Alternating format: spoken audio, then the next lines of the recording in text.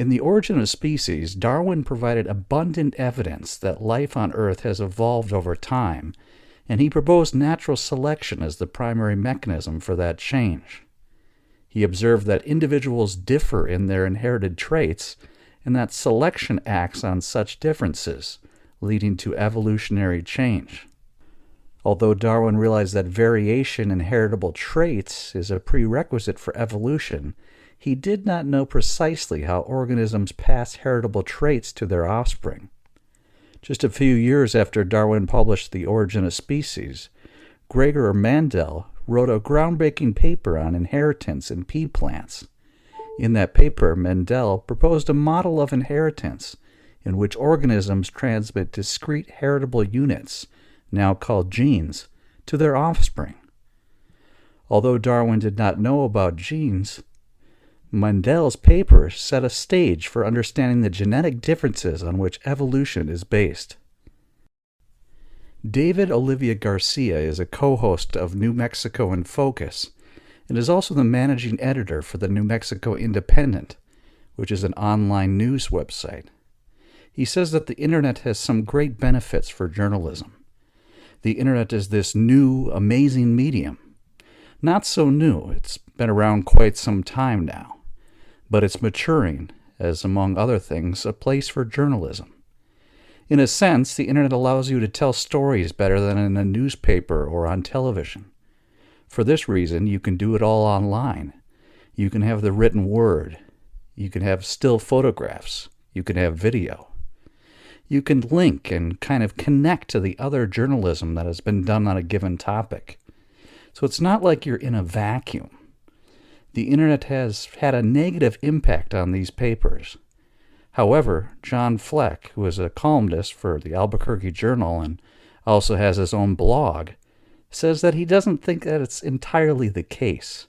It really makes me more efficient as a journalist in terms of information gathering, confirmation, helping me get the background necessary to write a story. So it's really good for that. During this period of time, there was a huge surge of activism taking place to reverse the discrimination and injustice. Activists worked together and used nonviolent protest and specific acts of targeted civil disobedience, such as the Montgomery bus boycott and the Greensboro Woolworth sit-ins, in order to bring about change.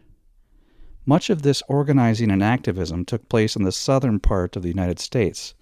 However, people from all over the country, of all races and religions, joined activists to proclaim their support and commitment to freedom and equality.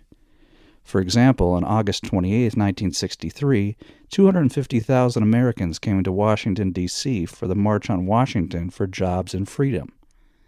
They came to have their voices heard and listen to speeches by many civil rights leaders, especially Martin Luther King, Jr., who delivered what would become one of the most influential speeches in history.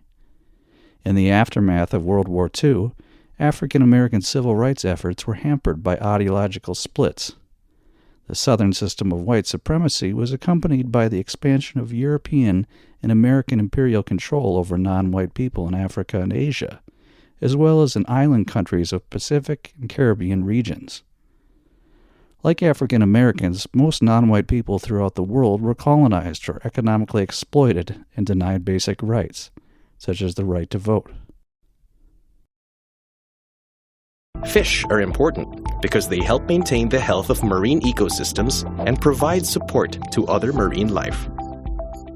They are an important part of the food web because they are predators to smaller organisms and prey to marine mammals and seabirds. Globally, they also support humans. About 80 million tons of fish are harvested annually. This volume is enough to feed all Filipinos with their annual fish consumption for 20 years. And there are currently about 60 million people working in the fishing industry globally. But on a global scale, 33% of fisheries are overfished, meaning too many fish are being harvested. This may cause fish populations to become depleted and not able to recover. 67% are fully exploited, meaning additional fishing effort could lead to the fisheries collapse. Only 10% have room to grow, with just 10% of the fisheries having room to grow. we might experience a global fishing crisis. Human activities, such as burning fossil fuels, are warming Earth's climate. The climate crisis has widespread ramifications. Ecologists are worried that many species will become extinct because they might not be able to adapt to a climate change that's faster than most naturally occurring ones. It's possible that some plants and animals could adapt by shifting their habitats towards Earth's poles or towards higher elevations to avoid the heat. Since ecosystems are varied and complex, ecologists can only find out by studying many specific cases. A team of American ecologists explored this possibility for a species of hummingbirds native to North America's west coast, called Anna's hummingbird.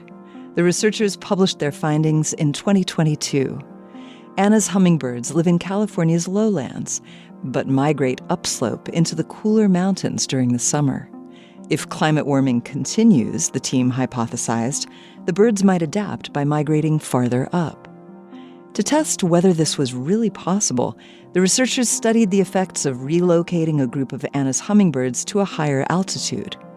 They captured the birds from across their normal range in the Sierra Nevada and moved them to a research station near a mountain peak, 4,000 feet higher than the birds normally venture. They found that the hummingbirds had big difficulties adapting to the lower air pressure and oxygen levels, which caused a drop in their metabolic rate and flight efficiency.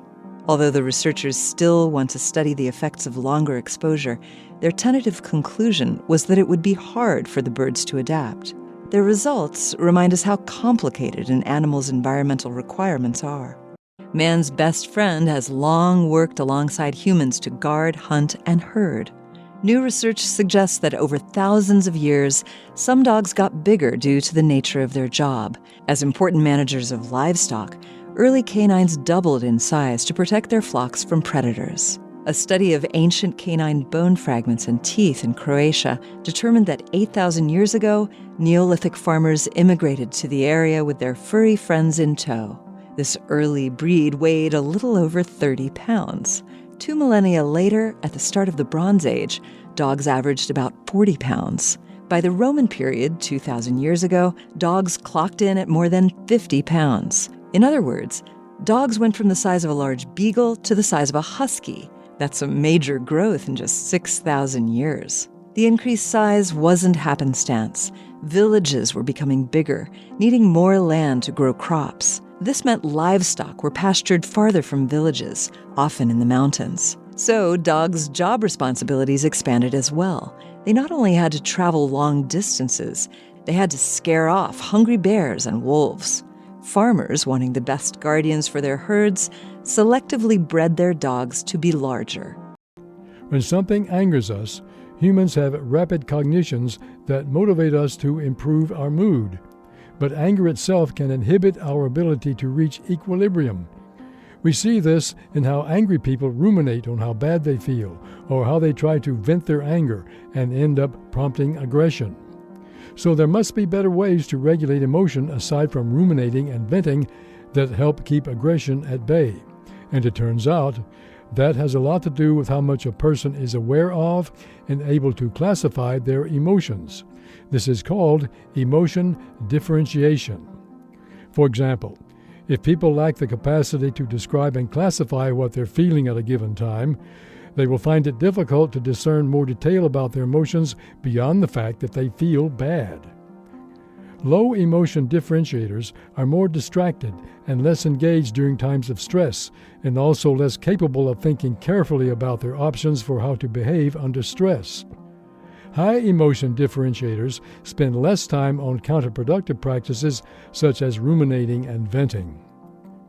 When people are better at differentiating their negative emotions, they have better emotional control, which means they have more ways of dealing with anger, so they're less likely to turn to aggression in the first place. Feeling angry is a part of life, but being aware of what kind of negativity you're feeling can help you control it and get over it. Dogs are noted for their extreme friendliness towards humans. They crave human company and gaze intently at their human companions.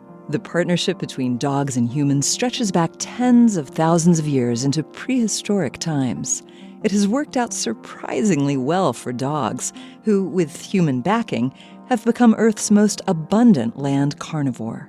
Dogs evolved from wolves through a process of domestication by humans. Even when they're hand-raised by humans, modern wolves seldom show the degree of devotion to humans that dogs do. This has led scientists to suspect that the hypersociality of dogs towards humans is more than just a learned trait and has to do with evolved genetic differences between dogs and wolves.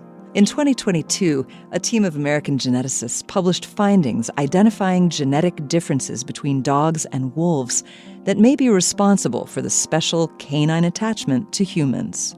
On chromosome number 6 of the dog genome, the researchers identified several genes associated with dog hypersociality. Interestingly, these genes correspond to parts of the human genome that are also involved in social behavior. Specifically, mutations in the corresponding part of the human genome can lead to a rare condition called Williams-Beuren syndrome. People with this syndrome have hypersocial behavior like that of dogs, along with certain cognitive deficits. Researchers have found evidence that dogs may have cognitive deficits like those of people with this syndrome. The findings might tell us far more than just how social devotion to humans evolved in dogs. Given the genetic similarities, they may tell us much about how social behavior evolved in humans. There are 118 species of weaver birds, and most live in sub-Saharan Africa. While some species live on the open savanna and eat mostly seeds, others live in forests and prefer feasting on insects. Researchers looked at studies done on different species of weaver birds to examine the relationships between their diets, habits, and social behavior. They found that seed-eating birds living in the open savanna tended to forage in groups, nest in large colonies, and have multiple mates per breeding season. The insect-eating, forest-dwelling birds, on the other hand, were more likely to forage and nest alone and have a single mate per season. These divergent social behaviors are likely influenced by their different diets and habitats. Working together makes it easier for birds that eat seeds out on the savanna to find spots with a large supply of seeds. There's also safety in numbers out on the open savanna, further incentivizing flocking. Their polygamous breeding may be a result of the smaller number of nesting sites in the savanna. By contrast, working together to find food wouldn't help forest-dwelling, insect-eating weaver birds as much, since insects tend to be more widely dispersed. There are a lot more suitable nesting sites in the forest, so these birds don't need to live in colonies, and monogamy makes sense for birds with more solitary lives. It seems that birds that eat bugs don't like to be bugged.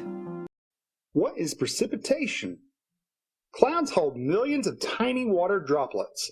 Over time, a cloud can hold more and more tiny drops of water or pieces of ice. صل على محمد. And hot temperatures make the drops and pieces bump into each other. They then group together. They get bigger and heavier until they're too heavy to even stay in a cloud. They fall to the ground as something called precipitation. Precipitation can include rain, snow, hail, or sleet. Precipitation can form into different types. This is because of different air temperatures. If the air between the cloud and the ground is warm, the precipitation will fall as rain. If the rain freezes between the cloud and the ground, it becomes sleet. If the air in the cloud and below is very cold, the precipitation will fall as snow. Hail forms when ice crystals get blown upward inside of a cloud over and over. The ice will get bigger and bigger each time until it finally falls from the sky. Sleet is smaller than hail. Sleet falls in cold weather. Precipitation comes from storms. Thunderstorms are the most common type of storm. They're caused when warm, wet air hits cold, dry air. The warm, wet air rises fast to form huge clouds. Humans are pretty lucky with the way we can communicate. Unlike animals, we have the perfect length necks and excellent control of our breaths. Both of these characteristics allow us to form words. Although animals can't talk like us, they still have special ways to communicate. For example, dolphins have one of the most sophisticated forms of communication. They make distinct whistling sounds that help identify themselves. Dolphins may also squeak or yelp depending on the situation. Nevertheless, Each sound relays meaningful information. You have probably heard some birds say words just like us, but they are merely repeating what they hear. Most birds communicate through songs and squawks that can be beautiful for us to listen to. Other animals communicate without making a sound. Elephants show affection by wrapping their trunks around each other. Whales leap out of the water to send messages to their friends. Bees perform a special dance when they have located nectar in a tree. Even if it's just our pet dog wagging his tail or our pet cat purring, all animals have their own way to convey information to us and each other. Let's look at the science of rain and how raindrops form. First, we'll need the sun. When the sun shines on water on the Earth's surface, the heat of the sun warms the water, turning it into an invisible gas called water vapor. This process, the changing of water into a gas, is called evaporation. Because gases are lighter than liquids, water vapor rises up into the sky, and the further you move up and away from the Earth's surface, the colder the temperature gets. So in the sky, the water vapor cools and changes back into tiny water droplets. This change is called condensation and is the opposite of evaporation. Clouds are made up of tiny water droplets, so when condensation occurs in the sky, clouds form and grow. Let's take a closer look. When water droplets bump into one another, they stick together and grow in size. They continue to grow until they are too heavy and fall as rain. They even grow as they bump into one another on their journey from the cloud to the ground. And every single raindrop that reaches the ground is made up of 1 million of the original tiny water droplets. Raindrops fall on the ground's surface where the sun can shine on them, and the whole process happens again. This is called the water cycle and keeps water moving from the ground to the sky, providing the water needed for plants, animals, and people to survive.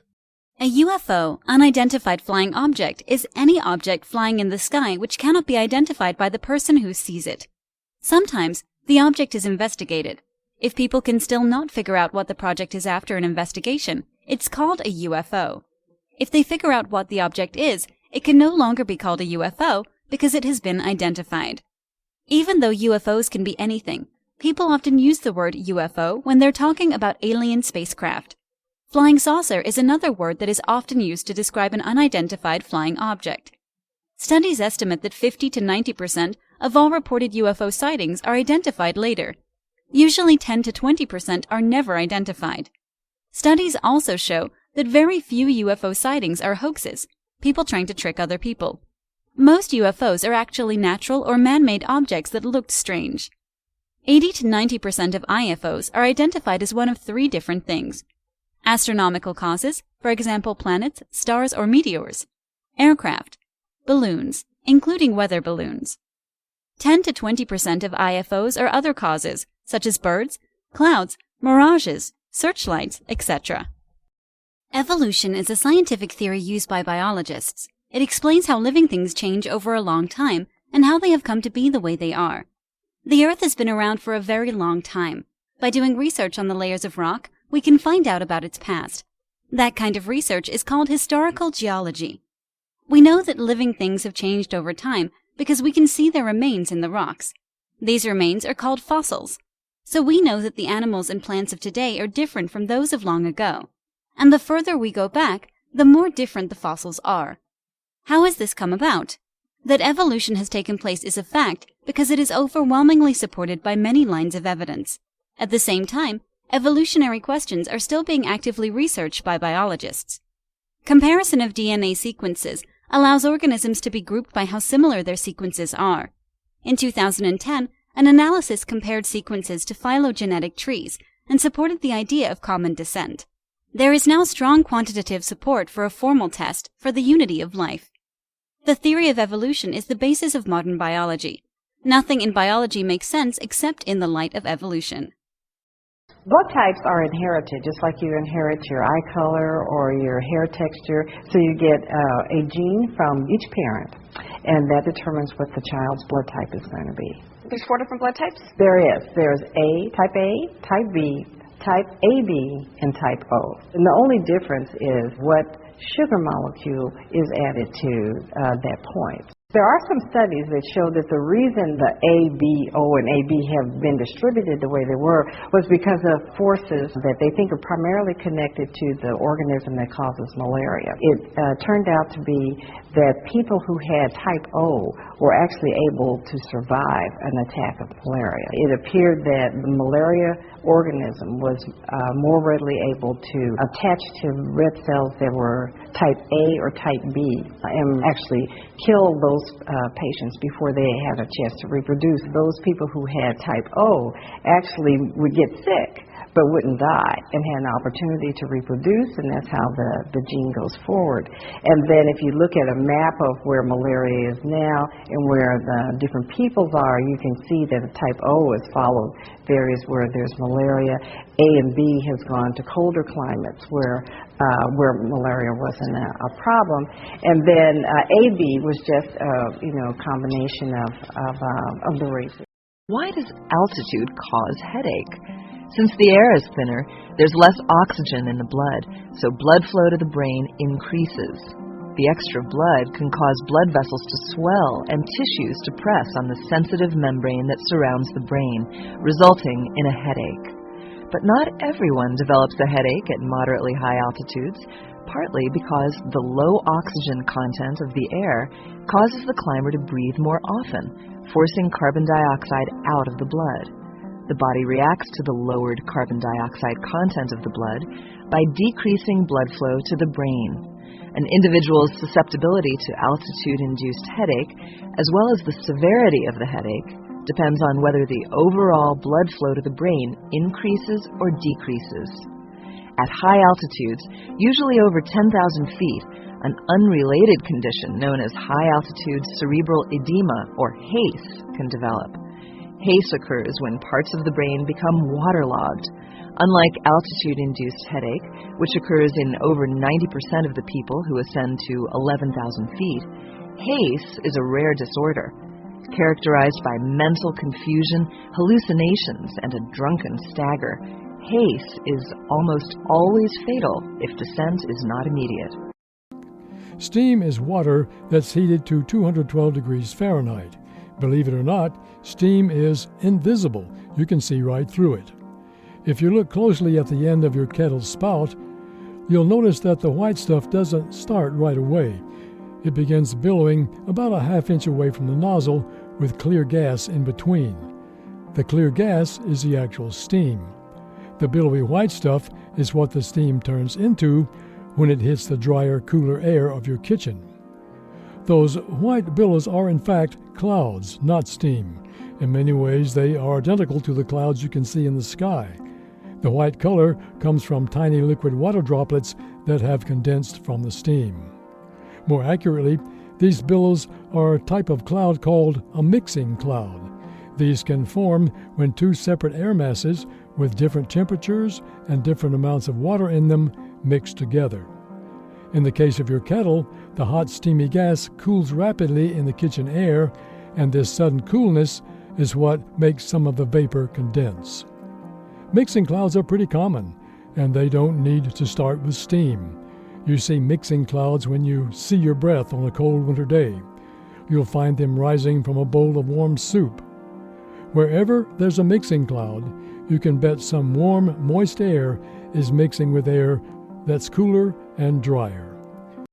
Sweetened condensed milk is a good ingredient for sweet recipes because of all the added sugar, about 25% by weight. But when sweetened condensed milk was invented in the 1800s, the original reason for adding sugar to the milk was not for flavor, but for protection against spoilage, and it works. Even after you open the can, sweetened condensed milk keeps longer than fresh milk. That added sugar kills bacteria that would otherwise digest the milk and spoil it. The sugar kills not by poisoning the bacteria, but by a more direct physical process. It draws water out of the bacteria so the bacterial cells shrivel and die. Each bacterial cell has a sort of skin, technically a membrane. Water can pass through this membrane pretty easily, but substances dissolved in the water can't. Water has a natural tendency to move toward any region where there's a high concentration of dissolved substances. A bacterial cell in a can of sweetened condensed milk finds itself immersed in an extremely concentrated solution of sugar. Water inside the cell will, therefore, pass out through the cell membrane into the sugar solution. The bacterial cell dehydrates and dies in the sea of sugary water. Sugar added to fruit has the same effect. That's the idea behind fruit preserves. Other foods are preserved with salt, exploiting the same principle. After World War II, European countries increased their efforts to live peacefully together on their small continent. To improve business and trade, 6 countries, Germany, France, Belgium, Italy, Luxembourg, and the Netherlands, came together in 1958 to create a common economy and currency. These countries agreed not to use trade barriers like tariffs, embargoes, or quotas with each other. This led to a more prosperous economy in these countries. As the years went on, more European countries joined this group called the European Union, or EU for short. There are currently 21 countries in the EU after the United Kingdom left. And there are other countries like Turkey that hope to join the EU. The EU worked to help create jobs in poor parts of Europe and pass laws to protect the environment. The group or union focused on the idea that all goods, services, people, and money should be able to move freely through the EU countries. Europeans no longer had to carry their passports when traveling between the EU countries. They could instead travel from country to country, much like the people in the United States travel from state to state. A sea breeze is an onshore breeze which develops around the coastlines of sea and even large lakes on warm days. In mid-latitudes, it commonly occurs during the spring and summer. This is when there is a large temperature difference between the sea and adjacent land areas. A sea breeze is a thermally driven circulation, forming due to the fact that the land heats up more quickly than the sea. Water has a higher specific heat capacity and so requires more energy to raise the temperature. As the sun radiates energy at more or less a constant rate, it will take longer for the water to heat up. This means that peak sea surface temperatures aren't reached until early autumn. This differential heating of adjacent land and sea surfaces is the main factor in the formation of sea breezes. A temperature difference of around 3 degrees Celsius is required for a sea breeze to start to develop. Other factors that are required for sea breezes to form are light offshore winds at around 3,000 feet. This aids the higher level flow out to sea to get the process started. The word solstice means sun standing in Latin.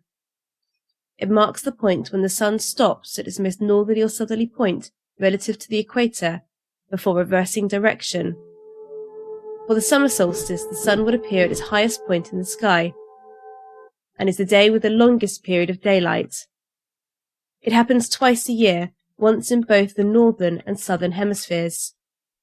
The summer solstice in the northern hemisphere occurs around the 21st of June, but it does not always occur on this day, as it all depends on when the sun reaches its northernmost point from the celestial equator.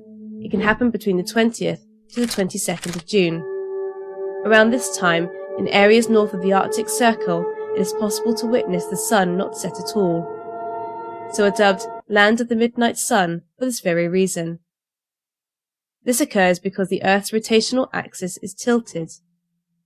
The Earth rotates around an axis inclined at an angle of 23.5 degrees in relation to its orbital plane around the Sun.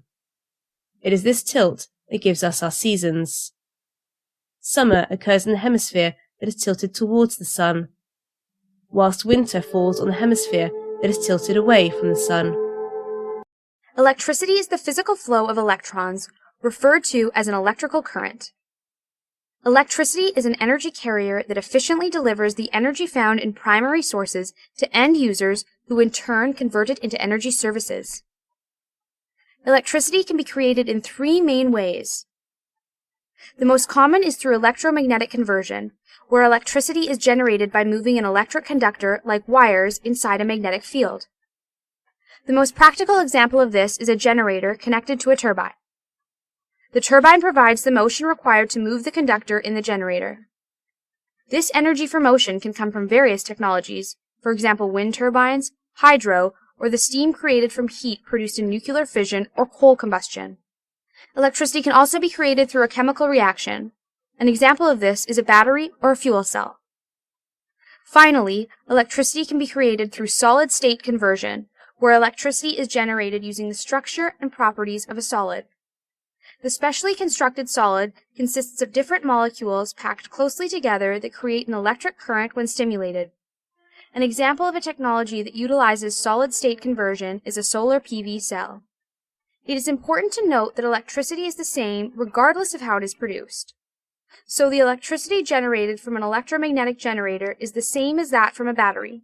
When human females are pregnant, they're advised to stay away from alcohol for fear of harming the fetus. And most parents refrain from giving their infants bottles full of whiskey or beer for obvious reasons. But if you're a fruit fly, literally dousing your offspring in alcohol is apparently one of the best ways to protect them from danger, particularly from certain types of wasps. How and why? Let's back up a bit. First, certain types of wasps prey on fruit flies by injecting eggs inside fruit fly larvae. Unless an infected larva kills the wasp egg, it hatches and the wasp larva eats its way out from inside the fruit fly larva, killing it. One way for fruit fly moms to protect against this gruesome fate is to lay their eggs in an alcohol-soaked environment, such as fermenting fruit, when they see that parasitic wasps are around. Although alcohol is toxic to fruit flies, it's even more toxic to wasps, which, unlike fruit flies, have not evolved a high level of alcohol tolerance. So if the larvae eat enough alcohol-rich food, it can kill the wasp egg and keep it from hatching. Apparently, fruit flies are not the only fly species to use alcohol to protect their young. In fact, it seems that most flies that eat rotting fruit use the alcohol defense against wasps. So, fruit flies are not unique in this regard, but they're still mighty impressive. Electricity storage systems are the set of methods and technologies used to store electricity. The need for electricity storage is due to an imbalance in supply and demand on the electrical grid due primarily to an increase in renewable energy generation. These supply and demand discrepancies occur because renewables are intermittent, meaning electricity isn't produced when the sun isn't shining or the wind isn't blowing, even though consumers still require electricity in these renewable downtimes. Currently, grids distribute electricity in real time, meaning electricity is being consistently produced to meet consumer demand. Electricity storage gives grid operators the flexibility to use electricity that otherwise would be wasted. This grid flexibility is highly sought after and has the potential to transform how we produce and consume electricity, and is therefore being widely researched and tested. There are many different forms of electricity storage, the most common being battery, pumped hydro, compressed air, and flywheel. Currently, the largest challenges in implementing electricity storage at the grid scale are the cost and the infancy of the technology. About 71% of the Earth's surface is covered in water, and we can harness some of it to create energy. The two most common water energy technologies are hydropower and tidal power. Hydropower is electrical energy derived from falling or running water. The movement of the water turns the blades of a turbine, which is connected to a generator, which produces electricity. Hydropower is the most commonly used form of renewable energy. Tidal power converts the natural rise and fall of the tides into electricity using a variety of technologies, including tidal fences, barrages, and turbines. Additionally, wave power can be harnessed to capture energy from waves on the surface of the ocean using a special buoy. Energy from water is considered a renewable energy resource because it uses the Earth's water cycle and gravitational pull to generate electricity. It also does not directly emit greenhouse gas emissions or air pollutants. However, depending on the water energy technology, negative environmental land use impacts can be an issue. Water is also heavily used in energy production processes. For example, water is used in power generation to generate steam, cool nuclear thermal plants, extract and process fossil fuels, and to irrigate biofuel crops. Natural gas is primarily methane, or CH4, with smaller quantities of other hydrocarbons. It was formed millions of years ago when dead organisms sunk to the bottom of the ocean and were buried under deposits of sedimentary rock.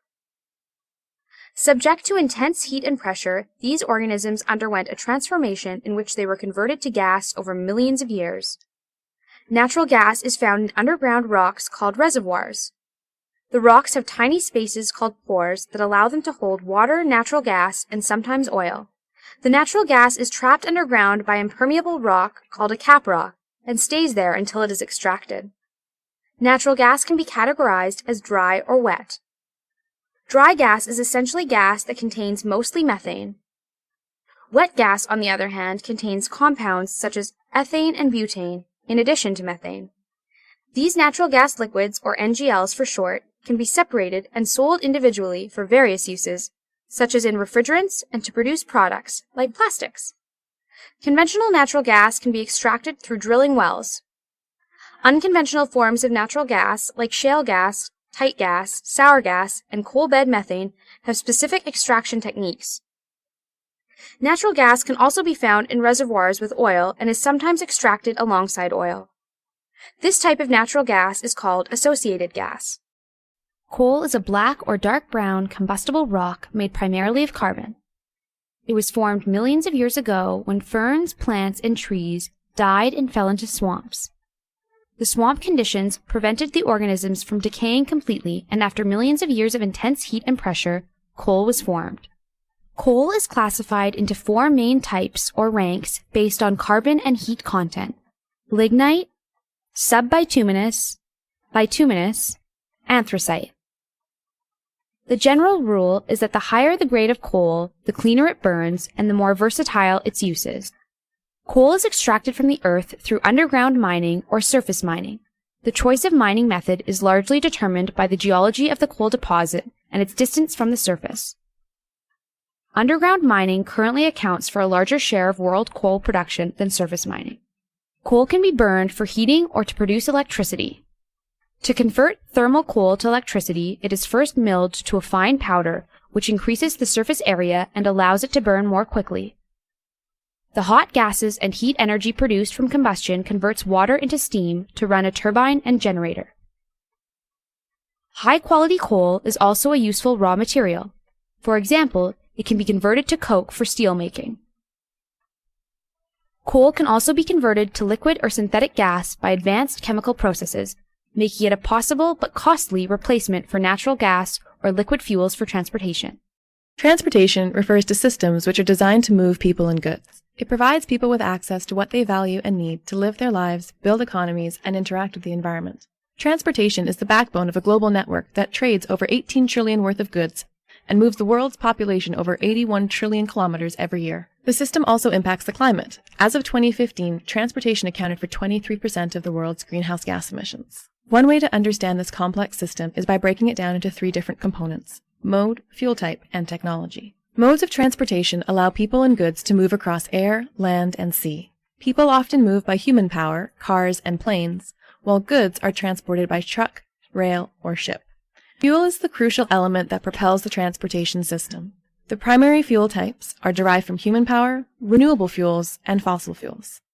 Different fuels, and how they are consumed, have distinct impacts on the climate and our air quality. When petroleum products are burned in vehicle engines, they release energy, but they also release greenhouse gases and other pollutants. Currently, 95% of transportation is fueled by petroleum. However, other fuels like electricity and biofuels are becoming increasingly prevalent as we adopt new technologies. Technology refers to what the vehicle uses to move, like an internal combustion engine in a gas car or an electric motor in an electric vehicle. Technologies vary greatly in efficiency. Efficiency determines how much of the fuel is actually used to propel a vehicle versus energy lost in the process. Nuclear energy is the energy stored in the nucleus of an atom. Releasing this energy from the atom is what gives way to usable nuclear energy. The main way this is done is through nuclear fission. Nuclear power plants use nuclear fission to split apart atoms to form smaller atoms, which in turn releases energy and generates heat that typically turns a turbine. Solar energy, on the other hand, harnesses power from the sun. we can take radiation in the form of light from the sun and convert it into electricity. This is typically done through photovoltaic or PV cells, which are made of semiconductive materials like silicon. When sunlight is absorbed by PV cells, photons of light transfer that energy to electrons, which in turn creates energy in the form of an electric current as the electrons flow through the material. As such, solar energy is classified as a renewable energy source since it is a source of energy that can theoretically regenerate and replenish itself indefinitely. While some argue that nuclear energy should also be classified as renewable, most agree that it is, more accurately, a sustainable energy source. This means that while nuclear power may not be seen as infinite, the rate that it is consumed is insignificant compared to the amount of the supply. It's like the kale of energy sources. There is only a finite amount of the stuff, but who would ever eat so much of it that the world would run out? Greenhouse gases act as a layer of insulation, trapping some of the sun's warmth before it is released back into space. This process is known as the greenhouse gas effect. The primary greenhouse gases from energy production and consumption are methane and carbon dioxide. The rate at which we have added greenhouse gases to the atmosphere since industrialization is the leading cause of climate change. Climate change is causing extreme weather events like droughts, floods, fires, and hurricanes. These events will increase in frequency if we do not reduce emissions in the atmosphere. For much of human history, greenhouse gases in the atmosphere have been kept at safe levels by natural carbon sinks, such as oceans, forests, and wetlands. However, we are now adding greenhouse gases to the atmosphere faster than natural carbon sinks can absorb them. When people talk about climate change, they often reference the average increase in temperature around the world. For instance, the Intergovernmental Panel on Climate Change, the IPCC, has recommended a cap of 1.5 degrees Celsius as the maximum amount of average warming that can happen while maintaining a safe environment for people. The Solar Energy Technologies Office, or SETO, as we often refer to ourselves, supports innovation across the solar energy spectrum to reach lower costs of electricity and to support the transition to a decarbonized economy. We release several funding opportunities each year, and these funding opportunities come with topic areas that are designed to address critical spaces where we really want to accelerate innovation. SETO has a long history of supporting innovation in solar energy technologies, and these innovations, coupled with other advancements in the industry, have enabled solar costs to drop dramatically over the past decade, 70 to 80%. This is making solar electricity one of the cheapest forms, and in many areas, the country, the cheapest form of new electricity generation today. It's critical that we continue to innovate and drive costs down further. Doing so will enable our electricity supply to be more affordable, and it will also accelerate solar deployment. The Biden administration has set a goal of 100% clean electricity supply by 2035. Solar is going to have a huge role to play in getting to that goal. Solar could provide as much as 40% of electricity in a clean grid. That's 10 times more than it's providing today. With the passage of the Inflation Reduction Act, we see the industry poised for dramatic growth, both in deployment as well as in manufacturing, supporting good paying jobs and rapid growth toward our goal of having a clean electricity grid. The water we use today has been around for a long, long time. That is because water can recycle itself in the water cycle, which is also called the hydrologic cycle. Let's start this cycle with the evaporation of water from the surface of the ocean. As this moist air is lifted, it cools and water vapor condenses. It may form clouds. In fact, clouds are made up of tiny water droplets and they can float in the air. This moisture in the atmosphere may be transported around the globe until it returns to the surface as precipitation. Precipitation may take the form of rain, snow, sleet, or hail. Now, once this water reaches the ground, one or two processes may occur. Some of the water may evaporate back into the atmosphere, or the water may penetrate the surface and become groundwater. The groundwater may take several different paths. The groundwater may seep its way into the oceans, river, or streams. Or it may go into an aquifer, which is a body of saturated rock through which water can easily move. Or it may be released back into the atmosphere through transpiration. Transpiration occurs when leaves from trees and other vegetation give off water vapor through pores in their leaves. Some water on the Earth's surface is not absorbed by plants or become groundwater, and it becomes surface runoff. This runoff may empty into lakes, rivers, and streams, and then is carried back to the ocean, where the cycle may begin. Mercury is the smallest planet in our solar system. Its diameter currently measures just over 3,000 miles, about the size of the continental United States. Like Earth, Mercury is a terrestrial planet with 3 main layers: a core, a mantle, and a crust. Only Mercury's crust has no tectonic plates. Also, its iron core is enormous by comparison, making up 85% of its radius, while Earth's inner and outer core account for just 55%. Because of the core's exceptional size, it's had a surprising influence on Mercury's overall size by causing it to shrink. The hot iron core has slowly cooled and contracted over the planet's 4.5 billion years. In doing so, it pulled Mercury's surface inward and has caused the planet to shrink radially by more than 4 miles. This shrinking planet is also the planet closest to the Sun, orbiting our solar system star at an average distance of roughly 36 million miles. Such proximity affects Mercury's atmosphere, or rather, the lack of one. It only has a very thin exosphere, which is traditionally the outermost layer of a planet's atmosphere. This exosphere is made of oxygen, sodium, hydrogen, helium, and potassium, all whipped up from the planet's surface by solar winds. El Niño is not a storm, but rather a weather phenomenon in the Pacific Ocean. During an El Niño, the surface water temperature warms up, leading to complex weather patterns. South American fishermen in the 19th century, describing warmer waters during Christmas time, coined the name El Niño, Spanish for the Blessed Child. Nowadays, when sea surface temperatures in the equatorial Pacific Ocean rise 0.5 degrees Celsius over their historic average for 3 consecutive months, and once atmospheric conditions and rainfall patterns shift accordingly, scientists officially declare an El Niño. An El Niño event takes place about every 2 to 7 years. Normal east to west trade winds over the Pacific weaken, and warm water that normally travels westward is now moving toward the east.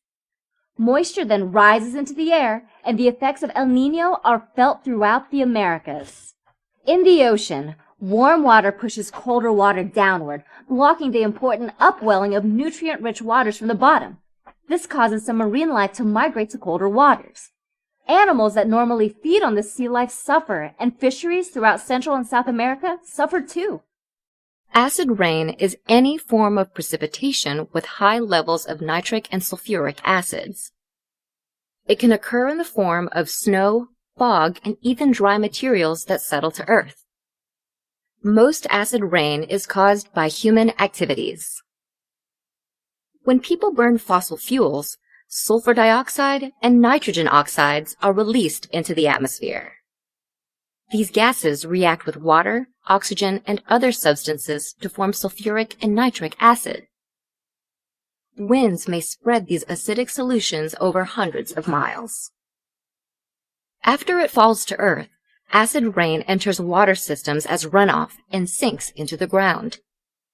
This can make water toxic to crayfish, clams, fish, and other aquatic animals. The rest of the food chain, including non-aquatic species such as birds, is often affected as well.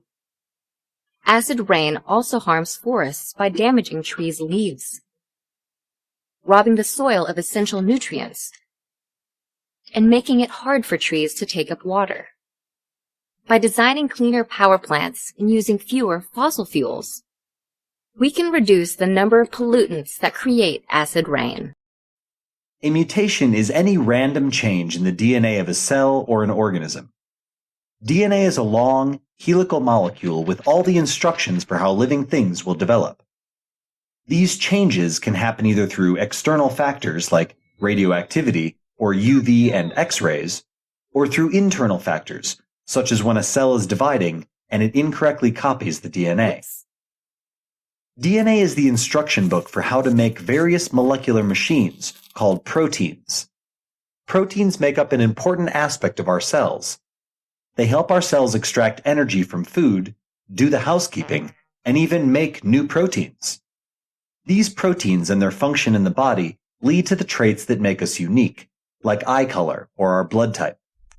Therefore, when the DNA changes, our proteins might also change, which could lead to a change in a trait. Most of the time, mutations don't cause a significant change. These are considered neutral mutations. Sometimes, however, mutations can be good or bad.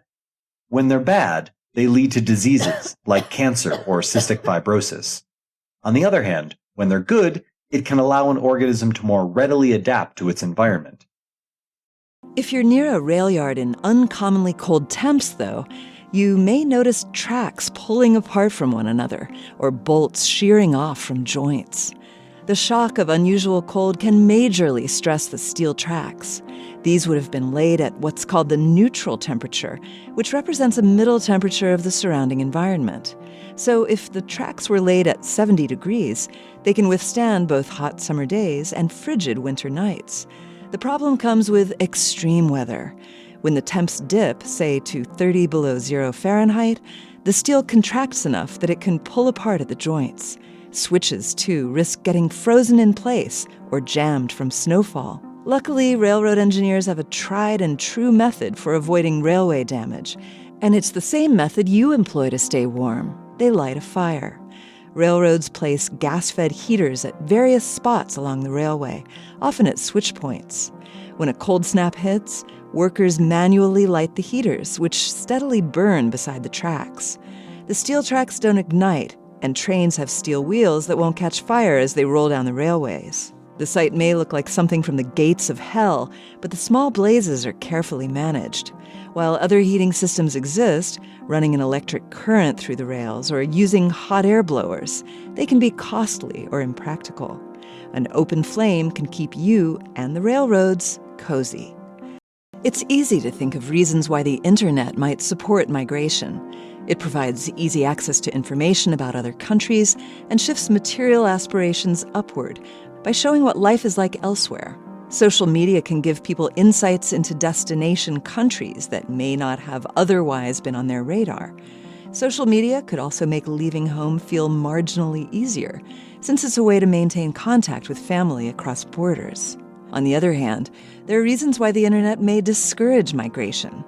The internet might contribute to economic growth and job creation in a country, decreasing people's desire to migrate in search of a better economic situation. Or it could enable more remote work, making it unnecessary to physically leave to find a better job.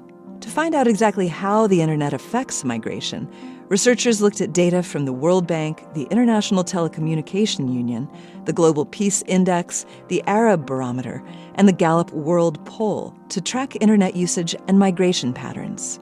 The data showed positive associations between people's access to the internet and their willingness and actual decisions to migrate.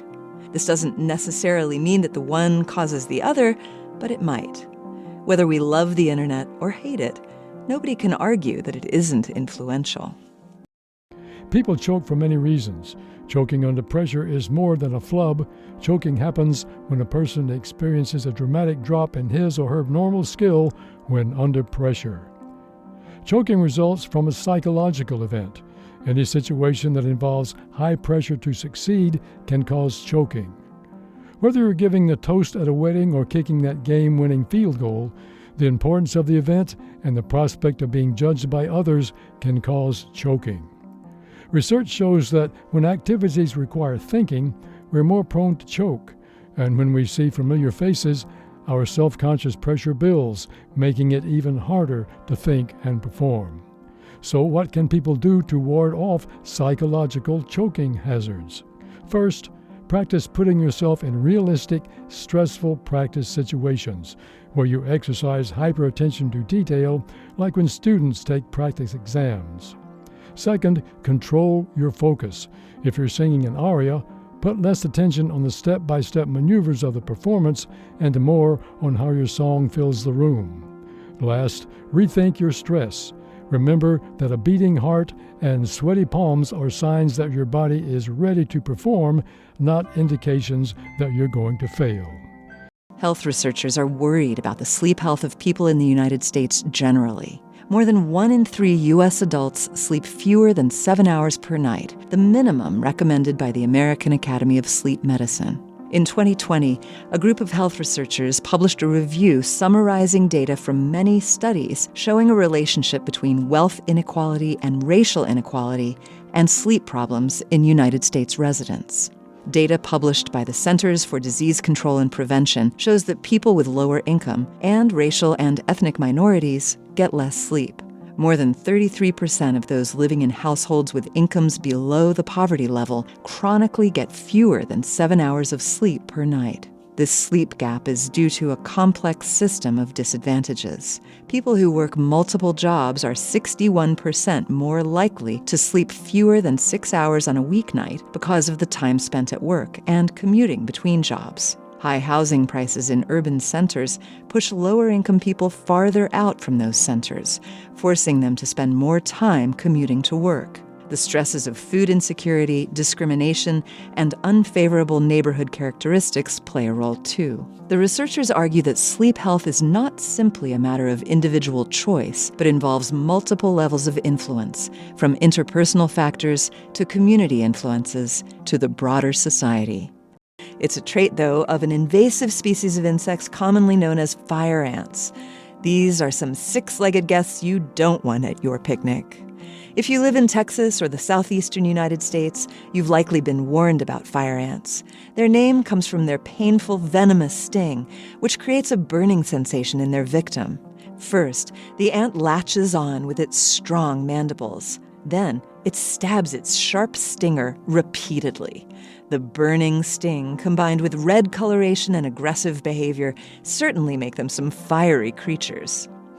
If you don't bother fire ants, they won't bother you.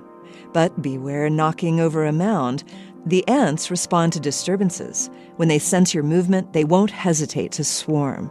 Once a single ant starts biting and stinging, its companions will follow suit. The stings leave red spots on your skin that eventually become unpleasant white pustules. Ouch! While there are methods to control fire ants, be sure to check with an expert first. In the meantime, if your picnic risks a fire ant run-in, maybe you should eat indoors. In the past 50 years, hundreds of millions of Americans have gotten the flu shot. If you're one of them, you might have experienced a pretty common side effect, a sore arm. Is this merely the result of getting a metal needle jabbed into your muscle? Nope. When you get a shot, your body starts working overtime in order to keep you healthy. A flu shot works by tricking your immune system into thinking a live flu virus has invaded your body. Really, the virus is inactivated, which means it's dead and can no longer infect you.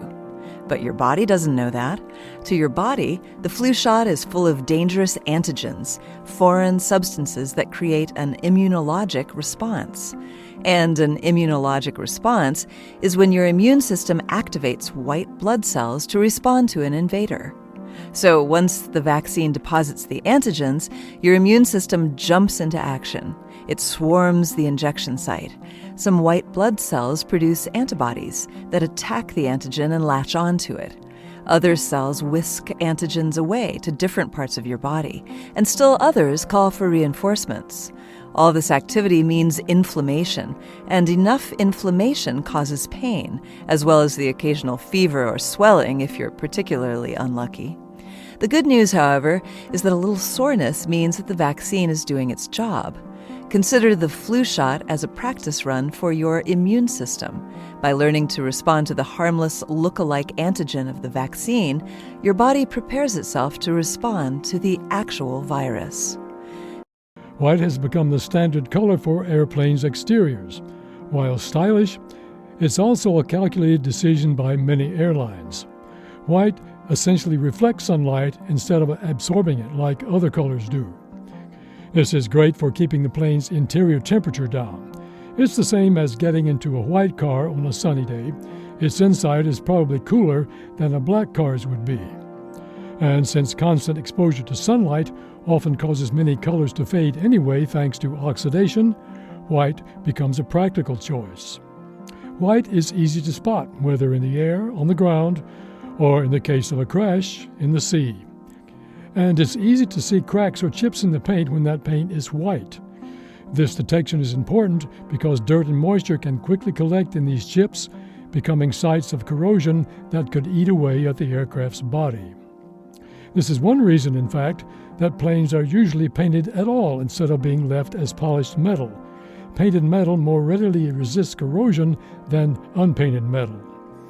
You'll often see plastic, fiberglass, or carbon fiber painted white on planes, too.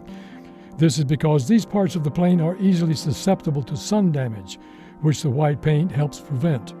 So, why aren't all planes pure white? Advertising. After a white base, airlines will often paint their brand name on the side and their colors on the tail of the plane. Question. What's the most abundant energy source in our solar system? Here's a hint. It's 1 million times bigger than the Earth, and without it, our planet would be a dark, cold rock floating in space. You guessed it, the incredible, brilliant sun. The Earth gets more energy from this ball of fire and gas in one day than the whole world's population uses in an entire year. Every living thing depends on the sun for its existence, from tiny microbes deep in the ocean to plants, animals, and people. Humans have been tinkering with solar energy since the dawn of time. Ancient civilizations used glass and mirrors to light fires, but it wasn't until the 1950s that technology was developed to convert the sun's energy into electricity using photovoltaic cells.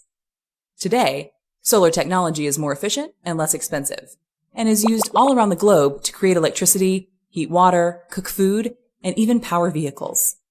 So how do solar panels usually work? When the sun hits a solar panel, material inside, usually silicon, absorbs the energy. This causes the electrons in its atoms to get very excited and start dancing around.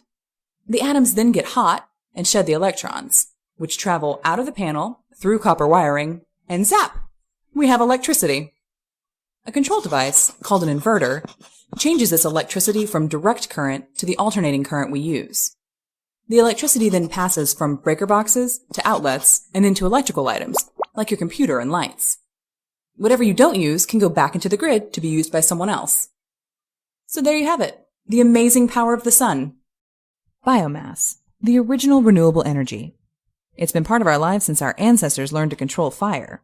In fact, it's made possible by the sun, whose energy is absorbed by trees and plants through photosynthesis, and then released when organic matter is burned or decomposes.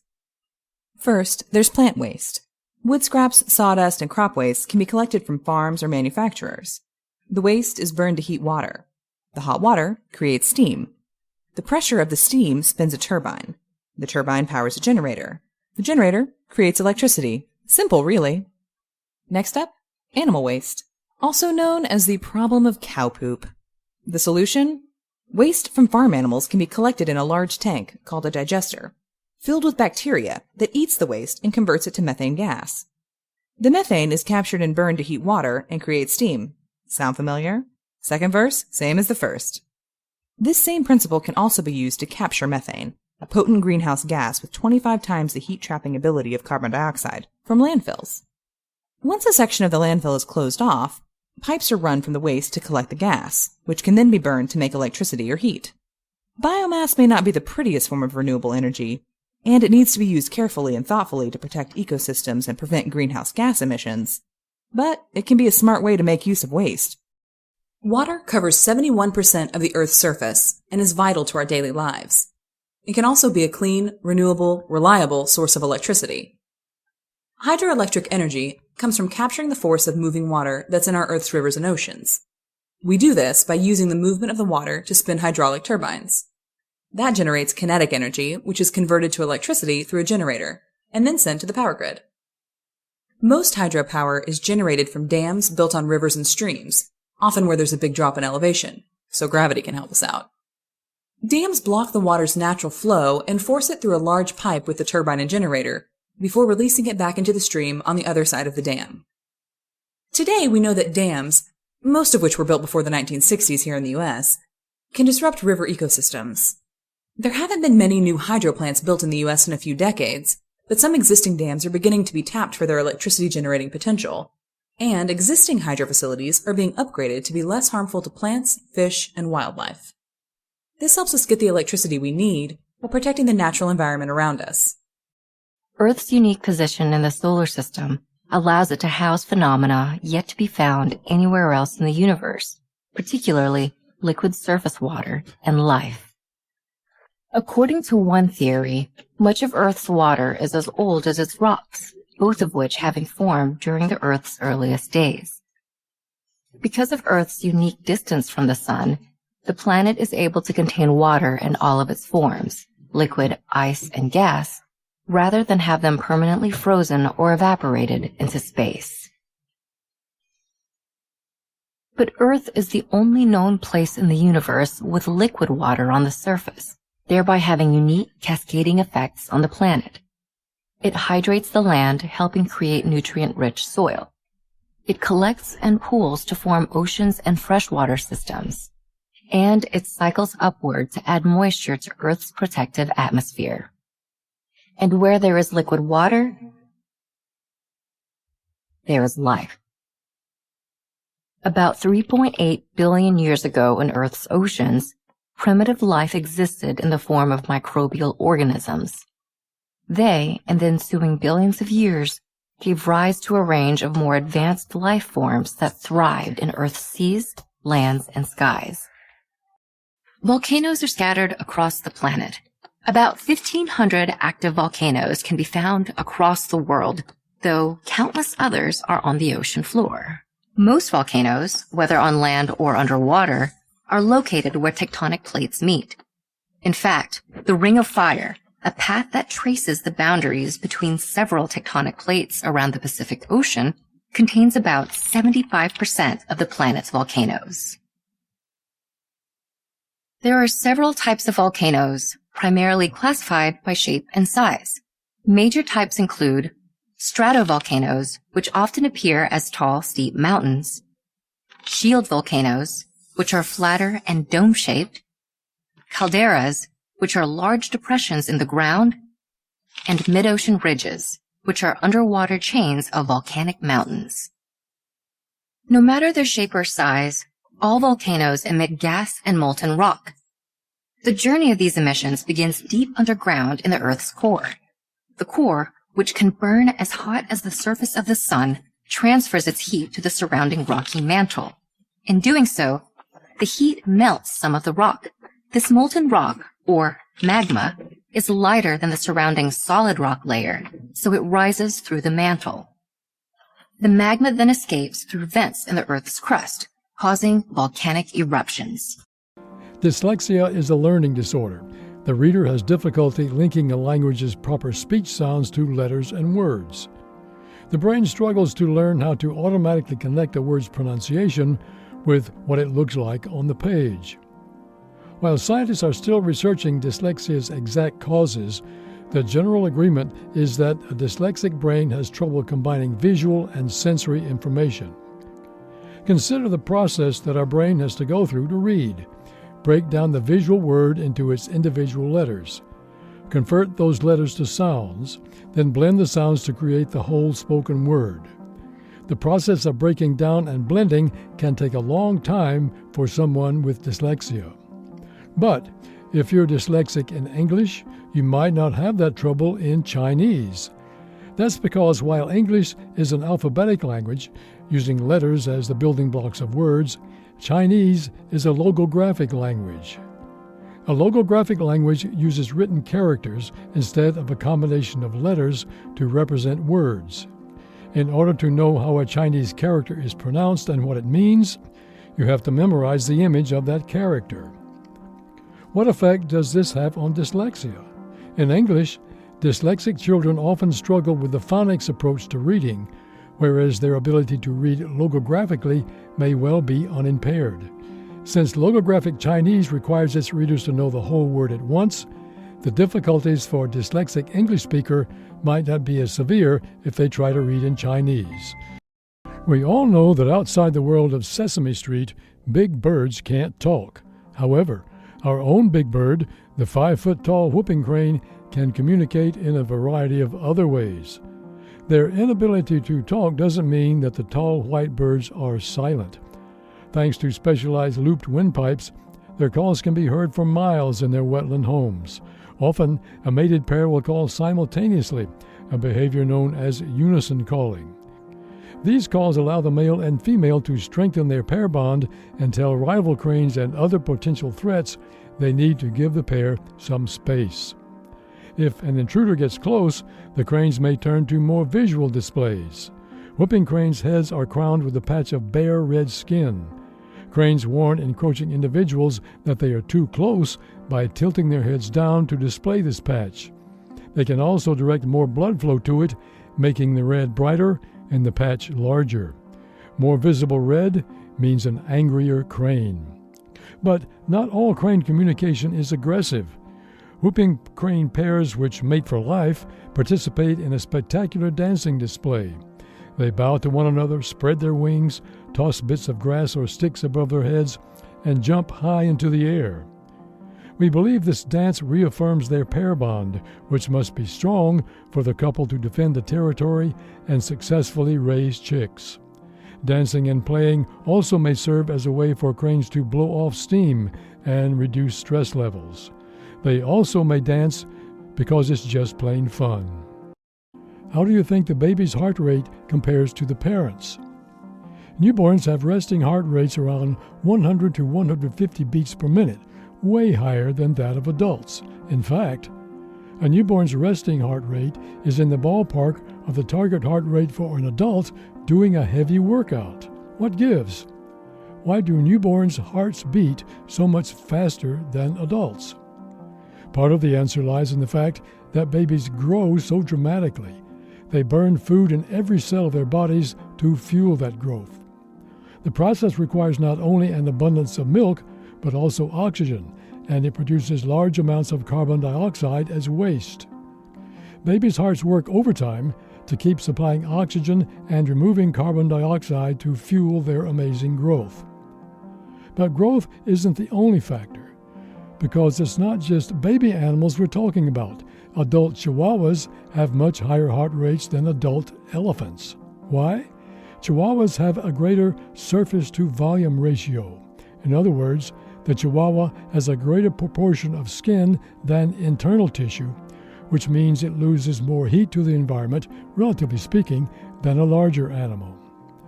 Babies' hearts beat much faster than their parents', both to fuel their growth and to make up for greater heat loss to the environment. So, little hearts maintain a higher metabolic rate, pound for pound, than big hearts. Yael, what's your favorite animal? Mine's the giraffe. What an incredible... Giraffes are usually 14 to 19 feet tall, meaning they could easily look into your second-floor window. Their neck alone is 6 feet long, weighing about 600 pounds, and it only has 7 neck vertebrae, just like humans. But have you ever wondered why giraffes have such long necks? I always thought it was to reach high branches of trees, especially acacias. The leaves up there are too far away for other herbivores. Over millions of years, giraffes evolved their neck to snack on this tasty foliage without having to compete with other animals for their food source. And that's the main theory. There are other possible reasons, though. For one, being so tall lets a giraffe watch for predators. Another argument is that long necks help giraffes win fights. When male giraffes fight over a female, they strike each other with their armored heads and strong necks. Typically, the longer-necked male wins, passing down his genes to his offspring. You know, I've also heard of a study that argues that a giraffe's unique body shape helps regulate its temperature. By being tall and narrow, a giraffe can keep most of its surface area out of direct sunlight, helping it stay cool. As for how giraffes got this way, another study suggests that these long necks developed through mutations of skeletal and cardiovascular genes. When thinking of predatory animals such as foxes, most would probably imagine a vicious carnivore with razor-sharp teeth. But what if I told you that a certain fox species munches on Christmas beetles and berries? In its natural habitat, the European red fox has been known to be an expert hunter that feasts mostly on small animals such as rabbits and birds. But a study suggests that their diet may not always be so simple. In Queensland, Australia, where the European red fox is invasive, it has had to adapt to an environment that is constantly changing due to local urbanization and the extinctions of many native species. Because of this, foxes may no longer have access to what they would have eaten in their traditional dietary niches. Curious as to what they would find, a group of scientists studied the diet of European red foxes over the course of 4 years. This study found that in their invaded habitat, the diet of European red foxes directly reflects what can be found in their environment. Without abundant access to prey, foxes act more akin to scavenging foragers that will munch on everything from plants to insects such as Christmas beetles and even decaying bird and fish remains. The expansiveness of their dietary niche reflects both the fox's opportunistic foraging habits as well as the constantly changing environment in which they live. A meteor shower occurs when the trail of interplanetary debris, like the one left behind by comets or asteroids, enters the Earth's atmosphere. The interplanetary debris is mostly made up of space rocks, also called meteoroids. As the meteoroids fall toward Earth, they produce drag throughout the rock. This causes the meteoroid to heat up. The streak of intense light we see is the hot air left behind the burning rock. When Earth encounters many meteoroids at once, we call it a meteor shower. Meteor showers are usually named for the constellation in which their radiant appears. The most common and famous meteor showers are Perseids, Leonid, Geminids, and Lyrids. However, it is estimated that there are around 21 meteor showers every year, with most of them occurring between August and December. Meteors enter Earth's atmosphere at speeds ranging from 25,000 miles per hour to 160,000 miles per hour. It's frightening to imagine all that interplanetary debris flying toward us.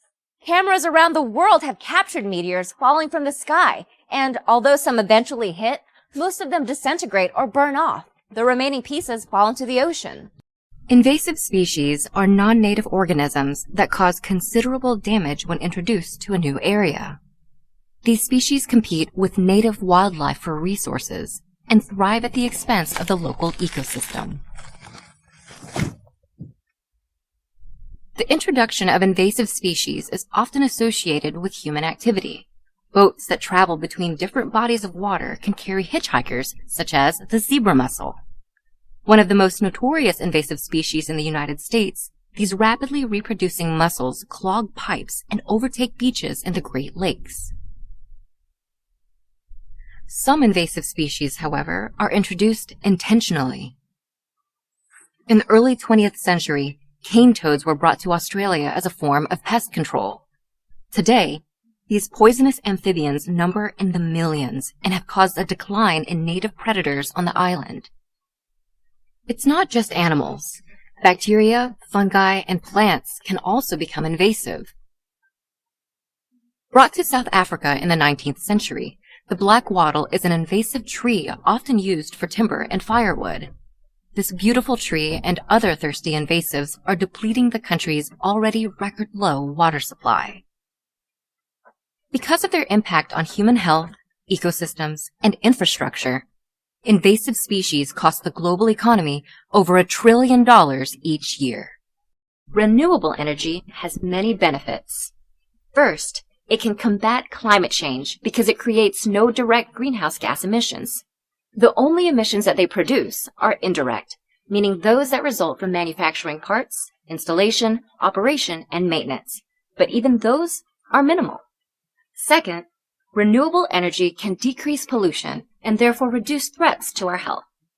Wind, solar, and hydroelectric systems create no air pollution emissions, and geothermal and biomass energy systems emissions are much lower than non-renewable energy sources. Third, Renewable energy is a reliable source of power. Because renewable energy sources are, well, renewable, they will never run out. Once built, renewable facilities cost very little to operate, and the fuel is often free. As a result, renewable energy prices tend to be stable over time.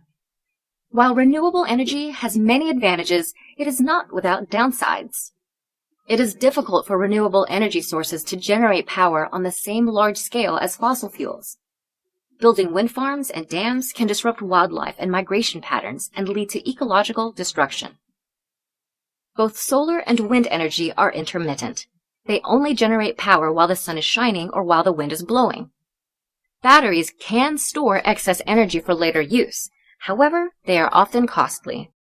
Although exactly why and how lightning occurs is a little contentious, it is generally agreed that lightning happens between the downdrafts and updrafts of thunderstorms. Lighter particles move upwards to the top of the cloud and become positively charged, while bulkier ones descend toward the bottom of the cloud and become negatively charged. When this differential buildup of charge grows large enough, lightning is released between these regions. In reality, most of the lightning takes place within the cloud, but some bolts do find their way out and descend to the ground, which can cause fires, injuries, and general mayhem. Lightning is not only bright, but also very hot. The temperature of lightning is a whopping 27,000 degrees Celsius. To put that in perspective, that temperature is nearly 5 times hotter than the surface of the sun. When lightning strikes, it often burns the surrounding air due to its extreme temperatures. Lightning can also carry over 1 billion joules of energy. As electrical power is equal to energy per unit time, the power that it exudes is also humongous. A high amount of energy is deposited in just a fraction of a second. The first controlled and sustained flight of an airplane was conducted in December of 1903 by the Wright brothers. Years passed, and airplanes became increasingly more sophisticated and powerful, but their design and functionality had several limitations. They needed a long runway to take off and land, and they weren't all that effective for certain purposes. These problems were solved, however, when another powerful flying machine was invented, the helicopter. A helicopter, or chopper, is a type of aircraft that uses rotating wings called rotor blades to fly. They are a critical component of any helicopter's flight. Helicopters have several advantages over fixed-wing aircraft. First of all, they don't need long runways to operate. They can take off and land pretty much anywhere. It doesn't matter if you're in the middle of a forest or the backyard of a house. Choppers, when it comes to accessing small places, can do a lot that airplanes simply can't. This comes in very handy during military operations or even civilian and medical emergencies. Choppers can also pause mid-flight to load and unload cargo, which is why they're so widely used during rescue operations around the world. Although helicopters can't go as fast as airplanes, they are much more maneuverable and offer a great deal of flexibility in terms of the places you can go. In the 1940s, the historically questionable Austrian ethologist named Konrad Lorenz set out to expose the mystery of cuteness. He looked at babies from all over the animal kingdom and came to one conclusion: the Kindchen schema, or baby schema. According to Lorenz, there are a set of features that our brains read as cute. These include a large rounded head, a big forehead, large eyes, chubby cheeks, a rounded body, and soft, elastic skin. Evolutionary biologists working on Lorenz's baby schema thought that these cute traits and our response to seeing cute babies might have an evolutionary purpose. To see whether the baby schema was really necessary to make something cute, in 2009, a group of researchers at the University of Pennsylvania showed 122 undergraduates pictures of babies. They then asked them to rate the cuteness of the babies and how motivated the students would be to care for the baby. The researchers manipulated the babies' faces so that some followed the baby schema more closely than others. They found that those babies' faces that matched the schema were rated as cuter than those who didn't. Furthermore, the subjects were more inclined to care for the infants that were rated as cuter. Our need to care for our cute infants gives them a better chance of surviving to a reproductive age. Without adults caring for infants, especially in those species whose infants take longer to become self-sufficient, such as human beings, the survival chances of the species would be bleak. The Moon is the 5th largest natural satellite in the solar system, with a diameter just under the width of China. It's composed of an iron-rich core, plus a mantle and crust containing minerals made of magnesium, oxygen, and silicon. The moon's surface was once geologically active and covered in an ocean of magma. But today, apart from traces of water ice, the surface is completely covered in dust and rocky debris. Countless craters dot the moon's surface, each formed by objects such as meteoroids, comets, and asteroids crashing onto the moon. The largest crater, the South Pole Aitken Basin, spans across a quarter of the moon's surface and is nearly deep enough to fit Mount Everest inside. The moon orbits our planet at an average distance of 30 Earths. It rotates at the same rate that it revolves. So as it revolves around our planet, the same side of the moon faces the Earth at all times. From the Earth's surface, we can observe 8 distinct traditionally recognized stages of the moon's illumination. Called lunar phases, they have been observed for thousands of years and even provided the basis for the earliest calendars. A bird strike is an event that involves a collision between a bird and a man-made vehicle, typically an aircraft, while it is in operation.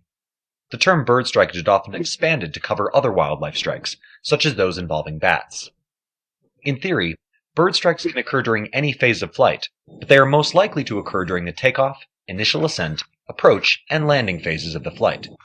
It's relatively uncommon for bird collisions to occur when an airplane is cruising at high altitudes, as birds usually fly at lower levels. Furthermore, more than half of such incidents occur during daylight hours, as birds typically fly during the day. Bird strikes are not as uncommon as one might think. More than 194,000 cases of wildlife strikes were reported from 1990 to 2017 within the U.S. alone.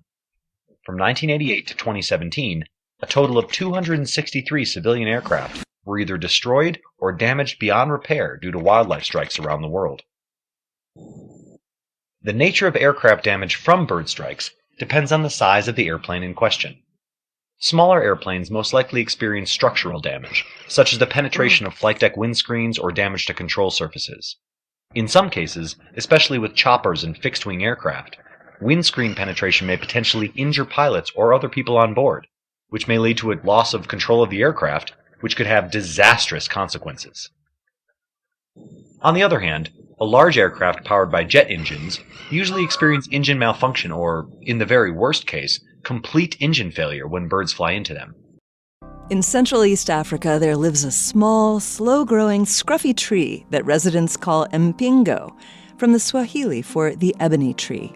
Mpingo is true to its namesake, with wood that ranges from reddish to pure black. Mpingo wood gains remarkable stability from the layer of sapwood that divides its bark from its inner hardwood.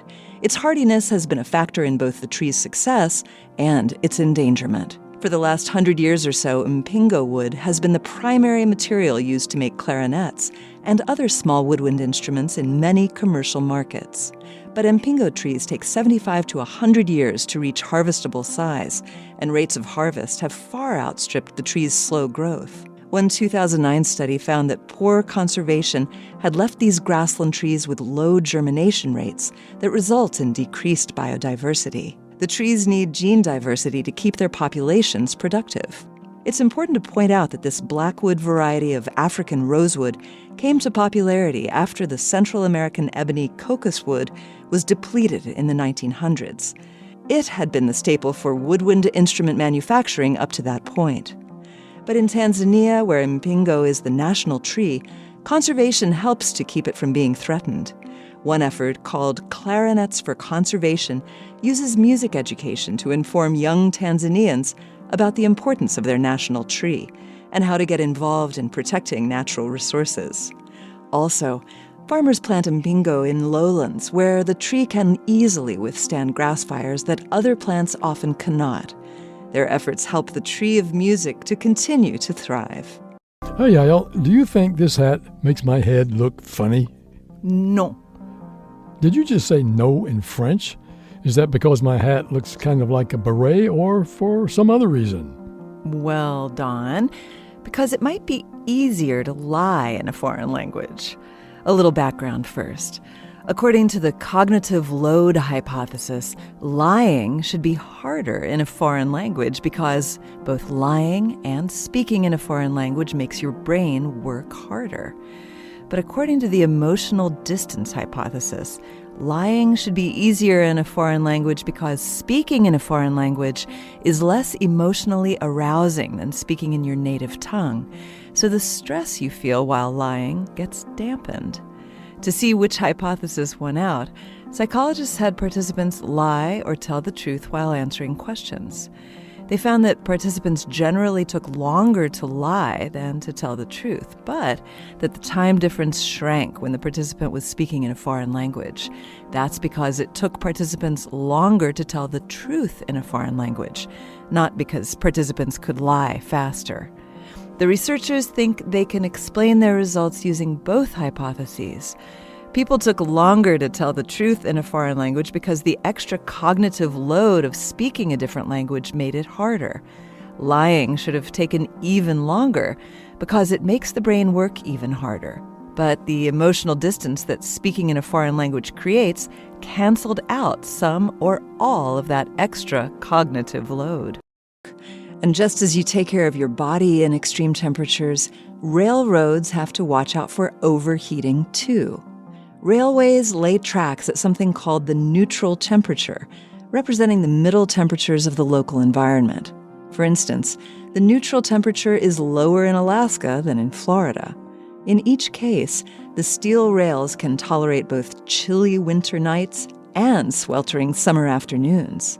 But steel, just like your own body, doesn't like extreme weather. When tracks endure excessive heat, the steel expands. Eventually, the stress of this expansion can cause the tracks to buckle or suddenly bend to the side. In locomotive lingo, this is called a sun kink. Some sun kinks are gentle curves only a few feet long, but others might be very sharp and stretch for yards. From an aerial view, it can look as if a giant reached down and bent the once straight rails into a capital S or a squiggly line. Unfortunately, these can cause trains to derail. To prevent derailments, railroad workers perform heat patrols where they walk the tracks and keep an eye out for sun kinks. If necessary, they may try to reduce the stress in rails by cutting out a section to prevent them from buckling. If a sun kink does occur, the workers cut out the bent track and put it back in the proper position, or lay new rails as replacements. Have you ever wondered how people got ice before they had refrigerators? For thousands of years, people have been finding creative ways to collect and store ice, even when it's hot out. You can harvest it off mountains where it's frozen at high altitudes, or even in the desert where water freezes overnight. People would take this ice, pack it together as densely as possible to insulate it from the heat, then store it in ice houses, subterranean structures that kept it dark and cool. In ancient Persia, ice was stored in a yakchal, a large underground storage chamber with a tall conical roof that allowed warm air to rise and escape out the top. Back then, year-round ice was a luxury consumed by the wealthy. It was mostly used to make desserts and iced drinks. It wasn't until the 19th century that ice became an industry. In the 1800s, people began harvesting ice in huge blocks cut from lakes and ponds in New England, then shipping it all over the world by barge or railroad. By the 1860s, access to ice transformed the way meat and produce were stored and transported in the United States. Ice entered the American household shortly after ice became an industry. You've probably heard someone call a refrigerator an ice box. Before electric refrigeration was possible, that's what people had.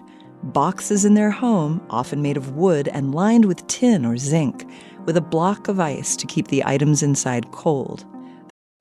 Human-caused global climate change is our most important environmental problem. To help formulate policies to address this crisis, climate scientists are trying to better understand what sorts of human activities cause the production and release of climate-warming greenhouse gases, such as carbon dioxide and methane, into the air. The researchers identified several major categories of emission sources. The first and largest source globally has to do with agriculture and changes in land use, such as clearing of forests for more agricultural land. The highest emissions per person from this source are in the developed countries. Meat production is an especially big problem. It's extremely inefficient, requiring much more land to grow animal feed than is used to grow plant foods. 1/3 of all human-related methane emissions come from the digestive tracts of cows. Energy consumption involved in producing, packaging, and transporting foods is another big source of emissions. Industries also produce greenhouse gases when they make chemicals used in agriculture and materials used to package foods. These sources are more important for developed countries, such as the United States. Finally, food waste is a surprisingly large emission source. Uneaten food goes into landfills, where it produces methane, carbon dioxide, and other greenhouse gases when it decomposes. In the United States, more than 1/3 of all food produced is never eaten, producing emissions all through the food production process, only to rot in a landfill. Telescopes and eyes are both tools for collecting and detecting light. In fact, telescopes can be thought of as a bigger, more powerful eyes. The type of lenses and mirrors and their arrangement determine some of the features of the telescope. The resolution of the telescope is a measure of how sharply defined the details of the image can be. The telescope's primary mirror may have a fraction. As a result, starlight is not brought to a focus at the same point, resulting in blurry images. The name telescope covers a wide range of instruments. There are major differences in how astronomers must go about collecting light in different frequency bands. The telescope is widely used in the astronomy field because it is a digital detector, 100 times more efficient than our eyes. Now, physicists have begun to develop a various quantum mechanism. There are two main ways that rain forms, and while we're really good at forecasting one kind, we're really bad at predicting the other. The first kind, which makes up about 40% of the rain we experience, is the long-lasting gray skies all day kind of rain. This comes from giant air masses called fronts, which move around the planet. When a cold one runs into a warm one, the warm one, which is less dense, gets lifted up. As it rises, it quickly cools off, which causes tons of water vapor in it to condense right where the two air masses meet and then fall as rain, or snow, or sleet. Since the fronts themselves are large and easy to track with radar systems, not only can meteorologists tell pretty much exactly where this type of rain will fall, they can also measure the size and temperature of the two air masses and use that to accurately predict how intense the rain will be and how long it will last. But the majority of rain we experience comes from a process called convection. This type of rain happens when heat from the ground warms up a small mass of air, which then rises and cools, causing the water vapor in it to condense and fall to the ground. That process of rising, cooling, and condensing is very similar to what happens with frontal rain. But because convective rain is triggered by heat from a small patch of ground, rather than the temperature difference between two large masses of air, it's much more complicated. It's hard to know how warm various parts of the ground will be at a particular time, whether that heat will be enough to lift a particular mass of air to a particular height, how much water vapor that particular mass of air holds, and how long that particular mass of air will stay over that particular patch of warm ground. Normally when people talk about symbiosis, they're talking about two different types of organisms cooperating to help each other survive. For example, clownfish hide from predators among the tentacles of sea anemones. In return, they feed the anemone with their own droppings. Yum yum. The anemone and the clownfish enjoy a symbiotic relationship. In biology, however, symbiosis has a broader definition than simple cooperation. It's classically defined as any long-term living together of unlike organisms. Let me say that again. Symbiosis, the long-term living together of unlike organisms. Mutualistic symbiosis, or mutualism, is when both partners benefit from the relationship, like we saw in the clownfish and the anemone. When I say that both partners benefit from the relationship, what I mean is that both organisms experience a significant increase in evolutionary fitness. They both end up being better at surviving and reproducing. Parasitic symbiosis, or parasitism, is when one benefits while the other is harmed. Ticks are a good example of a parasite. They drink your blood and then sometimes repay you with Lyme disease. Total jerks. Commensalistic symbiosis, or commensalism, is when one organism benefits while the other is not dramatically helped or harmed. On the 27th of April 2020, China's Ministry of Housing and Urban Rural Development issued a notice that introduced measures to, in its own words, further strengthen the management of urban and architectural features. The document, which we've translated from its original Chinese, restricts the blind planning and construction of super high-rise skyscrapers and states that new buildings over 500 metres in height are not allowed to be built. The notice also heavily restricts the construction of any buildings over 250 metres in height, except where absolutely necessary, and where permission is granted, those towers will be subject to intense reviews by the firefighting, earthquake and energy-saving authorities. In addition, local governments are now required to tighten the approval process for towers taller than 100 metres, protect natural areas and historic buildings, and appoint chief architects to ensure that any new architecture better represents Chinese culture. The policy also bans plagiarized or copycat architecture, a controversial and head-turning trend which has seen a number of the world's most famous buildings replicated across China in recent years. New York's lack of megatall skyscrapers actually has nothing to do with engineering. It's entirely feasible to build over 600 metres high in the city thanks to solid bedrock and an incredible amount of expertise in the local area. If you wanted to build a megatall, then you could. But that's the problem. Hardly anyone wants to build a skyscraper that high in this city for a whole host of reasons. Firstly, there just isn't the demand. Manhattan's office market, which drove construction of the Empire State, World Trade Center and One Vanderbilt, had become saturated before the pandemic, and will likely take some time to recover afterwards. The luxury real estate market, which drove the construction of several super slender towers from small parcels of land along Billionaires' Row in recent years, has also been cooling off. Those structures only really became financially viable because of the prices they were able to command for their location and park views. You couldn't let commercial office space for anywhere near the same rate. Past megatall skyscrapers have cost well over $1 billion to construct, so any developer would need to recoup a pretty considerable sum from office or residential lets to make a profit. But past megatall skyscrapers were not constructed in New York, a market that frequently tops the list of the world's most expensive cities to build in.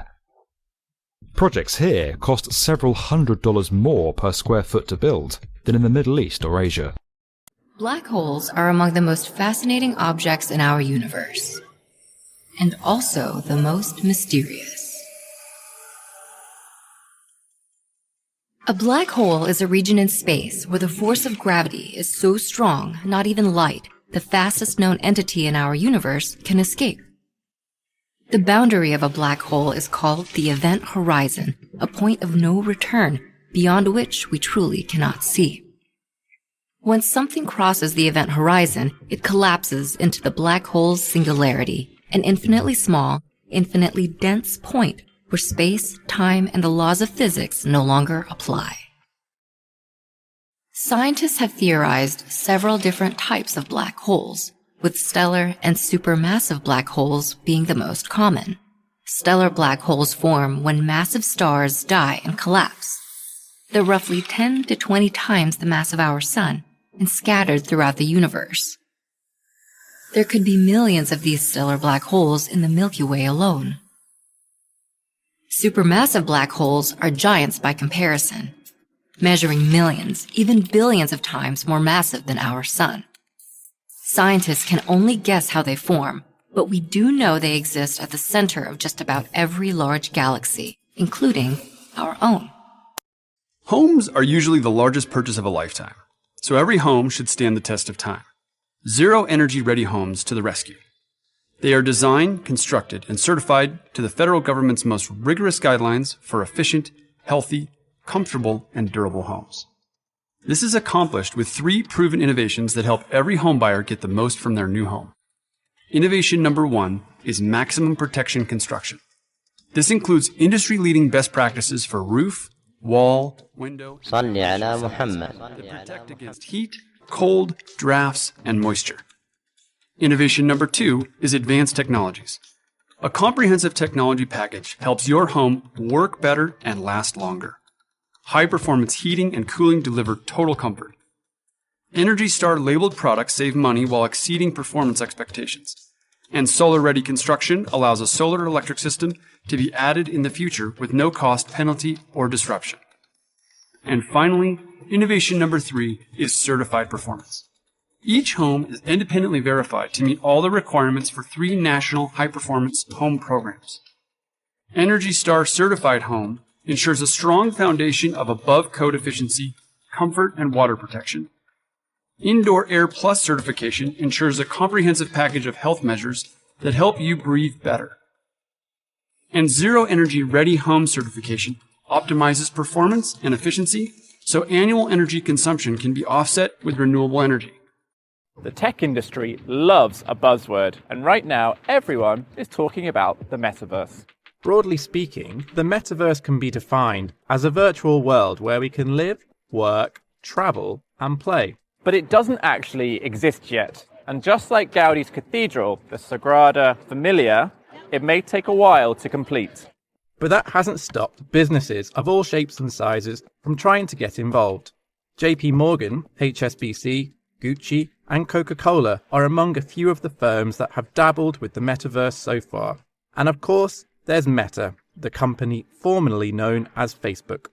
While the metaverse is mostly science fiction at this stage, there are some early versions out there that show us what might be possible. Here at Barcelona's Mobile World Congress, many of them are on display. Many in the tech industry claim that the metaverse is the next phase of the internet. Companies like Meta are hailing it as this sort of utopia that will make the time we spend online more interactive and fun. They also say it will present businesses with new ways to make money. A lot of money. Urban development is one of the main ways that human beings impact the Earth. From the structures that we call home, to our schools, hospitals, workplaces, and the infrastructure that we travel on, our built world now accounts for a significant portion of all greenhouse gas emissions produced worldwide. From initiatives to make entire cities carbon neutral, to innovations in concrete manufacture and even smog-eating buildings, the construction industry is beginning to recognise its role and respond. But much more needs to be done, and at a faster rate. To make a real difference, we must reach beyond the construction sector and enable each and every one of us to better understand how our buildings are impacting the planet. Technology can play a key role here, particularly in the form of the digital twin systems that have supported other sectors for many years. Creating a digital replica of a physical building that actually behaves like the real structure and provides crucial information on real-life performance can enable us to better understand how our buildings are performing and simulate how they may perform in the future under a range of scenarios. Leveraging artificial intelligence and machine learning, these so-called digital twins can improve energy resilience, reduce operating costs, increase resource efficiency, and help to decarbonize our buildings. Water. It's the most important substance on Earth. Without it, we wouldn't survive. It's also helped power our lives for more than a century. More than 6% of our nation's electricity comes from hydropower. And as wind and solar power continue to grow, water can also play an important role in bringing more renewable resources onto the power grid. One way is by storing energy through a technology known as pumped storage hydropower. Think of it as a big battery, flexible enough to respond to various power demands. When the sun is shining and the wind is blowing, electricity is in high supply, so water is pumped to higher elevation reservoirs during this time. When the sun goes down or the wind stops blowing, water is released back to lower reservoirs, basically filling in the gaps during peak demand and generating the needed electricity.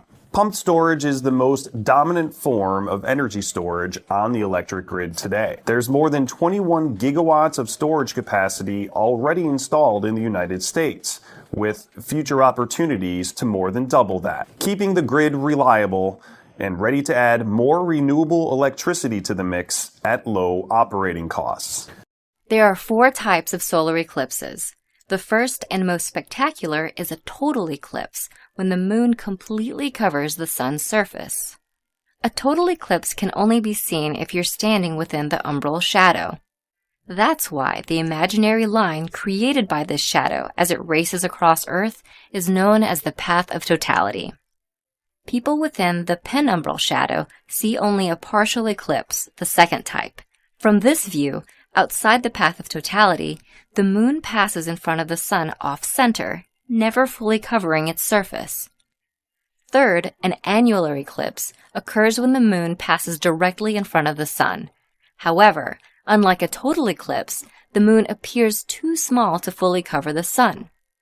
The moon's orbit is elliptical, so sometimes it's closer to Earth and sometimes it's farther away. Last, a hybrid eclipse is when the moon's position between the Earth and sun is so finely balanced that the curvature of the Earth plays a role. The moon will be farther away from some parts of Earth along the eclipse's path, resulting in an annular eclipse. In other parts, the moon will be just close enough to fully cover the sun, resulting in a total eclipse. Beer is the most popular alcoholic beverage in the world. It's a standing that has been boosted by the drink's relative affordability compared to cocktails or wine at a bar. But everyone from multinational brewers to small craft beer companies to pub chains has been warning about the beverage's inevitable price increase. In the United Kingdom, for instance, the average cost of a pint of beer has soared by 70% since the global financial crisis. The mean price for 568 millilitres of brew has gone from £2.30 in 2008 to £3.95 in 2022. The cheapest pint was found in a pub in Lancashire in the northwest of England at £1.79. The most expensive, London of course, where one unnamed pub was charging a whopping £8.06 on average.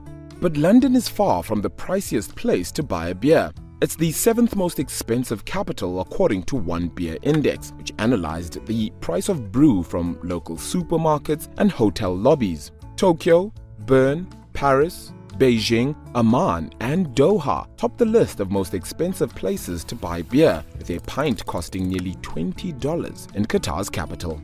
Why? The short answer is inflation. The long answer extends from the cost of raw materials to the wages of the bar staff pouring your pint.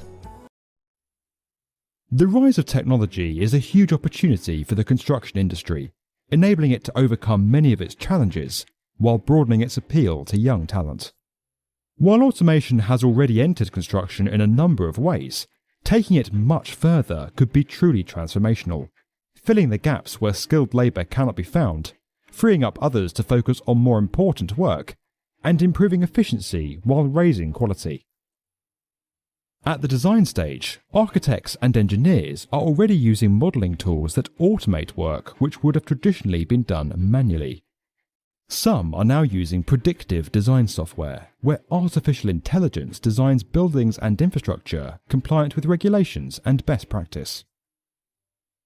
While the cultural importance of architecture means that the design process is unlikely to ever be fully automated, AI could soon play a role in optimizing designs, drawing in best practice from learning across thousands of projects. By simply entering details about site conditions and our desired outcomes, machines could design the best possible house, hospital, or school for that scenario, fully compliant with regulations. Recurring wildfires, unprecedented flooding, persistent droughts. Communities everywhere are experiencing the harmful effects of climate change and more frequent extreme weather events. The science is clear. To stay on a path to net zero, we need an urgent global response. That means rapidly reducing carbon pollution and deploying carbon dioxide removal at scale. Carbon dioxide removal, or CDR, can help address emissions from the hardest to decarbonize sectors and eventually remove the legacy emissions already warming our planet and affecting our health. CDR includes technological approaches like direct air capture with durable storage, separating CO2 from ambient air and then storing the CO2 deep underground in geological reservoirs or in products like concrete. CDR can also be achieved through nature-based approaches, like soil carbon sequestration. This involves managing land so that soils absorb and hold more carbon. Minimizing soil tilling is one way to do this, or planting carbon sequestering cover crops between harvests. But as an emerging field, CDR approaches still require significant research, development, and demonstration to ensure CO2 removal can be deployed responsibly, effectively, and affordably to meet national and global net zero goals in the coming decades. The Amazon rainforest is a large tropical rainforest found in South America in the Amazon basin. The forest covers over 5 million square kilometers, covering land in 9 countries. The forest can be found in Brazil, Colombia, Peru, Venezuela, Ecuador, Bolivia, Guyana, Suriname, and French Guiana. Most of the forest, about 60% of its mass, exists in Brazil. The rainforest contains an enormous diversity of plant life, with some experts estimating that in just 1 square kilometer of rainforest, biologists can examine over 75,000 types of trees and 150,000 examples of higher plants. 1 square kilometer can also hold over 90,000 tons of plant life, which is the largest collection of living plants on Earth. Naturally, with all its abundance of plant life, the Amazon rainforest also holds the largest collection of animal species on Earth. There are over 3,000 species of recognized fish that reside in the Amazon River. The number of recognized fish is still growing, and some experts put the figures at 5,000. Inland, the rainforest is host to thousands of other species as well. The region is home to over 2 million insects and thousands of birds and mammals. At last count, the list of recognized species contained 1,294 birds, 427 mammals, 428 amphibians, and 378 reptiles. It is estimated that about 1/3 of all species on Earth reside in the Amazon, making it, along with its plant life, the richest source of biodiversity in the world. The last salmon fillet you had probably never swam freely in the sea. Chances are it was born and raised in a net pen on a fish farm in northern Europe, Chile, or Canada. Aquaculture, raising marine species in environments controlled by humans, brings in a lot of cash, especially for popular delicacies like salmon. And since the United Nations Food and Agriculture Organization predicts that by the year 2040, there will be no more fish in the oceans, aquaculture may be the wave of the future. But environmentalists argue that aquaculture is a major source of pollution. Farmed salmon are raised in small net pens in the ocean to control diseases and parasites. Producers use antibiotics and chemicals which pollute ocean waters. The salmon farming industry is working hard to develop environmentally friendly technologies, such as closed containment systems that would separate the ocean's ecosystem from the polluted waters of salmon farms. The drastic slowdown in the real estate market in the United States is being felt around the world. At the heart of this economic downturn is the subprime crisis facing many American homeowners. The subprime crisis refers to the recent avalanche of homeowners defaulting on their home loans. When someone defaults on a loan, they essentially stop repaying the loan and give up trying to meet the initial repayment plan. Many of these homeowners had subprime loans. These are loans that require little money up front and often start off with affordable payments. However, these subprime loans often have adjustable interest rates, which mean that over time, the interest rate for the loans can drastically go up. Higher interest rates mean higher monthly payments. As a result, homeowners with subprime loans found themselves with rising home payments they could not afford. In many cases, the home loan payments became so large that the homeowners could not meet the monthly payments, and as a result, they had to turn their home over to the bank they borrowed the money from. The subprime home loan collapse has not only hit homeowners. Many investment banks that had invested in these loans by financing the loan market have been hit hard as well, as they have not been able to collect on their initial investment. MTV unquestionably revolutionized the music industry. The network debuted in 1981 to a few thousand households on a single cable system. It finished the year with nearly 21 million subscribers. In addition to its music programming, MTV has a long history of promoting social, political, and environmental activism. In doing so, it has come under fire from both liberal and conservative media watchdogs, as well as religious groups, over such issues as censorship, political correctness, and perceived negative moral influence on young people. MTV became the first to run TV spots promoting safe sex and AIDS awareness, issues considered far too controversial for major broadcast networks. It also addressed the problem of substance abuse with a series of Just Say No anti-drug spots and a Rock Against Drugs campaign. MTV entered the political arena when it launched the Choose or Lose campaign to get students politically involved by increasing voter registration. Fight for Your Rights championed the causes of anti-violence and anti-discrimination. The Bill and Melinda Gates Foundation and MTV teamed up to form Think Education, encouraging students to graduate from high school and be prepared for the responsibilities of college and work. The channel also aired a series of pro-conservation ads called Break the Addiction, advocating reduced energy consumption. MTV continues to address current political issues. Think MTV, the network's vehicle for social activism, invites young people to choose the issues that resonate most and take action to make a positive change. Millions of television viewers watching the surfing championships in South Africa witnessed a spectacle that seemed straight out of a horror film. While sitting on his surfboard waiting to compete, surfer Nick Fanning was seemingly attacked by a great white shark on live television. Or was he? In plain sight, viewers saw the shark slowly emerge from the water and gnaw at his surfboard. Fanning naturally started flailing in the water to get away from the shark, but as rescuers rushed to the scene, the shark simply swam away. Further review of the footage suggests that perhaps the shark was not aggressive at all, and more likely just curious. Scientists now think that sharks use their teeth similarly to the way humans use their fingers or cats use their paws to poke or prod an unknown object. What is unclear to researchers is the nature of most shark encounters. Are sharks being aggressive or just curious? Data shows that when a shark bites a human, it is more likely to swim away than continue the attack. Most shark attacks do not end in a fatality. Still, sharks are ferocious creatures and can be deadly. The most aggressive sharks are bull sharks and mako sharks, although attacks are incredibly rare. These sharks are thought to be aggressive because humans are roughly the same size as seals, one of their main prey in the water. Other sharks, such as the hammerhead shark or nurse shark, usually only attack when provoked. Still, other sharks, like the whale shark, a gentle giant, are no threat to humans. The battle for climate change will be won or lost in cities. Cities play an outsized role in climate change, consuming around 75% of the world's energy and producing more than 70% of greenhouse gas emissions.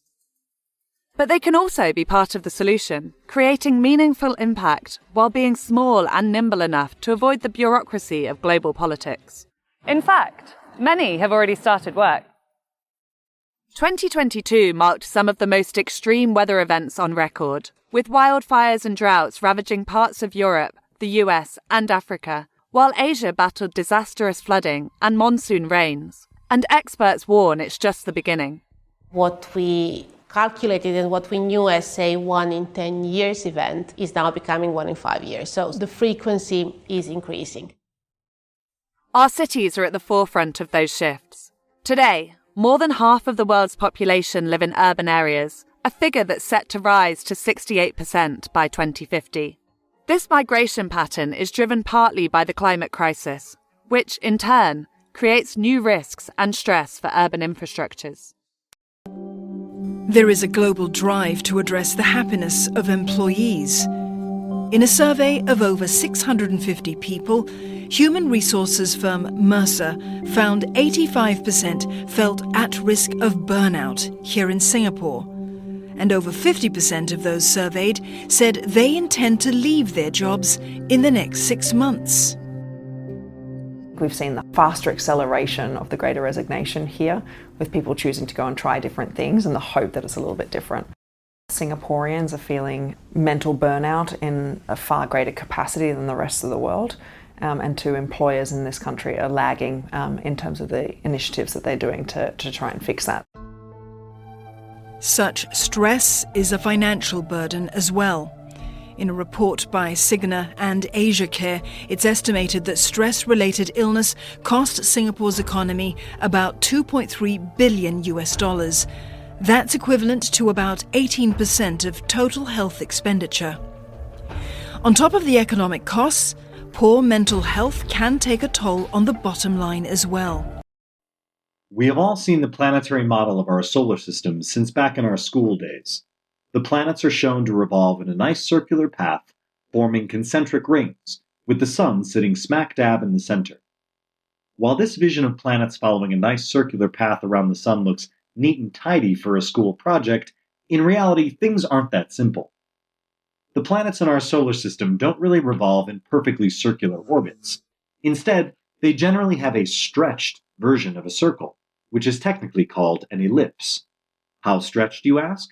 Well, that all depends on the orbital eccentricity that the planets possess. Too much mathematics going over your head already? Well, let's get the basics down first. An ellipse is a symmetrically shaped, closed oval. It has 2 points, called foci, which act as a combined center for an ellipse. This ellipse has an important property called eccentricity. Simply put, eccentricity tells how much the ellipse deviates from a perfect circle. Mathematically, the value of eccentricity varies between 0 and 1, with 0 representing a circle and 1 transforming into another shape, called a parabola.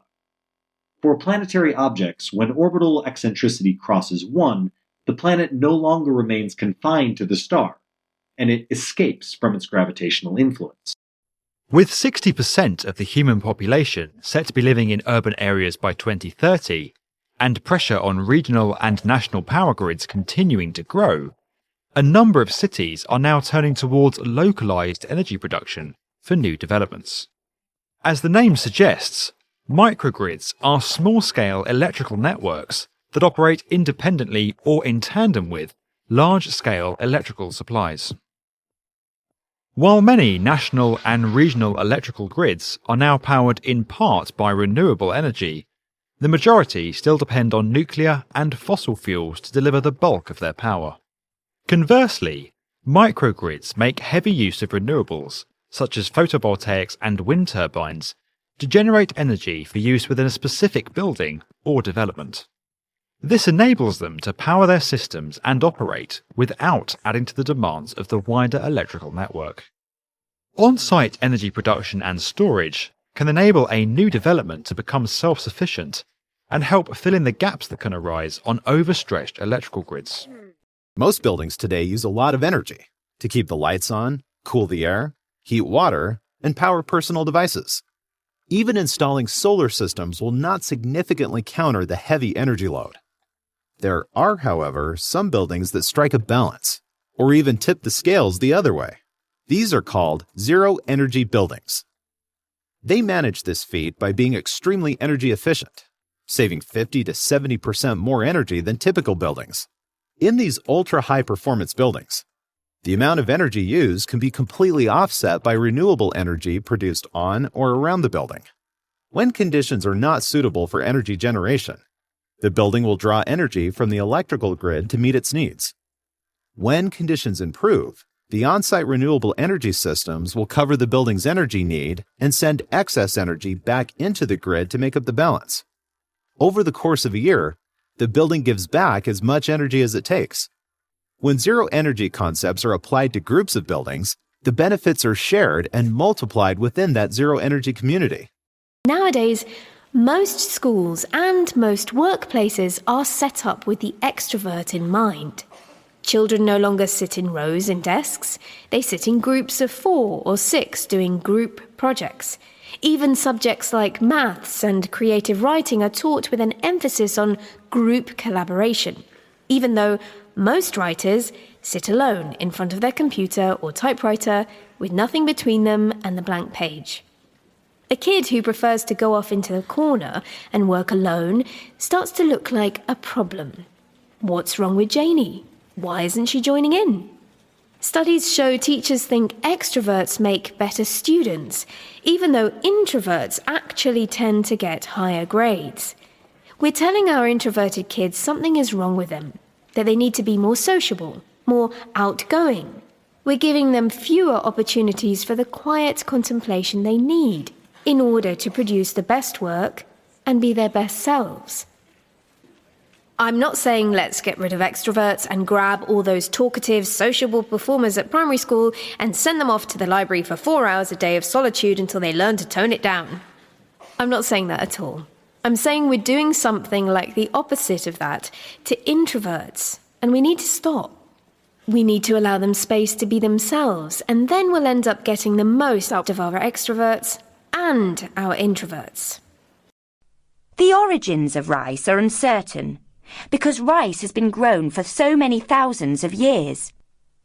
In several Asian languages, the words for food and rice, or for rice and agriculture, are the same.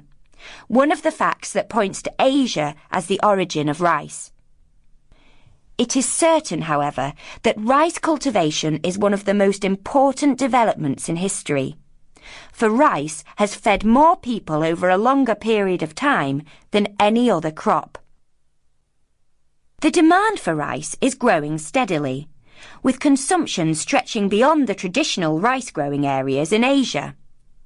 You can find rice fields in Europe, Latin America, and Australia.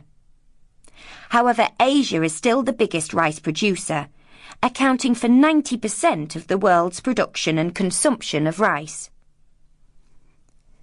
Rice is a staple food for many countries. In parts of Africa and Asia, many poorer urban families get over half their daily calories from rice. As the world population increases, can rice keep up? To meet growing demands, rice production has to be raised by at least 70% over the next 3 decades. The area devoted to rice cultivation cannot grow, so much international research is being done to find ways of growing rice on less land. Unlike campuses of many tech giants that are often tucked away in city suburbs, Amazon's headquarters are located in the very heart of Seattle. But location is not the only thing that makes the campus unique. 3 huge glass and steel biodomes create a very unusual work environment for the employees of the tech giant. There's been a lot of scientific research that shows that when you are surrounded by green, surrounded by nature, your brain works a little bit differently. Maybe it thinks more creatively.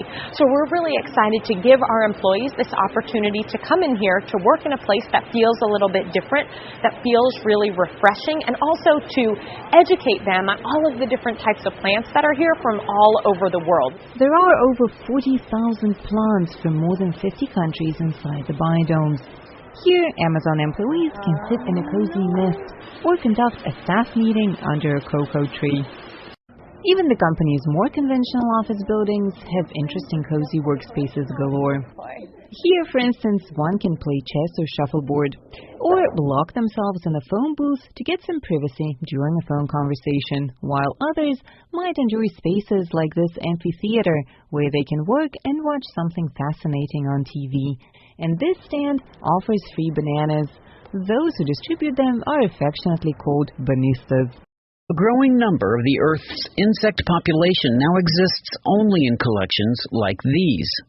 Nobody's seen those for 100 years. A new review of over 70 studies of insect populations suggests that human pressures are causing insect populations to plummet by as much as a quarter every decade. Some of my colleagues have compared it to playing Jenga. You know, you remove pieces from the Jenga tower and everything. The whole thing falls down. And you don't know which piece in advance that's going to be. And once you've removed it, you can't put it back again. So the loss of species is inevitably concerning because often we don't know what those species are doing. We don't know what other species are depending on them. Insects make up the largest class of animals on Earth and represent more than half of all known living organisms. They are incredibly diverse and in many ways make life on Earth possible. Bees and butterflies pollinate our food, flowers, and trees. They feed all kinds of larger animals, including humans, and insects play a vital role in the decomposition of all kinds of organic matter, from leaves to roadkill. Their collapse is being driven by human activity, everything from traffic to industrial farming and pesticides to light pollution. Scientists say doing nothing to solve the problem is not an option. And a large number of the crops we eat and rely on are pollinated by insects. So imagine a world where that pollination process is not taking place. About 1 in 700 children around the world are born with a cleft lip and palate defect every year. In Pakistan, children not only have trouble eating and drinking, they are also facing difficult psychological and social challenges. A simple plastic surgery could correct the defect, but in Pakistan many families can't afford the procedure, and even if they could, there aren't enough doctors who perform it, says experts. There's a huge problem in terms of cleft in Pakistan. You have some very, very good local surgeons who are doing large volumes of cleft surgery, but the volume of cleft in Pakistan is so large that they cannot deal with all of these cases. Hill is part of a charity program organized by Aisha Bashir Trust, which brings teams of doctors to Pakistan to help with the shortage of physicians. Dr. Hill is one of many doctors from the United Kingdom visiting Cleft Hospital, Pakistan in the northeastern city of Gujarat to perform cleft treatments for free. It's important, I think, to collaborate with surgeons from abroad to try and increase the training of local surgeons, and that's what we're doing here. There are local trainees and other local consultants that we work with. Dr. Riaz, who works with the charity, says he's amazed by this simple display of humanity. The sizzle and crunch.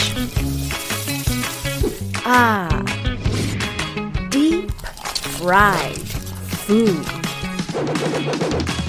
We can't seem to get enough of it, despite knowing that they are very unhealthy. But since 2010, there is a revolution that has been heating up kitchens around the world. Air frying. Manufacturers promise us great tasting food with minimum fat, some even claiming up to 90% less fat because you don't have to use any oil. So now I can have my fried food without the guilt. We've bought into this claim so much so that air fryer sales of a leading brand in Singapore have grown by 50% just between 2019 and 2020 alone. Globally, the air fryer market size is expected to reach $1.2 billion by 2026. December 25th is one of Christianity's most important holy days, a commemoration of the birth some 2,000 years ago of Jesus Christ, revered by Christians as the incarnate God, the Savior, the light of the world. From time immemorial, people have celebrated the winter solstice as the fading of the light gives way to the promise of nature's renewal. Celebrating the birth of Jesus near the time of the solstice capitalized on these ancient yearnings and midwinter observances, which still are present in other communities across the world. The Chinese and a number of East Asian peoples celebrate Donji. The Yalda festival is a celebration of the winter solstice in Iran, while the Japanese observe Toji. The celebrations are varied, but everywhere the spirit of cheer and optimism prevails. For Christians, what echoes through the centuries is the announcement by an angel that first Christmas night of a birth and its promise. Peace on earth, goodwill toward men. People who work with chemicals make sure they know the flash point of each substance in their labs. A flash point is the temperature at which the fumes from a liquid can be ignited with a spark. But people who've never taken a chemistry course need to be concerned with flash points as well. For example, the gasoline you put into your car has a flash point of minus 45 degrees Fahrenheit. So, unless you live in a climate where the temperature stays below minus 45 degrees, the fumes from gasoline can ignite from a nearby spark. And that's why most gas stations have warning signs posted about not smoking while you fill up your tank. Olive oil has a flash point of 437 degrees Fahrenheit. That means if you could heat olive oil to 437 degrees, it would give off a vapor that could ignite if a lit match passed through it. Cod liver oil has a flash point of 412 degrees, and formaldehyde has a flash point of 122 degrees. Most flash points are inconsequential to the layperson because they occur at such high temperatures. But some, like kerosene, with a flash point of 100 degrees Fahrenheit, can be cause for concern on a hot day. If you keep an old-fashioned kerosene lamp on your fireplace mantel, you probably shouldn't light it on a hot summer day, or you might ignite more than just the wick of the lamp. Our current electric grid was conceived more than 100 years ago when electricity needs were simple. Power generation was localized and built around communities. Most homes had only small energy demands, such as a few light bulbs and a radio. The grid was designed for utilities to deliver electricity to consumers' homes and then bill them once a month. This limited one-way interaction makes it difficult for the grid to respond to the ever-changing and rising energy demands of the 21st century. The smart grid introduces a two-way dialogue where electricity and information can be exchanged between the utility and its customers.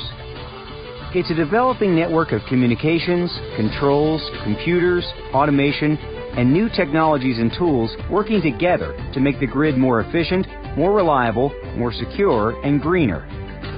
This smart grid enables newer technologies to be integrated, such as wind and solar energy production and plug-in electric vehicle charging.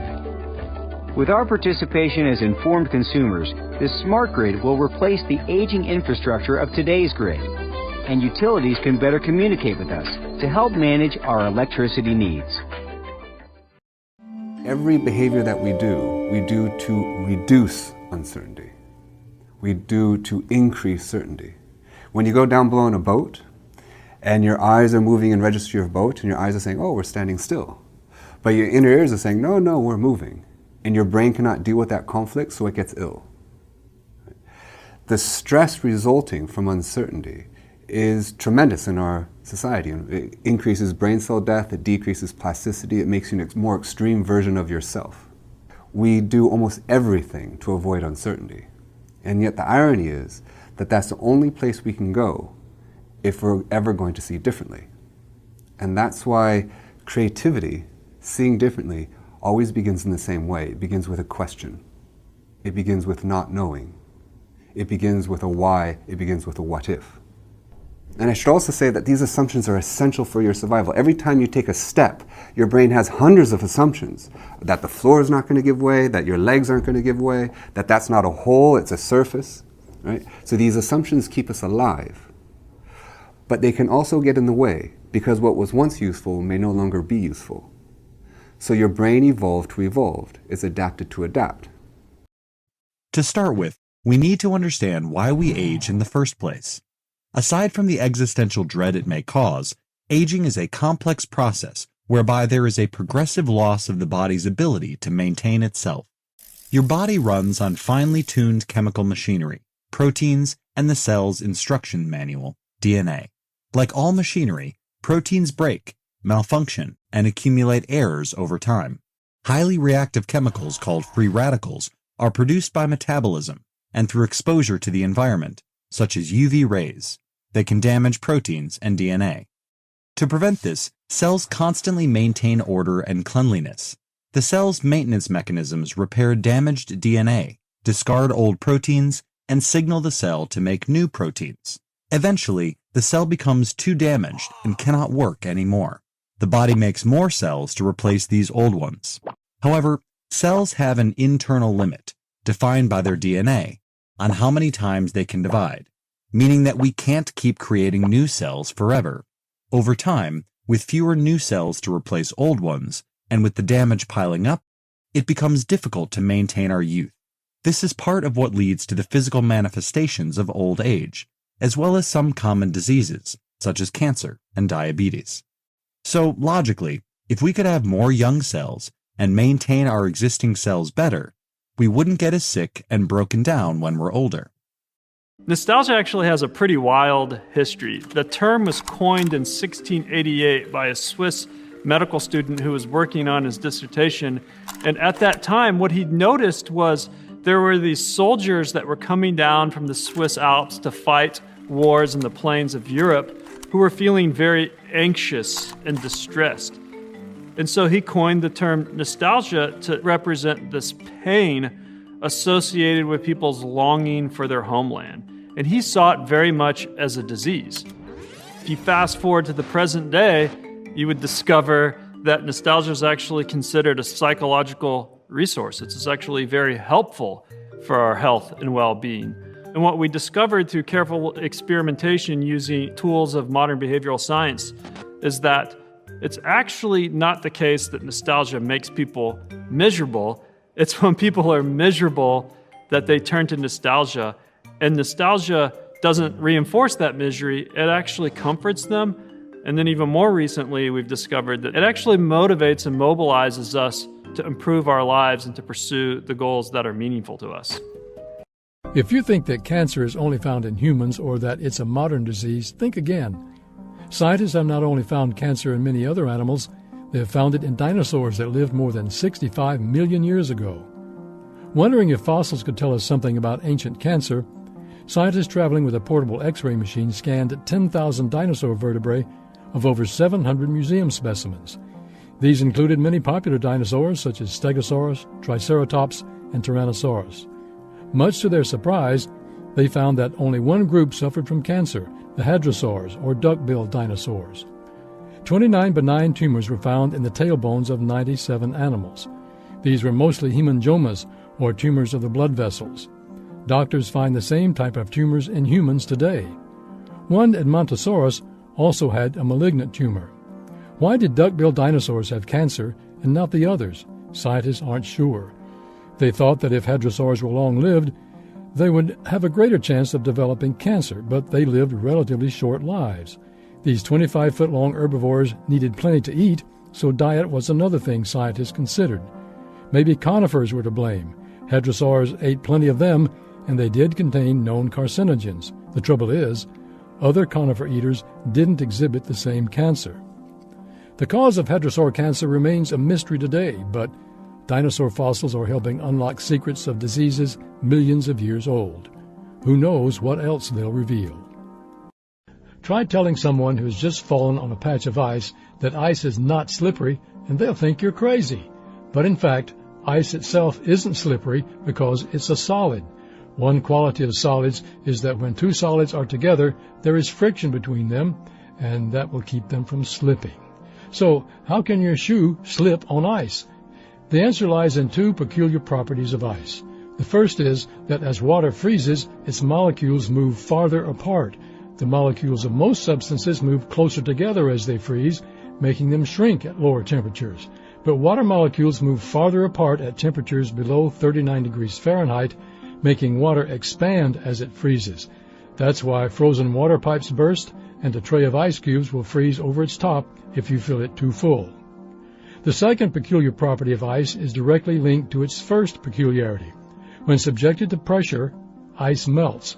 Remember that the molecules in ice are farther apart than the molecules in water. Therefore, ice molecules are vulnerable to pressure, which pushes them closer together, causing the ice to change into water. So when you step on a patch of ice, you exert pressure on the ice, which causes its molecules to move closer together. That makes them revert to their more dense state, which is water. If you slip on a patch of ice, then, you in fact are slipping on a thin layer of water that the pressure from your weight has created, and unlike solid ice, water as a liquid is quite slippery. Just like humans, plants also have internal biological clocks, referred to as a circadian rhythm. The circadian rhythm of a human being creates several physiological and chemical changes within the body. Similarly, the circadian rhythm of a plant allows it to respond to changes in roughly 24-hour cycles. So how does a sunflower's circadian rhythm play a role in its sun-tracking behavior? Before the break of dawn, a young sunflower faces east, towards the direction of the sunrise. As the sun moves from east to west, the flower turns westward as well. When the sun sets, the flower reverts to its original position, facing east, to begin the cycle again the next day. According to an article published in the journal Science in 2016, researchers believe that sunflowers demonstrate this type of heliotropism due to their stems elongating at different rates at different times of day. This is what researchers observed during their study. When the sun starts moving from east to west in the sky, the east side of the stem of a sunflower plant grows more rapidly than the west side. Due to this unequal growth on either side, the flower tends to bend in the direction of the sun. Similarly, when the sun finally sets, the growth on the west side of the stem is greater than the growth on the east. As a result of this, the stem bends east, that is, in the direction where the sun would rise again the next morning. The world today feels like it's a constant VUCA environment, volatile, uncertain, complex, and ambiguous. The shifting landscape, the bombarding of information toward us, and always having to work in sort of a 24/7 environment. This is problematic because we feel like we're all in a collective crisis of attention. So it's very important that we, as citizens of the world, understand what is true and what is false. A question on my mind these days is, what is the role of attention in minimizing truth bias? The truth bias is a bias built into the brain, and it's this notion that comprehending something is equivalent to believing it. That may seem strange, but it ends up that comprehension, our ability to understand things, is an outgrowth of perception. And just like seeing is believing, comprehending and believing co-occur. So why am I interested in this topic of the truth bias? Because this truth bias may be driving the proliferation of many false narratives. False narratives abound, not just in the United States where I live, but around the world. And people are believing them. This time, we look at how the size and altitude of a plane influence the intensity and duration of the sonic boom. The sonic boom is a direct result of a change in the airflow pattern around a plane's edges. The moment a plane hits speeds faster than about 768 miles per hour, or the speed of sound, it creates shock waves that travel in all directions. When the shock waves hit the ground, we hear a sonic boom. As a general rule, the bigger the aircraft, the larger the shock waves and the longer the duration of the sonic boom. The smallest aircraft capable of traveling faster than the speed of sound generates a boom that lasts 1/20th of a second. The largest supersonic aircraft creates a boom that lasts 10 times longer, or half a second. However, two aircraft the same size flying at different altitudes will create sonic booms of different intensities. A craft flying higher will create a less intense sonic boom at ground level because the shock waves have farther to travel before hitting the ground and therefore have more time to dissipate. The sonic boom created by this high-flying plane will be heard by a larger geographic area than the boom created by a low-flying plane because as the shock waves travel to the ground, they spread out and increase the radius they affect. Luckily, even the most intense sonic booms can't hurt people, but they have been known to damage plaster walls and break windows. Some clouds appear light and fluffy, others dark and menacing, but all clouds are made of bacteria? Clouds contain dust and ice crystals and other atmospheric debris, but they also contain bacteria and other microscopic organisms. Scientists have done lab experiments showing that microbes can act as ice nuclei, and for a while scientists have suspected that microorganisms swept into the atmosphere end up as parts of clouds. Now, thanks to an airborne mass spectrometer, an instrument that identifies the presence of elements and molecules, scientists know that clouds contain bacteria. In fact, they found that clouds are about a third biological material. Does this mean that clouds are somehow alive? Not necessarily, because it's not yet clear if the microbes in clouds are living or dead. What scientists do know is that the discovery will help develop new climate models. The more we know about how clouds form and what's in them, the better we can understand their effect on climate and weather patterns. Clouds radiate sunlight back into space and also trap heat on Earth, and of course, clouds produce rain. Knowing that clouds harbor biological material adds another piece to the puzzle of how clouds work and how they affect life on Earth. But what exactly is evolution, and how does it work? Evolution is the net change in organisms or a population over the span of many generations. We can break this definition into two parts: the net change in organisms or a population, and one that occurs over the span of many generations. The first part reveals what and where these changes happen, the mechanisms of evolution, like natural selection. The second part tells us two things: the time it takes for organisms to change, and, less obviously, that the process involves reproduction. DNA, heritability, and change. The core of evolution is the change in organisms, and the first place to investigate this change is the DNA. DNA is the blueprint of all life. Its sequence is composed of 4 letters that bond in specific ways: A to T and C to G. Small sections of the DNA sequence, called genes, code for certain traits, like eye color or blood group. Genes can come in a variety of flavors, meaning that the gene for eye color can code for blue eyes, or brown eyes, or even green eyes. Each of us possess a unique combination of these genes, giving some of us brown eyes with blonde hair, or blue eyes with brown hair. The reason why Gobi and other deserts are expanding is partly due to changing climate cycles affecting the rainfall, but human-driven global warming is also fueling this process. Some 3,000 kilometers from the Gobi, in the deserts of Kazakhstan and Uzbekistan, the Aral Sea is drying up, mainly because of industrial farming. This, but also extreme droughts, deforestation and overgrazing have severely degraded once fertile soils. This man-made destruction is called desertification, and it's happening on a global scale. By the middle of the century, 25% of the world's soils will be affected. They don't have a solid base upon which people's livelihoods can depend on that land. Everything else becomes precarious. This is Dr. Baron Joseph Orr, lead scientist for the United Nations Conventions to Combat Desertification. His job is to find solutions to help the 500 million people whose livelihoods are already hard hit by desertification, and the other 500 million who are at risk. Most live in Southeast Asia, the Middle East, the Sahara region, and North Africa. The good news, the situation is not hopeless. You notice your tears most after a good cry or while slicing an onion, but actually your eyes are constantly moistened by a thin film of tears.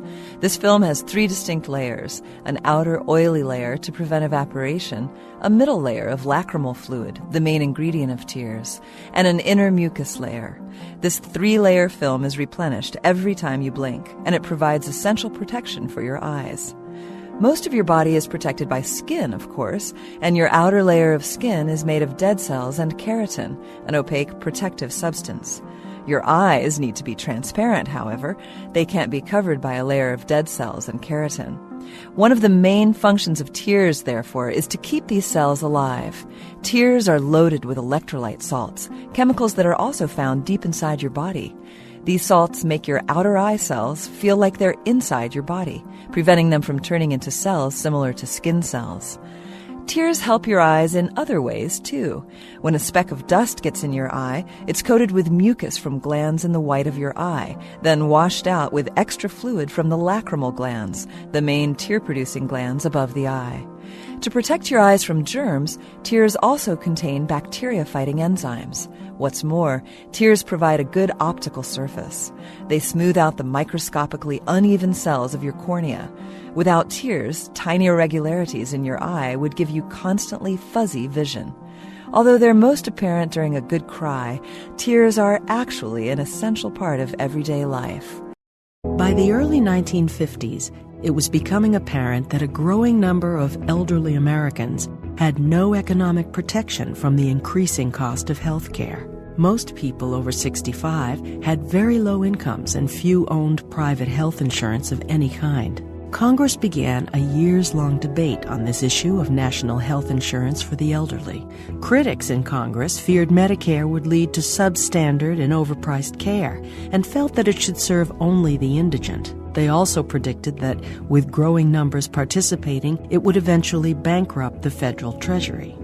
The legislative compromise that became the final Medicare Act, officially known as the Social Security Amendments of 1965, was part of President Lyndon Johnson's Great Society program. Today, it protects more than 40 million Americans from the high cost of hospital care. Much of the program's costs are covered by payroll taxes paid by workers.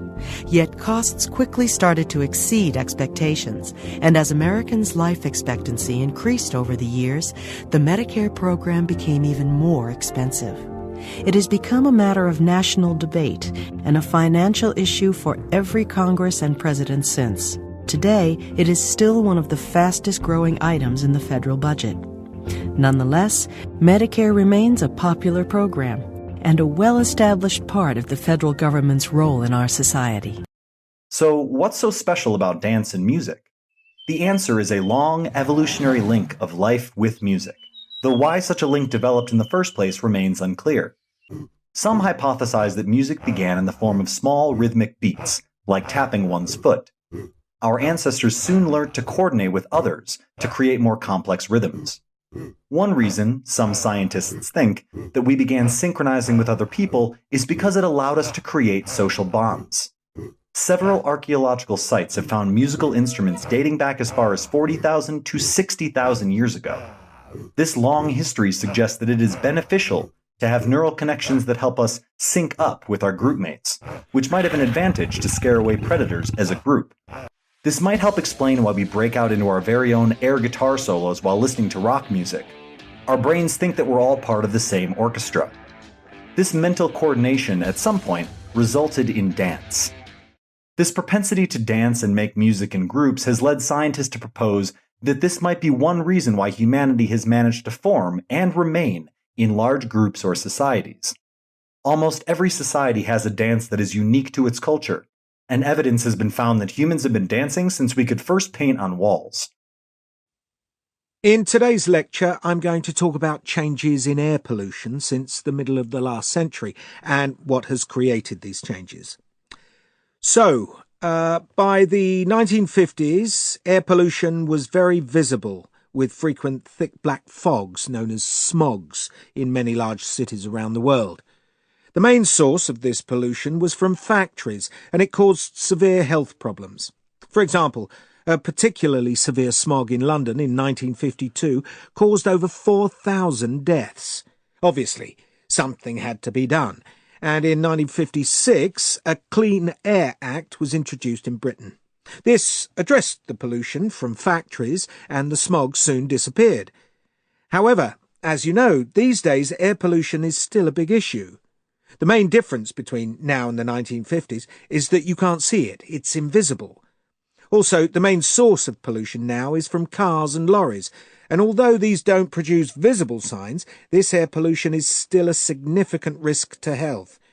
And one of the key factors in the rise of this type of pollution is that we have all become much more vehicle dependent. There are far more cars and lorries, trains and planes than in the 1950s, and this is now the main source of air pollution around the world. Bird brains are tiny. The common pigeon's is about the size of a peanut. But having smaller noggins doesn't mean birds are unintelligent. One way scientists estimate brain power is through the number of neurons present. Some birds have upwards of 1 to 2 billion, similar to monkeys. The intelligence of birds, from New Zealand parrots that understand probability to ravens that can plan for the future, isn't a surprise to researchers who have long seen their capabilities. Early models proposed that only a small region of bird brains was responsible for complex behaviors, but this has been revised in recent years. Still, the detailed internal organization of bird brains hadn't been explored until now. 2 new studies in Science dig into their structure and function, revealing even greater similarities to mammalian brains. Researchers shine different angles of light into extremely thin slices of the pallium, the area of the bird brain with a similar function to the neocortex of mammals. This allowed them to see a 3D view of the fibers that connect neurons. The fibers of owls and pigeons were organized much like those of mammals. Parallel fibers along the pallium were crosscut by perpendicular fibers between layers, forming columns of connection. These microcircuits could explain how birds are capable of complex behaviors. Soil. It's one of the most underrated and little understood wonders on our fragile planet. Here's why. Far from being lifeless dirt, it's estimated that in a single gram of soil, there could be as many as 50,000 species of microscopic organisms or microorganisms.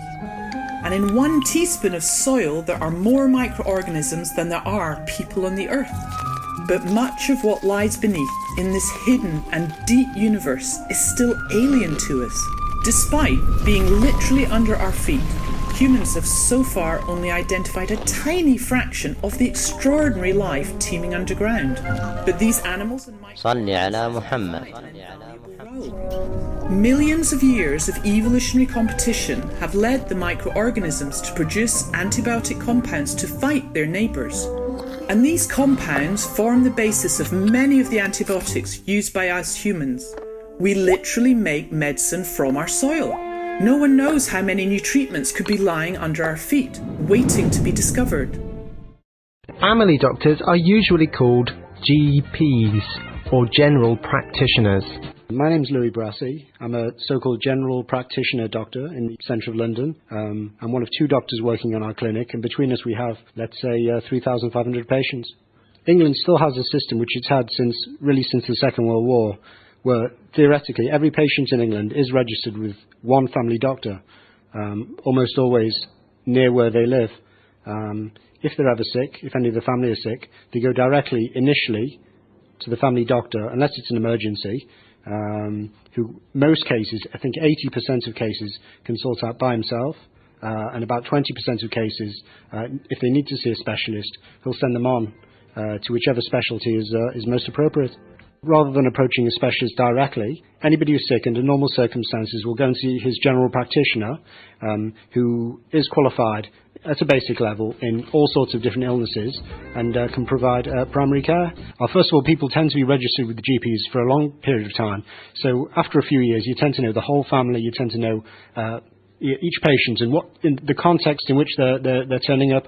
You tend to have all the records to hand. You tend to know what illnesses they've had, what it's likely to be, and what's in the family generally, which sometimes helps you rather than somebody who would just turn up to a doctor they've never seen before. No money is exchanged when you go to see a doctor in this country. We never ask for money for general medical services. The government pays us to look after patients using a kind of complex formula, a lot of which depends on how many people are registered with us. If you put extended pressure on your arm by leaning or sleeping on it, it might go numb and then give you a tingling feeling. Your arm falls asleep like this because prolonged pressure on a nerve or on a nerve's blood supply can temporarily damage it. Nerves allow you to sense feeling by sending messages to the brain describing sensory input. If you touch a hot burner, you pull your hand back because the nerves in your hand have sent the message to your brain that your hand is in pain. When a nerve is compressed or when the blood supply to a nerve is compromised, the normal messages nerves send to the brain are stopped or altered.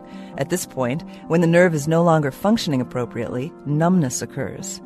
When the nerve begins to recover, you may feel a tingling sensation.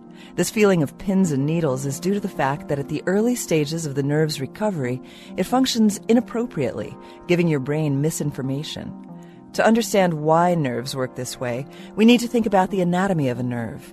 Each nerve is filled with thousands of nerve fibers, each carrying specific information to the brain. Some of these fibers are large, others are small, and all recover at different rates. Because the thousands of fibers that make up a damaged nerve recover at different speeds, the message they collectively send the brain as they're recovering is inaccurate. So though your arm isn't actually tingling at all, the way it would if you received a mild electric shock, your brain believes that it's tingling because the brain always believes messages that nerves send, whether those messages are accurate or not.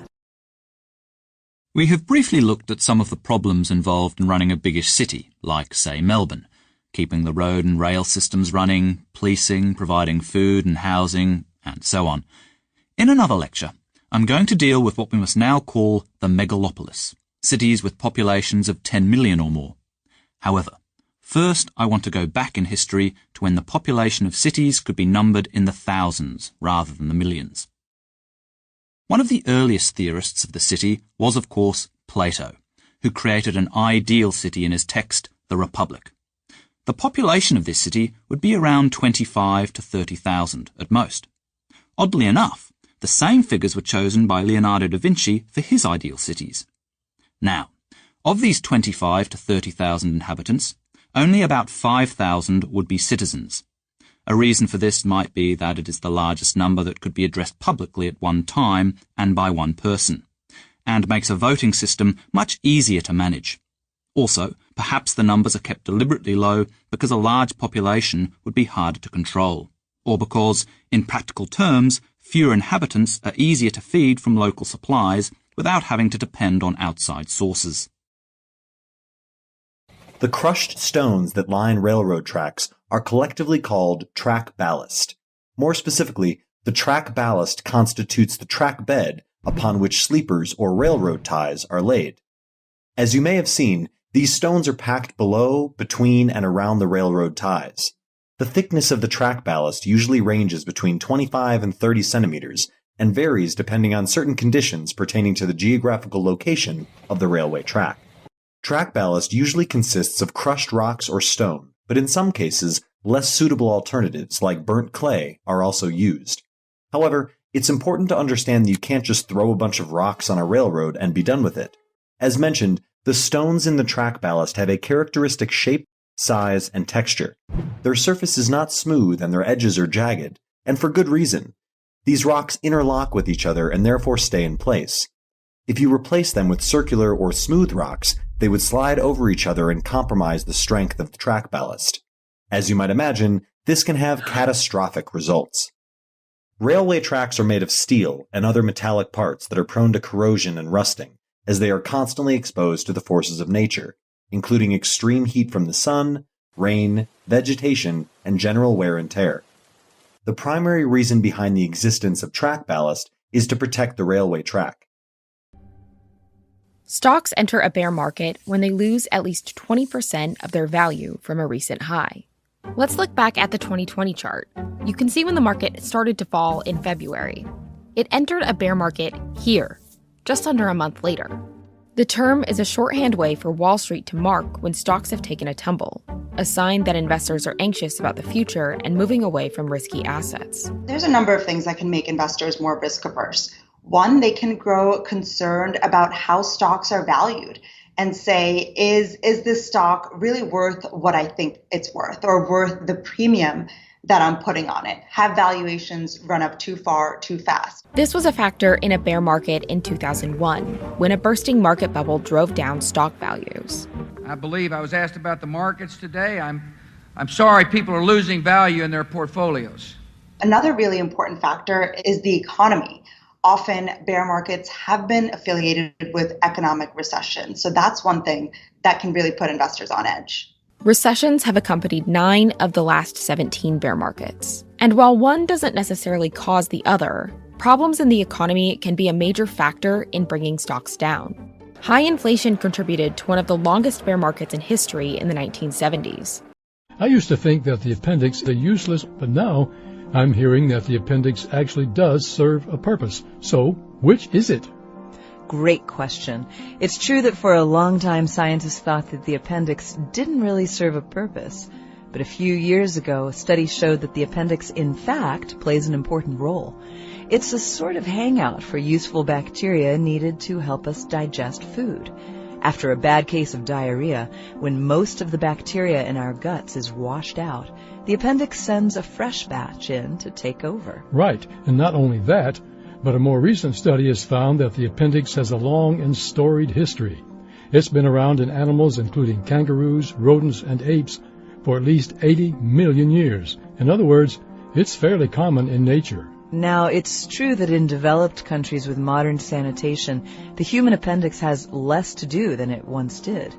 In those places where diarrhea isn't a major problem, the appendix isn't called upon all the time to do its thing.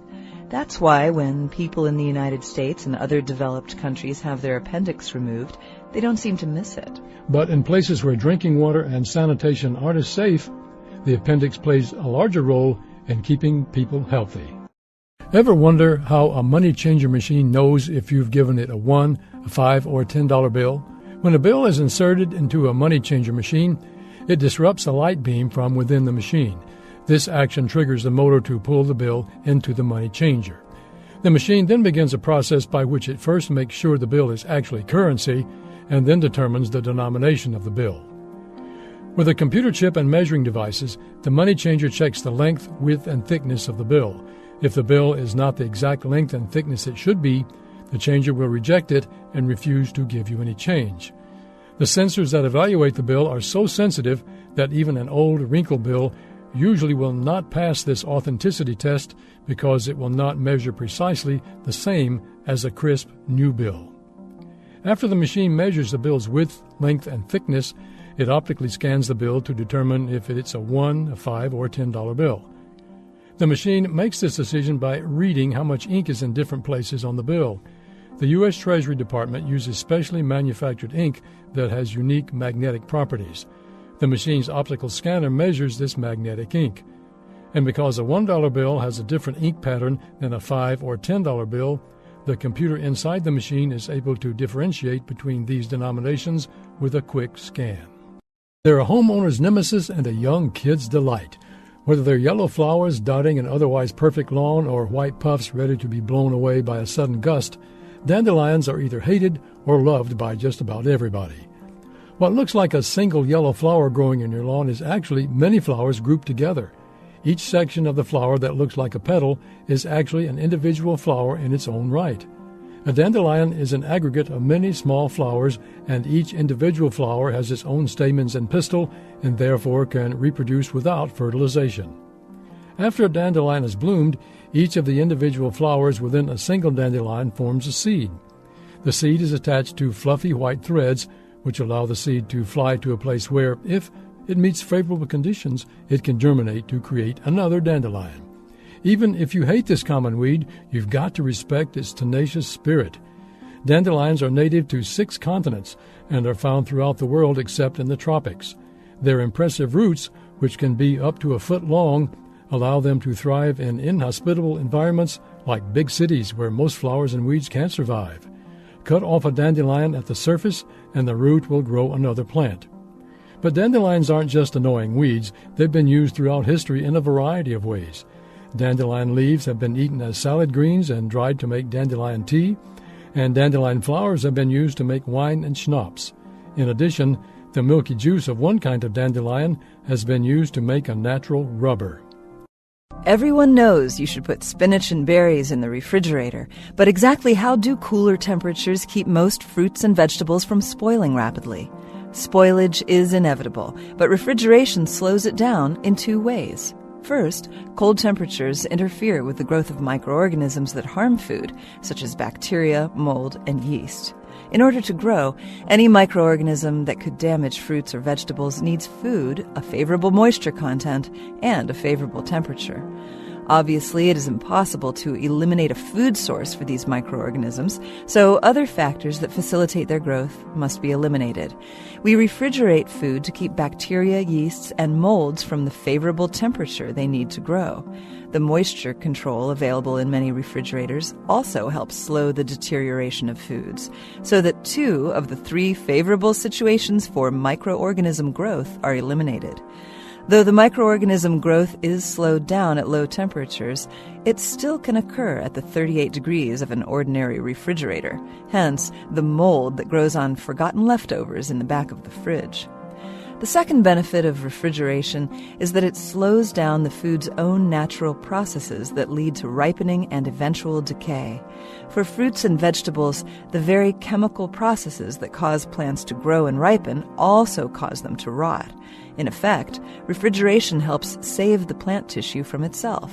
Keeping these foods at low temperatures dramatically slows this aging process. Flow is an optimalized state of consciousness where we feel our best and we perform our best. The research says there are 3 tools you can reach for: Gratitude has really precise impacts on the brain and anxiety. I like to write down 10 things that I'm grateful for, and I write down each one 3 times. Gratitude is literally, you're just pointing out to the brain things that have already happened that are good. And it tilts this ratio. So we're taking in a lot less negative stuff. This, by the way, lets more novel stuff come through. Gratitude can work as a flow trigger that way. The second one is mindfulness. 11 minutes a day of mindfulness practice, follow your breath, focus meditation basically, is enough to really calm down your nervous system, make you less emotional reactive. Your third option is exercise. 20 to 40 minutes worth of exercise is enough. And if you're exercising for mental hygiene, right, for cognition, and I want to get into flow, you want to exercise until basically the voice in your head gets really quiet and your lungs open up. Both things happen because there's a global release of nitric oxide. It's a gaseous signaling molecule. It's sort of everywhere in the body. One of the things it does is it flushes stress hormones out of your system, and it'll reset the nervous system sort of back to baseline, back to zero. Great leaders are often seen as classic, confident extroverts who can speak without thinking, react rapidly, and change tack pretty frequently. It's what best-selling author Susan Cain calls the extrovert ideal. But is this really what we need right now? I'd argue that the crises of our time need a more considered approach, a quieter one. Let's look at the status quo. Extroverts are overrepresented in senior leadership positions. One study found an incredible 98% of top executives scoring very high or above average on the extrovert scale. But people aren't, on the whole, satisfied with their leaders. Could there be a connection between the two? There are lots of examples through history of successful leaders who have taken that quieter approach. For example, Rosa Parks, Mahatma Gandhi, or Bill Gates. Research shows that introverts often bring a great deal to the table. They're more likely to listen and process the ideas of their team and consider those ideas deeply before acting on them. They may be humble and more likely to credit their team for ideas and performance. And because their motivation generally comes from within, they're less likely to compromise themselves, chasing rewards like money or power. But in trying times like these, here's what you can do to feel more productive. So redefine what productivity looks like. And, despite your best efforts, it might be really tough to feel productive these days. Living and working in this coronavirus environment means finding new ways of defining and redefining productivity and measuring your success. That might mean that you get through a Zoom call without your dog interrupting you, or that you successfully reconnect with your team members just to check in and see how they're doing. Take a break to gain perspective. Research tells us that we do need to step away and can't be constantly working. When we can press the reset button by pulling away and pausing, that allows us to access the one thing that we can control, which is our perspective. Remember to cut yourself and your brain some slack. So during periods of ongoing stress, our brain is actually wired to kind of shut down that logical thought process and move into reactive mode, which is never a great idea. So just be kind to yourself and remember, it's your neurobiology. Be kind to yourself and give yourself a break.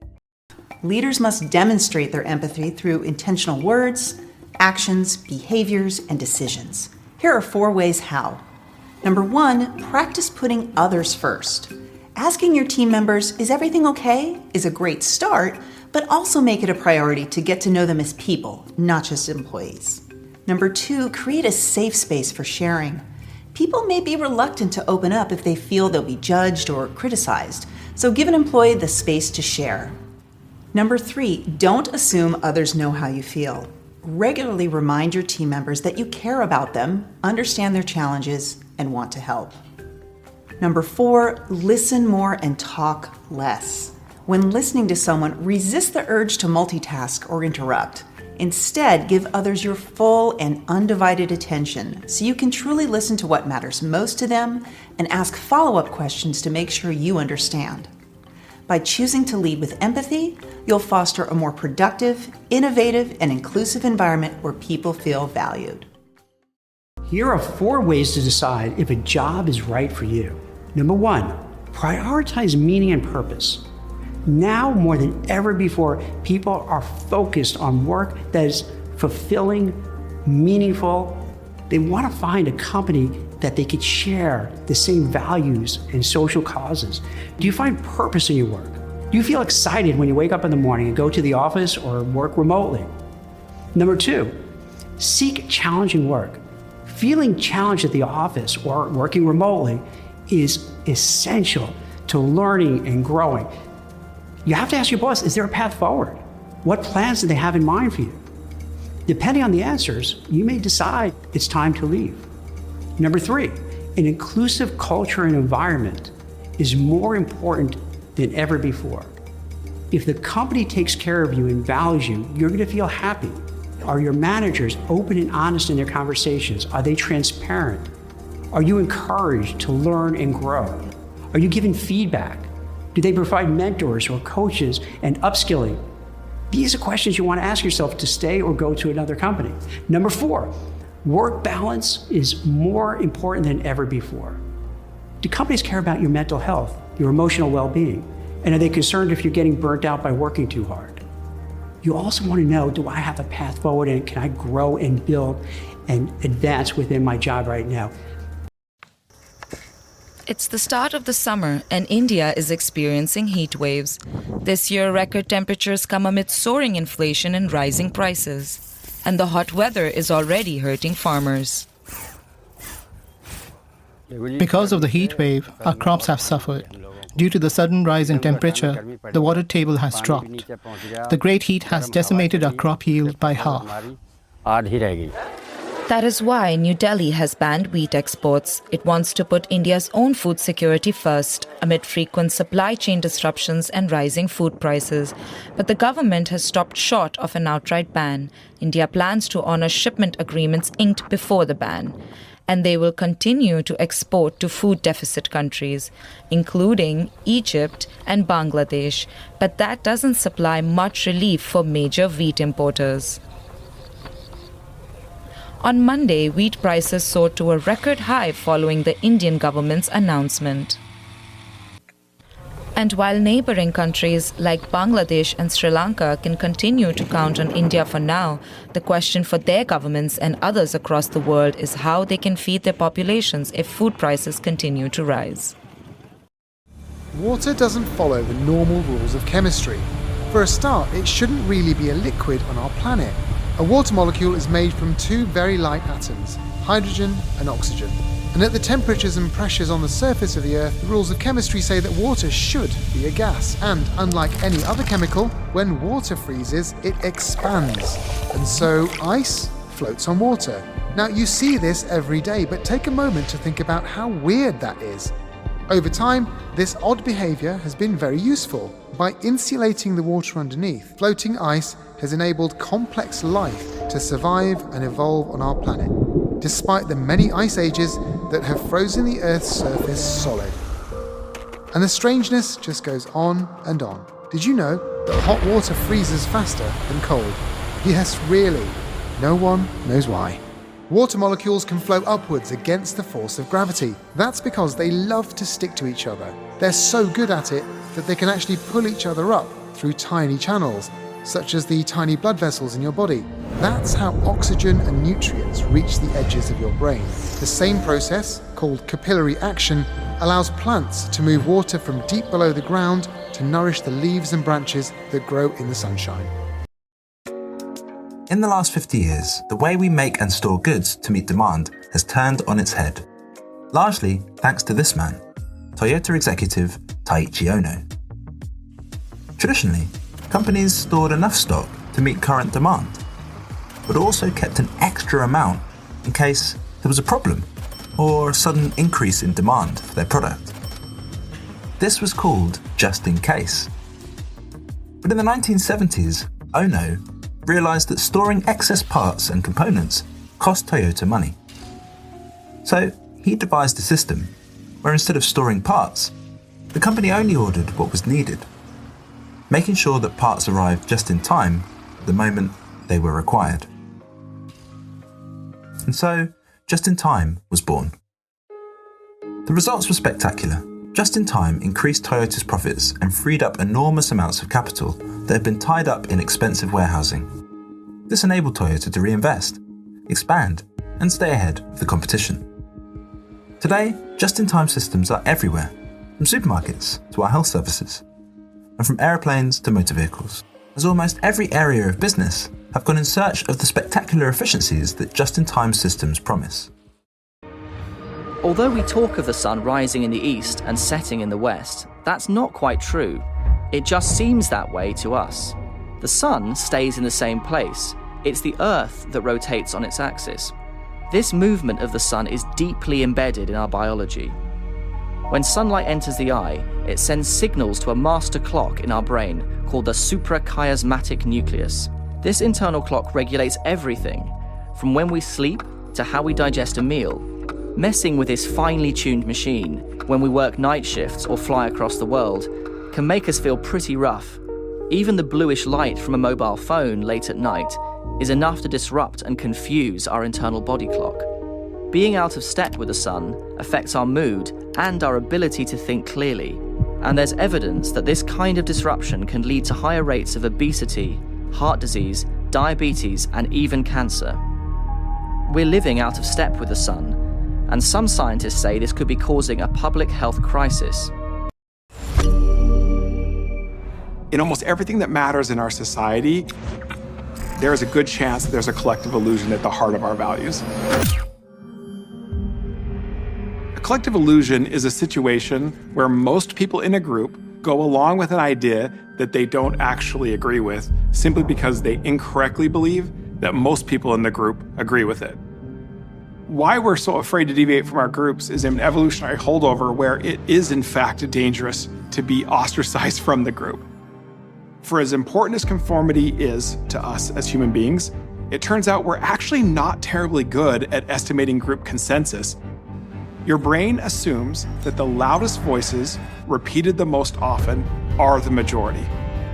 And so we can get duped by a vocal fringe into believing that that is the majority. And as soon as that happens, our conformity bias can be weaponized into leading us to adopt beliefs that the majority never actually held. And as a result, we get these collective illusions that become reality. If you've ever watched a dog eat, you've probably marveled at how quickly it gulps down its food. You might even wonder why, no matter how hungry a dog is, it will often eat as much food as you put in front of it. Dog owners may be concerned about this behavior, but it poses no problems for the dog. People chew their food and try to teach their children to eat slowly because digestion for humans begins in the mouth. Our saliva mixes with food and prepares the food to be broken down into its primary nutrients once it enters the stomach. A dog's digestion, on the other hand, doesn't begin until the food reaches the stomach, so they do not need to take time chewing their dinners. Most dogs probably eat so quickly because in the days before they were domesticated, they had to survive by eating their prey before another dog or scavenger animal stole it. The evolutionary programming of dogs dictates that they eat and keep moving. As a species in the wild, they didn't have the luxury of hanging around and eating at their leisure. Even their teeth aren't designed for them to savor their food. While most of the teeth in a human's mouth are flat and designed to facilitate chewing, most of the teeth in a dog's mouth are pointed and designed to allow a dog to grab its food and swallow it whole.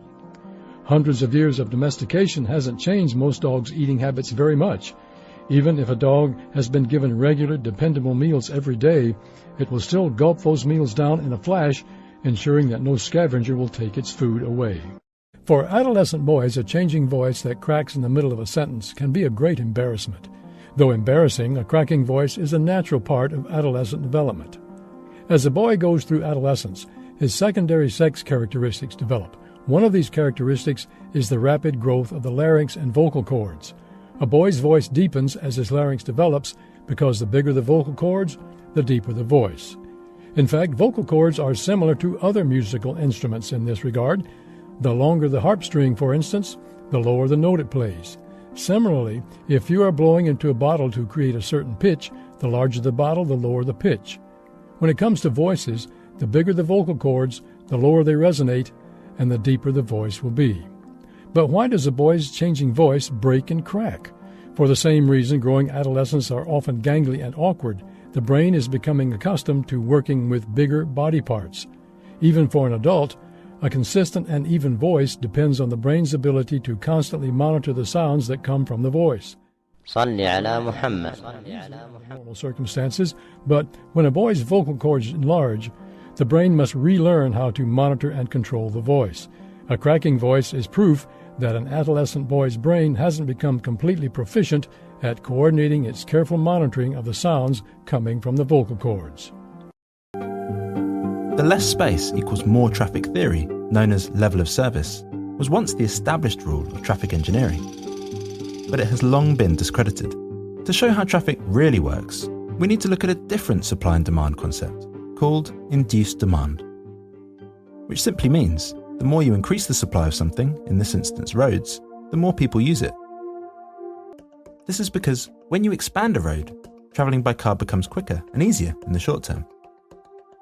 And this makes travelling by car more attractive, and so more people are more likely to use their cars than usual.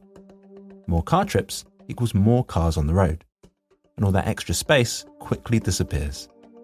Now there is a limit to all of this. If you make a 10-lane motorway into 100 lanes, you could travel without seeing another car for miles. But we're not talking about a mathematical principle. We're talking about human behaviour, which is often influenced by a whole host of different factors, something which the level of service argument cannot account for. So what impact does the introduction of new bike lanes have? Well, the induced demand effect also works in reverse, which means when you reduce road capacity by introducing new bike lanes, for instance, again, there is an immediate impact, but this time car travel becomes slower and more congested in the short term. This then discourages road use, and as a result, congestion will largely go back to similar levels as it was before, and in some cases, go down. It's called traffic evaporation. So what's so great about silence? Well, in the course of researching my book, I came across several studies into the impact that silence can have on both the body and the brain. In one study involving mice, silence was shown to promote the growth of brain cells in the part of the brain responsible for memory related to the senses. Scientists played mice a selection of sounds, including baby mouse cries, white noise, and silence, and observed that during silence there was cell growth in the hippocampus. Another study looked at the impact of listening to music on the body, and the researchers found that if silence was inserted into a track of music, the blood pressure dropped, the heart rate reduced, and the subject relaxed much more than when listening to a relaxing piece of music. This only happened when the silence was inserted in the middle of the tune itself. It didn't work for silence at the beginning or end of the experiment. So there's something about silence that comes in the middle of noise that's particularly beneficial. So silence can also enable people to actually say things that they've never been able to say before. I looked into the formation of the Samaritans, a support service for people that are feeling despairing or suicidal. The service was set up in the 50s by a vicar, and he started it because he had to conduct the funeral of a young girl who'd taken her own life. The reason she took her own life is that she'd started her periods and thought she'd contracted some terrible disease and was dying. She was deeply ashamed of what was happening to her and had no one to talk to about it. It was this that inspired the vicar, Chad Barra, to set up the Samaritans, as he didn't want people to feel that there were things that they couldn't talk about, particularly things that they were ashamed of. If you sum up all of the world's reported COVID-19 deaths from all countries since the beginning of the pandemic, you'll get a number something like 6.2 million. At least that's the number Our World in Data has tallied up. But we've known for quite some time that is a pretty severe underestimate. For one, not all COVID-19 deaths have been tested, recorded on death certificates and counted. Those numbers should be recorded, and in this day and age, it's incredible that we don't have registration systems, so we can't catalogue the departed. And then there's a whole host of other indirect impacts of the pandemic on health and mortality that aren't captured in the COVID figures. That's why the WHO has tried to estimate what's called excess mortality. Put simply, try to work out how many more people have died of all causes than you'd expect to see in an ordinary non-pandemic year.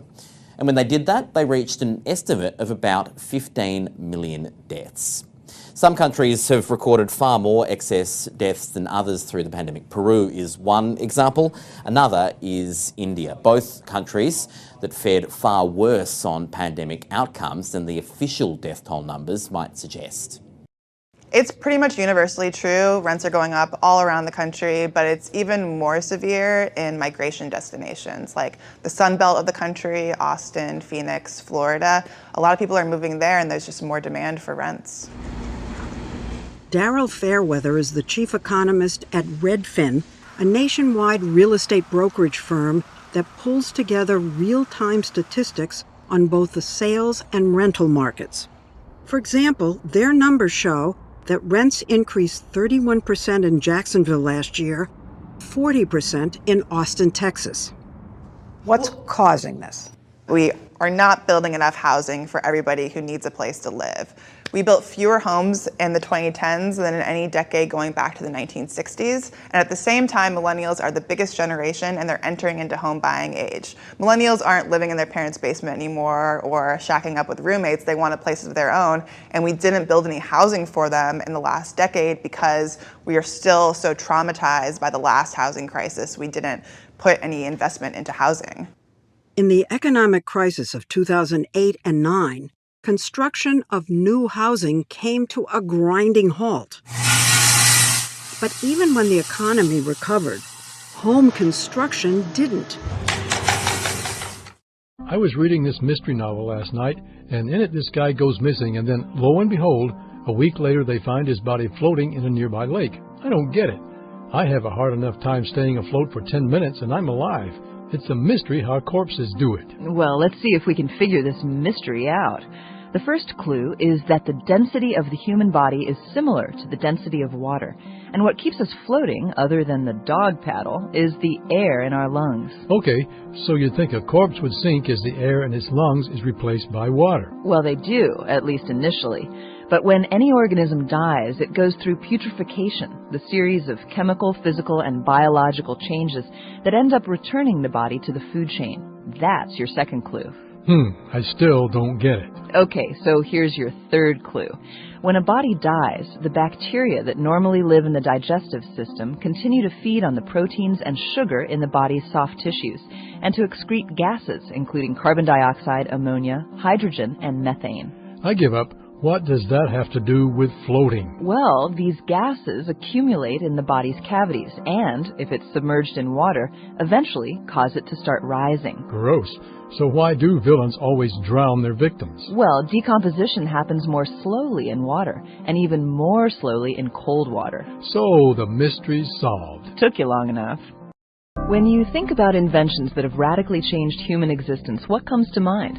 Probably the wheel, the printing press, maybe the refrigerator, and definitely personal computers. Then there are those more mundane things that we rarely think about, but without which we'd be much worse off. Like eyeglasses, for example. Imagine a world without glasses. Many of us would walk around bumping into things and driving our cars up onto the sidewalk. So who invented glasses, and how were they first made? The truth is that nobody knows who invented eyeglasses.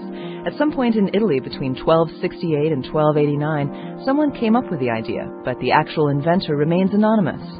What we do know is that the earliest lenses were made from quartz and were usually set into bone, metal, or leather.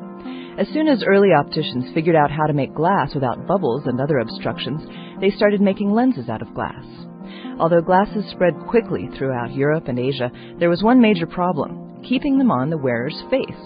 Early glasses acted a bit like scissors, pinched onto the bridge of the nose. Ouch!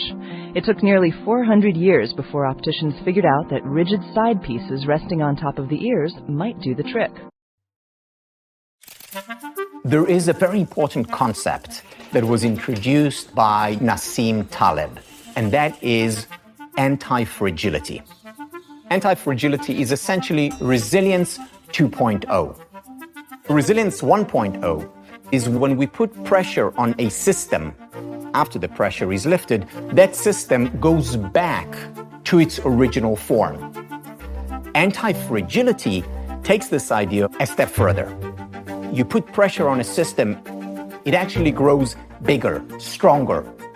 We see anti-fragile systems all around us and within us. For example, our muscular system. We go to the gym and we lift weights. We're putting pressure on our muscles. What happens as a result? We actually grow stronger. We're an anti-fragile system. On the psychological level, you know what that's called? PTG, post-traumatic growth. So where post-traumatic stress disorder, PTSD, is about breaking down, post-traumatic growth is about growing stronger as a result of pressure, stress. It's anti-fragility. Neoliberalism. The idea was built on the classical liberalism of the 18th century and a defence of individual liberty, protecting private property and the freedom of markets from external interference, taxes, regulations, levies, as much as possible. Neoliberalism argued that the market wasn't just an absence of interference, it could produce a philosophy or a way of thinking all of its own. That meant looking at the world and at transactions in daily life through the eyes of the market. You can glimpse this, for instance, when I say, I'm in the market for a beer, showing that we've internalised the idea of a market for other values.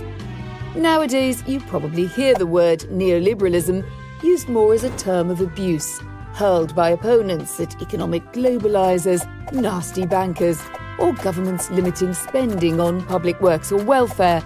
The word neo or new has morphed into a way of signalling, I don't like this one bit. It's the nearest thing economic terminology has to a rotten tomato.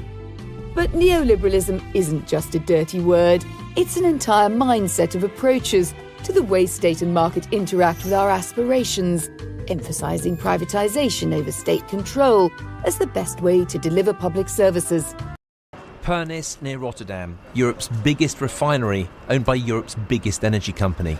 Never in its 115-year history has Shell made more money than it did in the first 3 months of this year. Shell made underlying profits of £7.2 billion in the first 3 months of this year alone. That's triple the amount they made in the same period last year. How come? Well, the global price of oil, already high at the end of last year as the world economy emerged from its COVID slumber, surged again on concerns that the conflict in Ukraine could see Russian oil supplies disrupted or boycotted. Similar story for gas. The price smashed records earlier this year. Remember, Russia is the world's biggest exporter of gas and Europe is its biggest customer. Those global prices have been reflected on UK forecourts and in UK energy bills. So what is Shell going to do with all that money? Well, in the first 3 months of the year, it gave over £4 billion to its shareholders, which, remember, include millions of UK pension savers. But it's also promised to invest up to £25 billion in the UK over the next decade, mainly on renewables and low-carbon technology, but some new oil and gas to help improve the UK's future energy security. The government has so far resisted calls from opposition parties for a windfall tax on oil and gas profits. Flexibility is the ability to adjust your thoughts, actions, and feelings to the circumstances you find yourself in. Situations change, and so it's important to be able to adjust and behave in the most functional way to achieve your goals.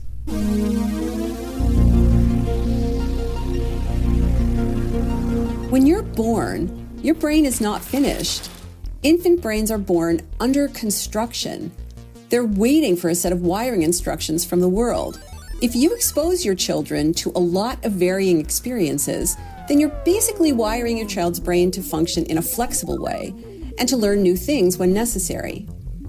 If your child's experiences are very restricted, then your child will have less flexibility to adjust their actions to the situations that they're in. There's a really well-known demonstration of flexibility called the Stroop test, a sequence of words such as red, green, yellow, blue, but written in different colours. When you present people with a whole list of these, you find that it takes people longer to name the colour of the ink when the word is written in a colour that is different to the actual word. The idea behind that is, in order to be able to name the colour requires people to switch between different pieces of information in their mind. In simple terms, what happens is that when they scan the word colour, the automatic processes of reading the word interfere with the person's ability to state the colour out loud. The more difficult people find this generally, the less cognitively flexible they are. Let's say you get vaccinated, but you still end up getting sick a few days later. Why does that happen? Let's say you get the first dose of the vaccine. Well, after your first dose, you're somewhere in like the 50% range in terms of your protection. So you could still get get the infection. So that in itself is still possible. Let's say you got the second dose and then right after it you get sick. It's very likely that you hadn't yet built up your full immunity. Remember, after you get your second dose, you're going to need about, a few weeks, like 2 weeks or so, to really be at that full immunity state. So that's another thing to keep in mind. Remember that this vaccine, no vaccine to date, is 100% effective. So there is still some small chance that someone could get sick, but the likelihood that they will get very sick, meaning sick enough to require hospitalization, is almost zero. According to one study, a typical family in Mississippi with an infant and a 4-year-old has to spend about 20% of their income on childcare. But there are federal programs to help low-income parents, Head Start and childcare subsidies in the form of vouchers. And neither program is universal. So what are these tools for? Carol Burnett is the director of the nonprofit Mississippi Low-Income Childcare Initiative. We do a lot of work trying to help parents navigate the minefield of applying for a child care voucher. And it's not just the funding, it's the application process that's incredibly burdensome, the multiple obstacles that stand in the way. Nationally, only 1 in 7 children who are eligible for child care subsidies under federal rules actually receive them. It is a critical part of our infrastructure. Child care as a safety net program is just not working, according to UC Berkeley's Leah Austin. She's the director of the Center for the Study of Child Care Employment. There's not enough of those child care subsidies today to make sure everybody who needs it gets access to it. And so, that just has a domino effect, right? If you can't, we know if you can't access childcare, the impact that has on your ability to work. You may not work at all. You may have to reduce your earnings. Women in Germany will be able to enjoy cheaper rail travel on Monday. They will be given a 21% reduction in fares as part of Germany's Equal Pay Day events. Equal Pay Day is dedicated to raising awareness of the gender pay gap. It symbolizes the number of additional days a woman must work in a year to earn what men earn. The exact day differs in each country, depending on pay disparity. It is enthusiastically celebrated in Germany, where women are paid 21% less compared to men in terms of average gross hourly earnings. Berlin's public transport company is reducing the cost of its day travel ticket by 21%, charging €5.50 instead of the usual €7. Berlin's metro system was wholeheartedly backing its Equal Pay Day initiative. It is advertising it with an online ad that vows to actually close the gender pay gap. It says, "Gender-specific wage gap. Sounds stupid. Is stupid. We'll close it." Critics of the cheaper day pass say it won't necessarily help women, as most workers in the city buy monthly travel passes. How old is your four-legged best friend? Common wisdom says that a dog ages 7 years for every human year. But Tina Wang, a graduate student at the University of California, San Diego, wanted a more accurate assessment. Her quest started 5 years ago when she rescued a dog from a shelter. I kind of just wanted to ask how old she was because I felt like they were giving me an age that was very sensical, but I wasn't sure if she was actually that old. So that kind of started this whole project. Wang worked in Trey Eideker's lab where they studied changing patterns of DNA methylation in humans. Small chemical entities called methyl groups attach to stretches of DNA, which affects what sequences are active. As we age, some stretches of DNA get more methylated and others less. The pattern is so consistent over the course of most people's lives that it can be used as an aging clock. The same process happens in dogs, and published reports existed from other labs about methylation patterns in dogs changing over time.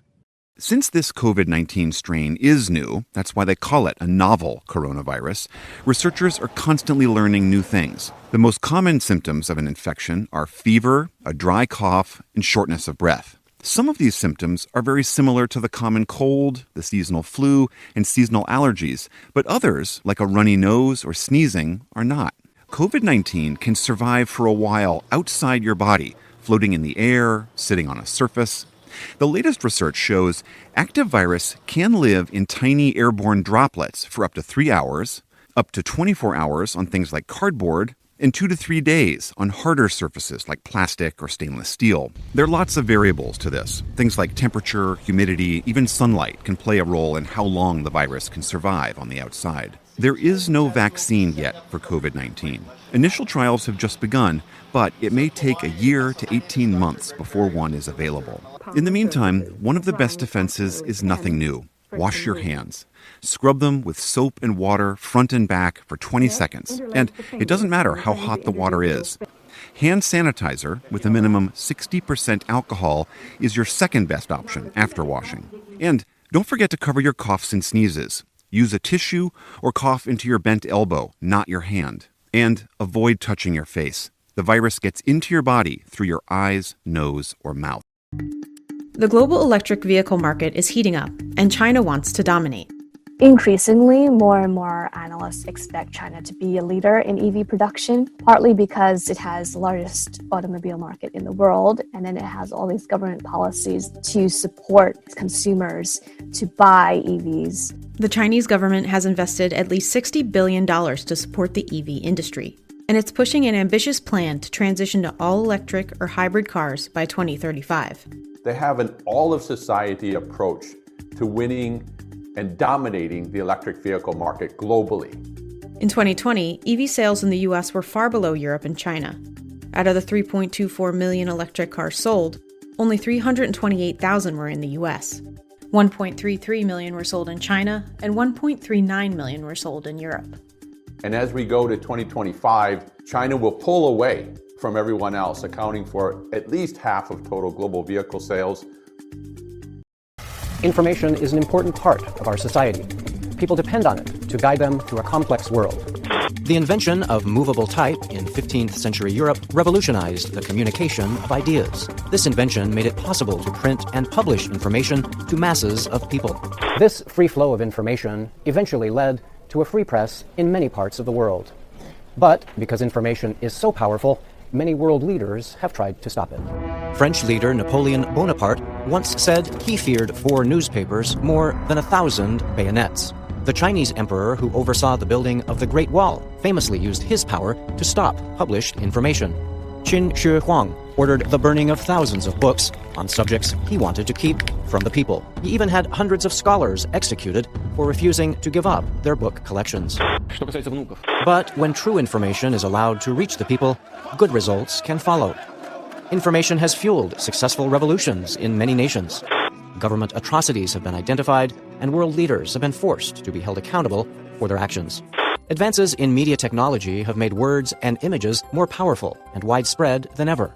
Smartphones and social media have become quick and easy tools to receive and share news and information. These tools have even made it possible for anyone with a device to gather and publish news. Today, anyone with a smartphone or a laptop can spread information and video around the world immediately. This newfound power can play a vital role in our understanding of events in places that have been cut off from traditional journalism. As in Syria, where the effects of the violent civil war are captured by citizens who are often trapped behind the firing line. In this digital age, it is nearly impossible for tyrants to mask their cruelty, and anyone can speak about oppression to a global audience. But digitization has a dark side. Social media, like Twitter and Facebook, often release information to the public that has not been verified, or long before a legitimate news organization would release it. So it is possible for erroneous information to spread quickly. Take the case of Virender Jubal. Several European news outlets named the Canadian Sikh as a possible suspect for the November 2015 Paris terror attack. They even published a photo of him wearing a suicide bomber vest. But Mr. Jubal was completely innocent. Someone had manipulated a photo on his Facebook page and posted it on social media as a joke. It quickly spread, causing Mr. Jubal to suffer extreme damage to his reputation and a lot of emotional distress.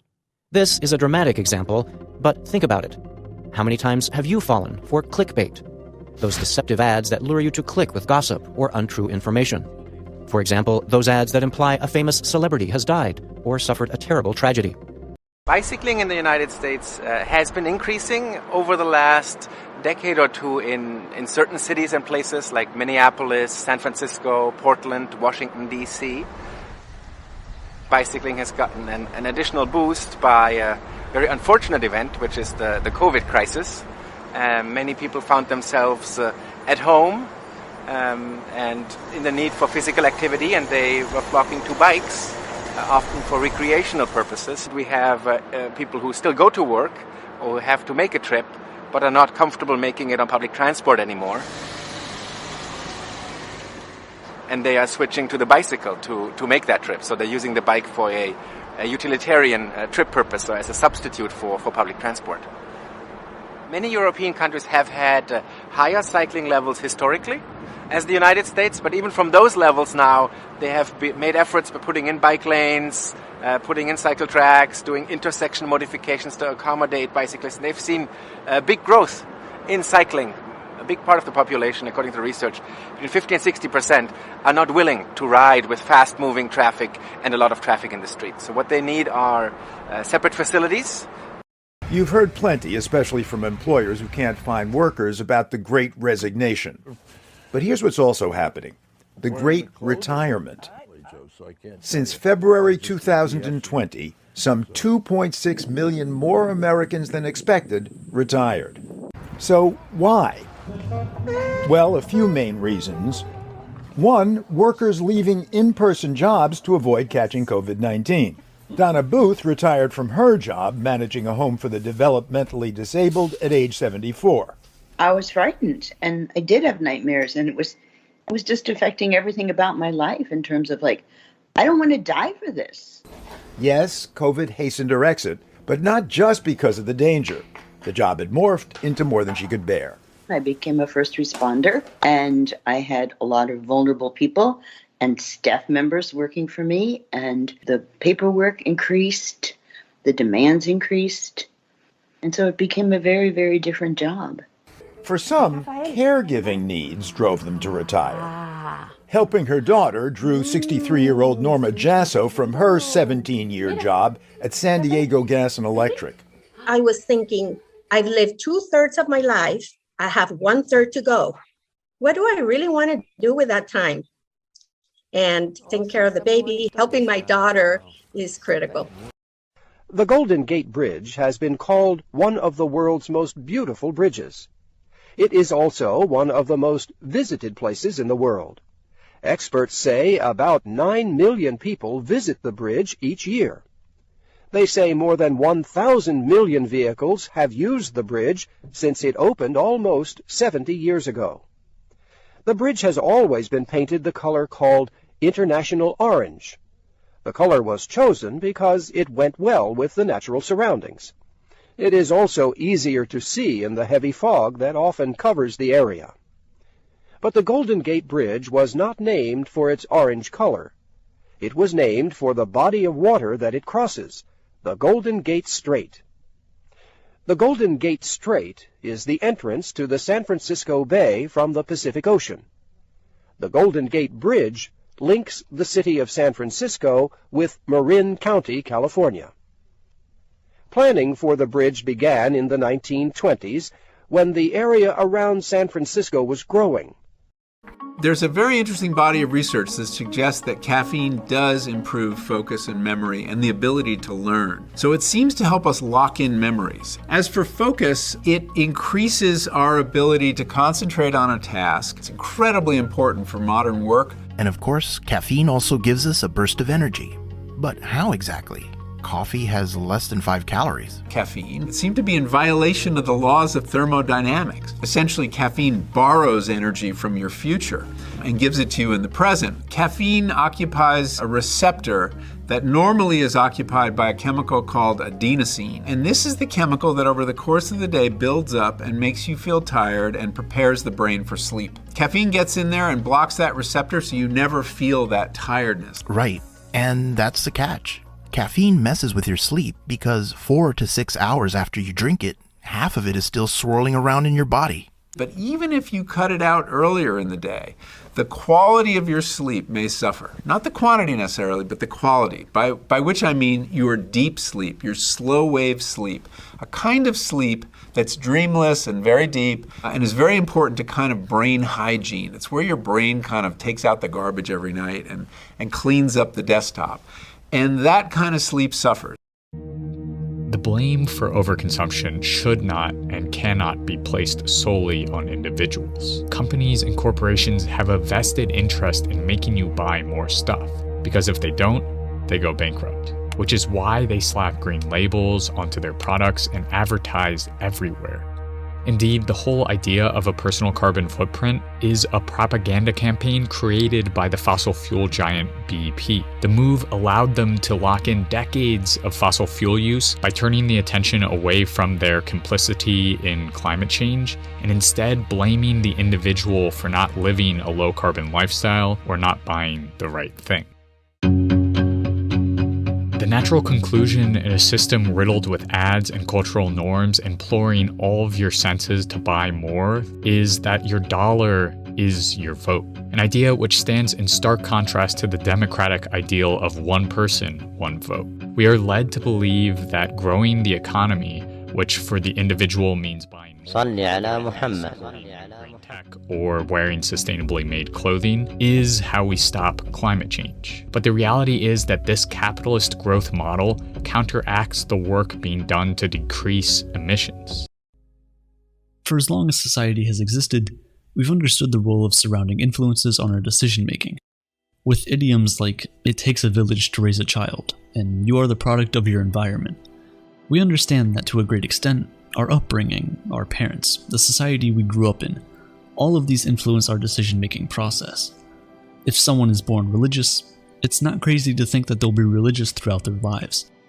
Taking it a step further, things like genetics also play a huge role in our choices. Charles Darwin, in the theory of evolution, brought forward the idea that if species do indeed evolve, then things like intelligence must be hereditary. Intelligence is a trait that helps us make better decisions, and while you can study hard to know more than the average person, for the most part, how intelligent you are is not entirely up to you. So, some people cannot make certain intelligent choices, not because they don't want to, but because their genes are limited. In that instance, would you say that the person has the freedom to make those intelligent choices? Because in reality, they do not. Their fates are predetermined by their genes. How can we all truly have the freedom to decide our fate when we're not dealt equal cards from the start? And it's not just the cards we're dealt, it's also the ability to play those cards. Some are simply born better bluffers than others. When you look at the concept of free will critically, the whole idea seems to crumble pretty quickly. In a capitalist society of widespread automation and computerization, three classes naturally emerge. At the top sit the rich and powerful, those who own the machines. Below them, those who still have non-computerized jobs and who will naturally be mainly providing services to the wealthy. And underneath them, the jobless masses, the majority of humanity. Things look pretty grim in this future. The first consequence is, predictably, extreme inequality.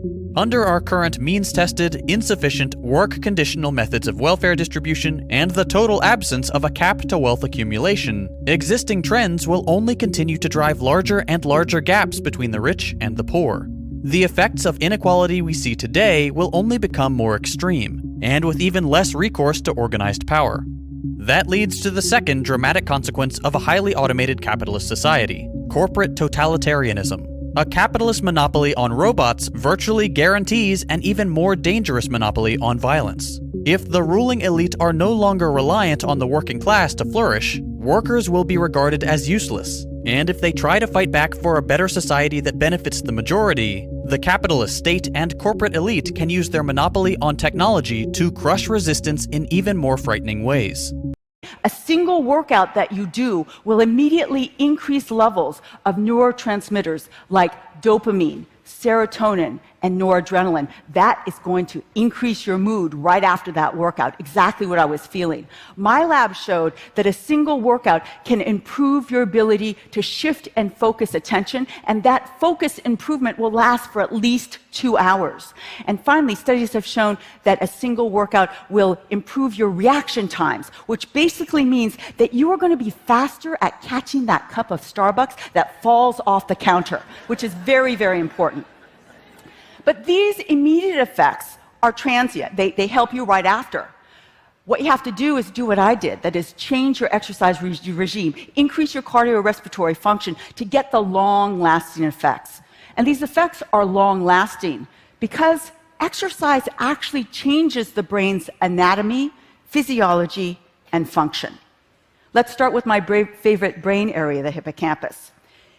The hippocampus, or exercise, actually produces brand new brain cells in the hippocampus that actually increase its volume as well as improve your long-term memory, okay? And that including in you and me. We may have been designed to sleep in a biphasic pattern, meaning one longer bout of sleep at night and then a short afternoon nap during the day. Very much like the siesta cultures around the world.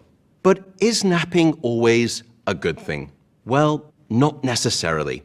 Although we and other scientists have discovered that naps can have benefits for both the brain and for the body, naps can be a double-edged sword. Long naps in the afternoon or in the early evening can just take the edge off your sleepiness. It's a little bit like snacking before your main meal. So if you are struggling with sleep at night, the best advice is not to nap during the day. Instead, build up all of that healthy sleepiness so that you give yourself the best chance of falling asleep easily and then staying asleep soundly across the night. But if you're not struggling with sleep and you can nap regularly during the day, then naps of around 20 minutes taken early in the day can be just fine. Evil is a consequence of injury. The big person did not start off evil. Their difficult sides were not hardwired from the start. They grew towards malice on account of some form of wound waiting to be discovered. It is the work of extraordinary patience and humanity. It is the work of love to go in search of what these wounds might be. To search is morally frightening because we too easily imagine that it might require us to wind up thinking well of behaviour we know is abhorrent. It doesn't at all. We can remain appalled while simultaneously tracing a path back to the true catalytic factors. The work can also be practically frightening because we imagine that it might require us to leave someone at liberty to cause us and others more pain. But again, we can keep the wrongdoer safely behind very high bars, even as we sensitively explore the origins of their violations. Once the full stories of our trespassers become known, our perspective may swiftly rework itself. The Body Keeps the Score is the beautiful and suggestive title of a book published in 2014 by a Dutch professor of psychiatry at Boston University called Bessel van der Kolk. The book has proved immensely significant because it emphasizes an idea that has for too long escaped psychiatrists and psychotherapists. Van der Kolk stresses that people who are suffering emotionally are unlikely to do so just in their minds. Crucially, their symptoms almost always show up in their bodies, in the way they sit or breathe, in how they hold their shoulders, in their sleep patterns, in their digestion processes, in the way they treat their spots, and in their attitude to exercise. Taking the body more seriously opens up new avenues for both the diagnosis and treatment of emotional unwellness. Instead of simply seeing a person as a disembodied mind, which must talk its way to a cure, a therapist is advised to see the body as a kind of score sheet of the emotional experiences that its owner has been through, a score sheet that should be read and attended to as carefully as any mental account. Space inside our arteries is fully utilized. At every heartbeat, a higher blood pressure literally compacts millions of red blood cells into massive trains of oxygen that quickly flow throughout our body. And the tiny space inside our red blood cells is not wasted either. In healthy conditions, more than 95% of their oxygen capacity is utilized. The reason blood is so incredibly efficient is that our red blood cells are not dedicated to specific organs or tissues. Otherwise, we would probably have traffic jams in our veins. No, they're shared. They're shared by all the cells of our body. And because our network is so extensive, each one of our 37 trillion cells get its own deliveries of oxygen precisely when it needs them. Blood is both a collective and an individual form of transportation. Lions are the only cats that live in large social groups called prides. A pride can have 3 to 30 lions and is made up of lionesses, mothers, sisters, and cousins, and their cubs, along with a few unrelated adult males. The pride has a close bond and is not likely to accept a stranger. Lions and lionesses play different roles in the life of the pride. The lionesses work together to hunt and help rear the cubs. This allows them to get the most from their hard work, keeping them healthier and safer. Being smaller and lighter than males, lionesses are more agile and faster. While it may look like the lionesses do all the work in the pride, the males play an important role. While they do eat more than the lionesses and bring in far less food, males patrol, mark, and guard the pride's territory. Males also guard the cubs while the lionesses are hunting, and they make sure the cubs get enough food. When a new male tries to join a pride, he has to fight the males already there. The new male is either driven off or succeeds in pushing out the existing males. We just don't have the capacity to process everything at once. This is a particular problem when we try to multitask. We can switch attention from one task to another and back again. But when attention is overloaded, we miss things. And the result is nearly always that we perform tasks less well than we would doing them one at a time. It's only truly possible to do 2 things at once if they require different sets of cognitive resources. For example, it's totally possible to read a book and listen to music at the same time, which would suggest that driving while talking on the phone is not a problem, as long as it's a hands-free phone. It's not that simple, though.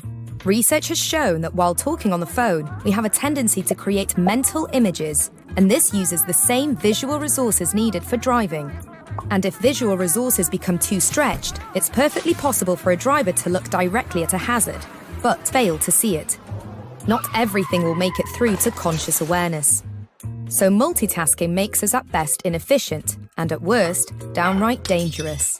If you're feeling like you should be doing 17 things at once, remember, that's just not the way your brain is wired. But like other low-impact exercises, yoga reliably improves fitness and flexibility in healthy populations. The practice has also been shown to be a potentially powerful therapeutic tool. In studies involving patients with a variety of musculoskeletal disorders, yoga was more helpful at reducing pain and improving mobility than other forms of low-impact exercise. Adding yoga to an existing exercise routine can improve strength and flexibility for hard-to-treat conditions like chronic lower back pain, rheumatoid arthritis, and osteoporosis. Yoga's mix of physical exercise and regimented breathing has proven similarly therapeutic for lung health. Lung diseases like chronic bronchitis, emphysema, and asthma shrink the passageways that carry oxygen, while weakening the membrane that brings oxygen into the blood. But breathing exercises like those found in yoga relax the muscles constricting those passageways and improve oxygen diffusion. Increasing the blood's oxygen content is especially helpful for those with weak heart muscles who have difficulty pumping enough oxygen throughout the body. And for those with healthy hearts, this practice can lower blood pressure and reduce risk factors for cardiovascular disease. So in the seller's market, what marketing tends to be is what we call product-focused marketing. You have the product. If the customers want it, they're going to come to you. In that case, you should develop that product to the best of your ability. You should innovate in that product, you should try to reduce costs, and you should really focus on the product. Your business objective in a product-focused market is to sell as much as you can. And profitability from a product-focused market is going to come from volume, selling as much as you can. In the past, when we've studied product-focused markets, we've shown that profitability is tied to market share. So market share becomes your business objective. And why does market share increase profitability? Because the bigger your market share, the more your revenues. And the bigger your market share and your volume, the lower the product cost and hence profitability. Higher revenues, lower costs, more profit. That's really the goal of a product-focused market. And when you're product-focused, where do you get growth? Will you develop new products based on your product experience, or you go to new markets? That's product-focused marketing. Someone who looks extremely active, whose diary is filled from morning till night, who's always running to answer messages and meet clients, may appear the opposite of lazy. But secretly, there may be a lot of avoidance going on beneath the outward frenzy. Busy people can evade a different order of undertaking. They are practically a hive of activity, yet they don't get around to working out their real feelings. They constantly delay the investigation of their own lives. They're lazy when it comes to understanding particular emotions. Their busyness may be a subtle but powerful form of distraction. Our minds are in general a great deal readier to execute than to reflect. They can be rendered deeply uncomfortable by so-called large questions. What am I really trying to do? What do I actually enjoy? Who am I trying to please? By contrast, the easy bit can be the running around, the never pausing to ask why, the repeatedly ensuring that there isn't a moment to have doubts or feel sad or searching. Busyness can mask a vicious form of laziness. Our lives might be a lot more balanced if we learn to reallocate prestige, pulling it away from those with a full diary and towards those wise enough to allow for some afternoons of reflection. We should think that there's courage not just in travelling the world, but also in daring to sit at home with one's thoughts for a while, risking encounters with certain anxiety-inducing or melancholy but also highly necessary ideas.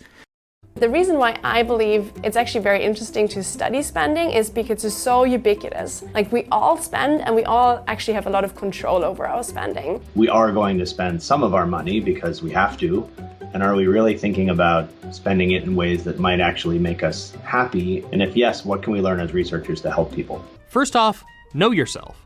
Are you an introvert, an extrovert? How do you want to spend your money? Second, use your money to build social relationships. And third, put an emphasis on experiences over things. So if I were to analyze myself for my money, if I'm getting the best return, I am a person who loves my family and I love sharing experiences with them around food. So I'm thinking I will spend that extra budget money, for the purposes of the show, to take my mom with me to Italy. And we have some fantastic meals. So imagine like a group of software engineers that all sit together in the same room and play ping pong after hours and know one another. Those type of groups can really tolerate the nonconformist weirdo, and that might actually be a very good thing for the organization, because that weirdo, so to speak, right, this person who's not behaving in the appropriate way, is probably also a reflection of the fact that that person is bringing new ideas and new sensitivities and has different ways of thinking of problems. And that might be really important for the organization's success, especially if this organization needs some innovation and new thoughts in order to be successful with its product offerings. So, we find that there's this trade-off between your ability or tendency to behave in a compliant way, but also the security or lack thereof that you gain from the extent to which you're part of a tight-knit group or not. And really being in the right kind of sweet spot leads to the greatest success in organizations. Research has shown that in certain situations, silent meetings actually work better. Specifically, if the goal of a meeting is to brainstorm or solve a problem, silent meetings have been shown to generate better ideas. But why? Solutions to a problem will often be a novel idea, and novel ideas challenge convention. They can rock the boat and make people feel uncomfortable. But when participants gather around a table and generate written solutions in silence, a safe space is created. Novel ideas can emerge, and people are less afraid of feeling embarrassed. Silent meetings also circumvent negative effects of something called production blocking. In a conventional meeting, only one person at a time can speak. As you wait your turn, the conversation may shift and you may lose your opportunity to raise an idea. Silent meetings allow for everyone to express ideas simultaneously. So how do you create a silent brainstorming meeting? Have people write down their ideas independently, then sort them into clusters, discuss, and vote on the ideas that people like. The key is to let the initial ideation phase happen independently and in silence, so we can separate egos from ideas. Silence is just one alternative. Since meetings have different goals, there's no reason they all have to look or sound the same. We tend to operate with the view that the best way to please people is not to bother them too much. We keep many of our dilemmas and confusions away from those we like, for fear of irritating or inconveniencing them, and so spoiling the relationship. But our analysis is missing a key detail of human psychology. We like to be bothered. Not at all times and over all things, nor at the expense of our own critical needs, but fundamentally we have a powerful urge to feel helpful. We need to be needed. All of us suffer from a fear of superfluity, which the requirements of others has a critical capacity to appease. We can pick this theme up in the realm of work. Work is at its most gratifying when it affords us a feeling that we have, over the course of a day, managed to appease the suffering or increase the pleasure of another person. There are so many stories of being exhausted by the requests of others. Too few of the delight we experience when we turn around someone else's distress, boredom, or craving. We can't ultimately feel our valuable sides until we're called upon to exercise them. We don't have a sense of our strength until someone else needs us to lift something. We can't feel intelligent until someone asks us to solve an issue. We can't feel wise until we've been brought in to adjudicate a dispute.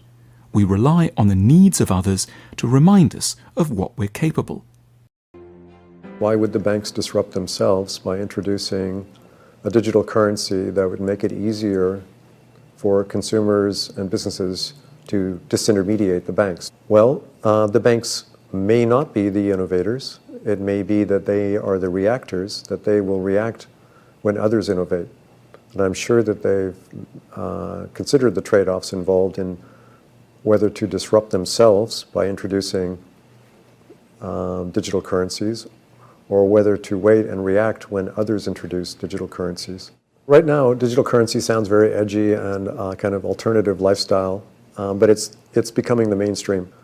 And so the banks, the largest banks in particular, are very aware of this. They're investing in the technology, and they will provide this service as soon as it's profitable enough, after considering the cost to them of losing some of their current business that they're going to disrupt. Banks will eventually either be leading or following, but they'll be involved. They can't avoid it. Does this sound like your organization? Coworkers see each other not as colleagues, but as cutthroat competitors? Bravado, extreme work hours, and unreasonable risks are rewarded? And expressing emotion, especially doubt, is a sign of weakness. If those sound familiar, your workplace could have what researchers call a masculinity contest culture. And these contests can be a sign of serious organizational dysfunction. Not only do they leave women out or force them to play in a rigged system of ridiculous rules, they also short-circuit teamwork, decrease innovation, and hurt the bottom line with employee turnover or harassment lawsuits. Researchers found 4 masculine norms that correlate strongly with organizational dysfunction. 1. Show no weakness. Swagger and overconfidence suppress vulnerability, uncertainty, and tenderness. 2. Strength and stamina.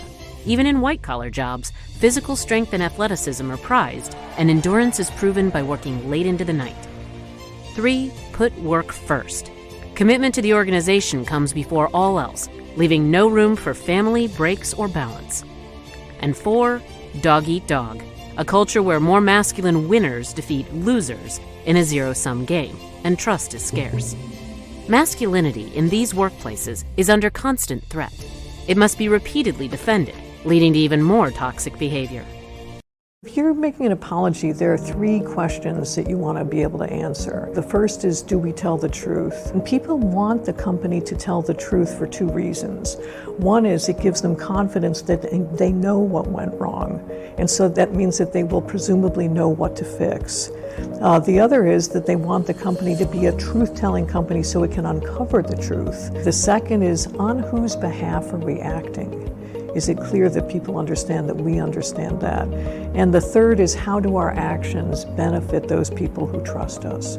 So what is it that we're going to do in the future that's actually going to make people believe that we're going to fix the problem we created? And this is where all those facts matter, because if you've laid that out pretty clearly, then there is in fact a path to describe what it is that you're going to do. And so that action planning part is part of the apology too, because that gives you confidence that the company actually knows how to get from the current state to the future state where this kind of thing's not going to happen. And profitability is defined by 5 competitive forces. Let's start with your buyers, or customers, who would always be happier to pay less and get more. In the airline industry, price competition is fierce because so many travelers just want the cheapest flight. Then, there are your suppliers, who'd ideally like to be paid more and deliver less. Powerful suppliers will use their clout to raise prices or insist on other more favorable terms. A third source of competition comes from substitute products or services that meet the same basic need you do. These aren't always obvious rivals. The toughest competitors may come from different industries. New entrants can also create tension. For instance, Southwest Airlines challenged the industry by flying just one kind of airplane, reducing costs and allowing it to offer better ticket deals. This pushed other carriers to spend more to retain their customers. Finally, you still have to fight your existing rivals, and intense competition reduces everyone's profitability. The major airlines have been in this position for years, forcing them to defend increasingly narrow profit margins, with fees for exit row upgrades, checked bags, even snacks. So Facebook started out as a way to talk to your friends, and then became a place you shared baby photos with your grandparents, and now you can shop on Facebook properties, you can message, Instagram, WhatsApp.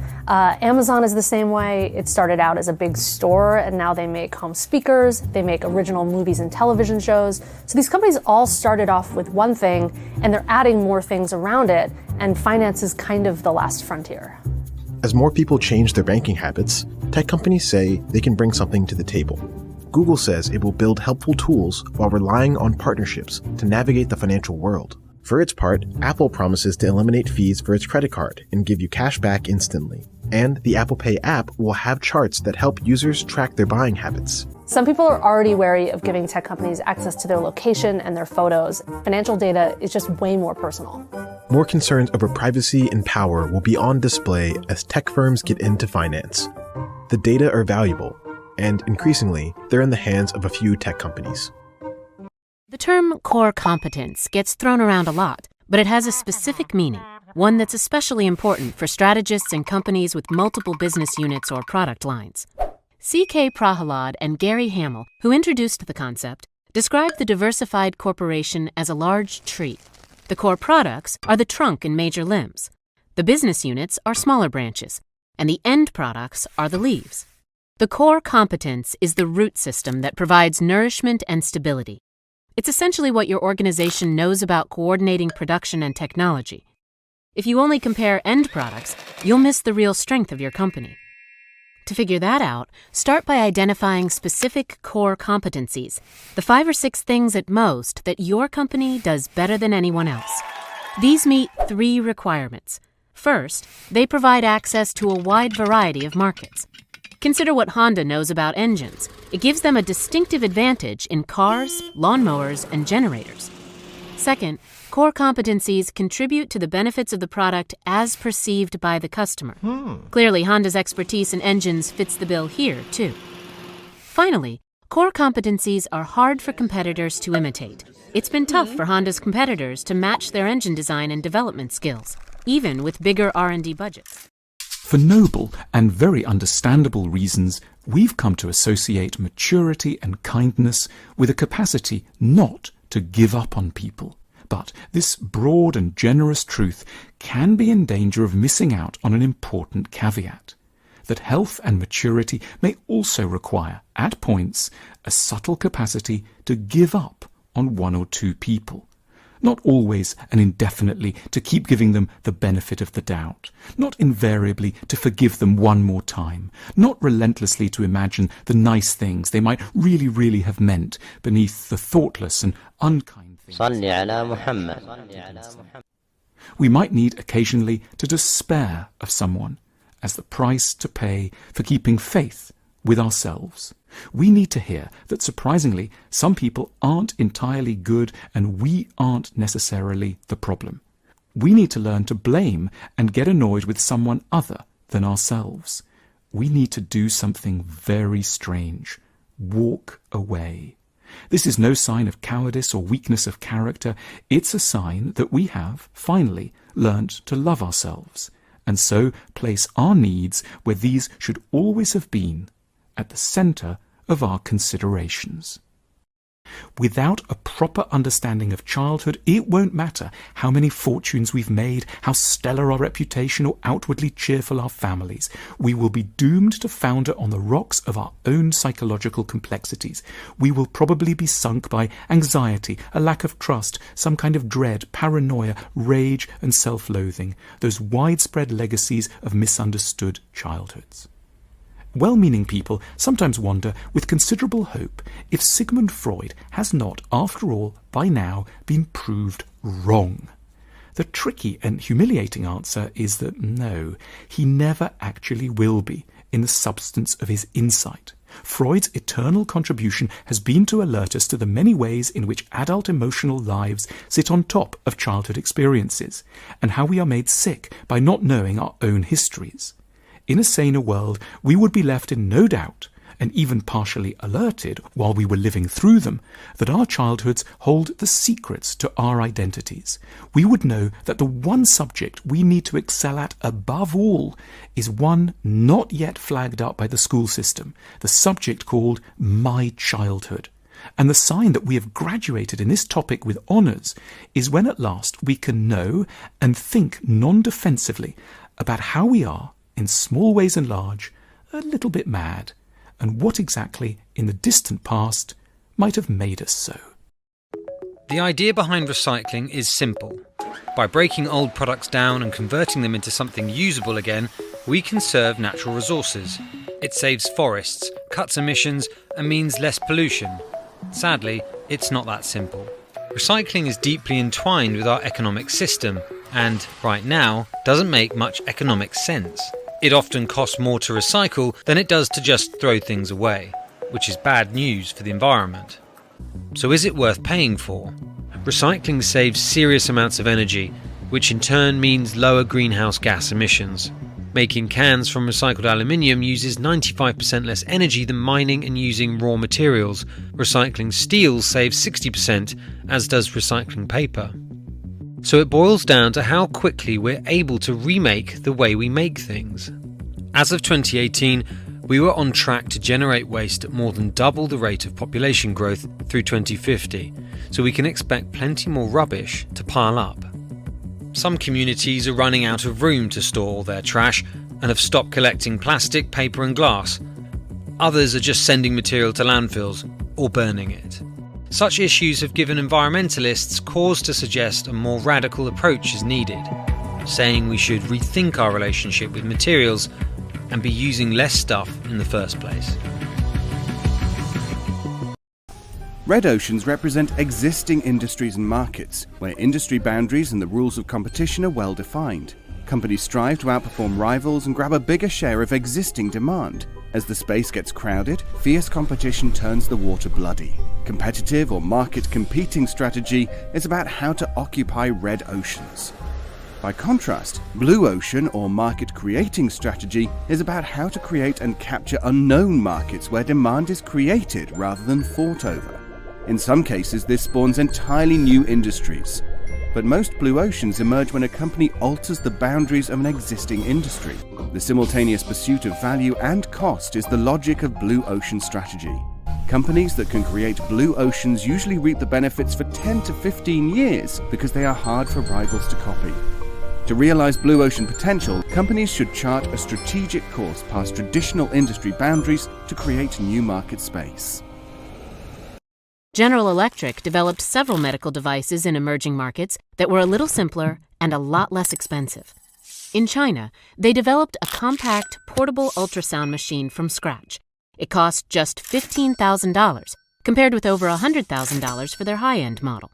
Although it didn't have all the bells and whistles, it was a hit in China's rural clinics. That's when GE realized that American doctors could use it too. Not to compete with the more expensive product, but for new uses, in situations where portability was important or space was tight. This is what Vijay Govindarajan and Chris Trimble call reverse innovation. Not only does it result in products that address market needs in emerging economies, it also creates new sales opportunities in developed ones. Reverse innovation can be tough to pull off, but there are two reasons to try. First, because emerging markets have larger populations and lower per capita GDPs, they're especially sensitive to many of the forces affecting competition in global markets today. Products built for emerging markets are more likely to be well suited to issues that ultimately affect every market. Second, as emerging market companies grow, they'll be looking to export their own products, often at much lower prices, which incumbent firms will find tough to beat.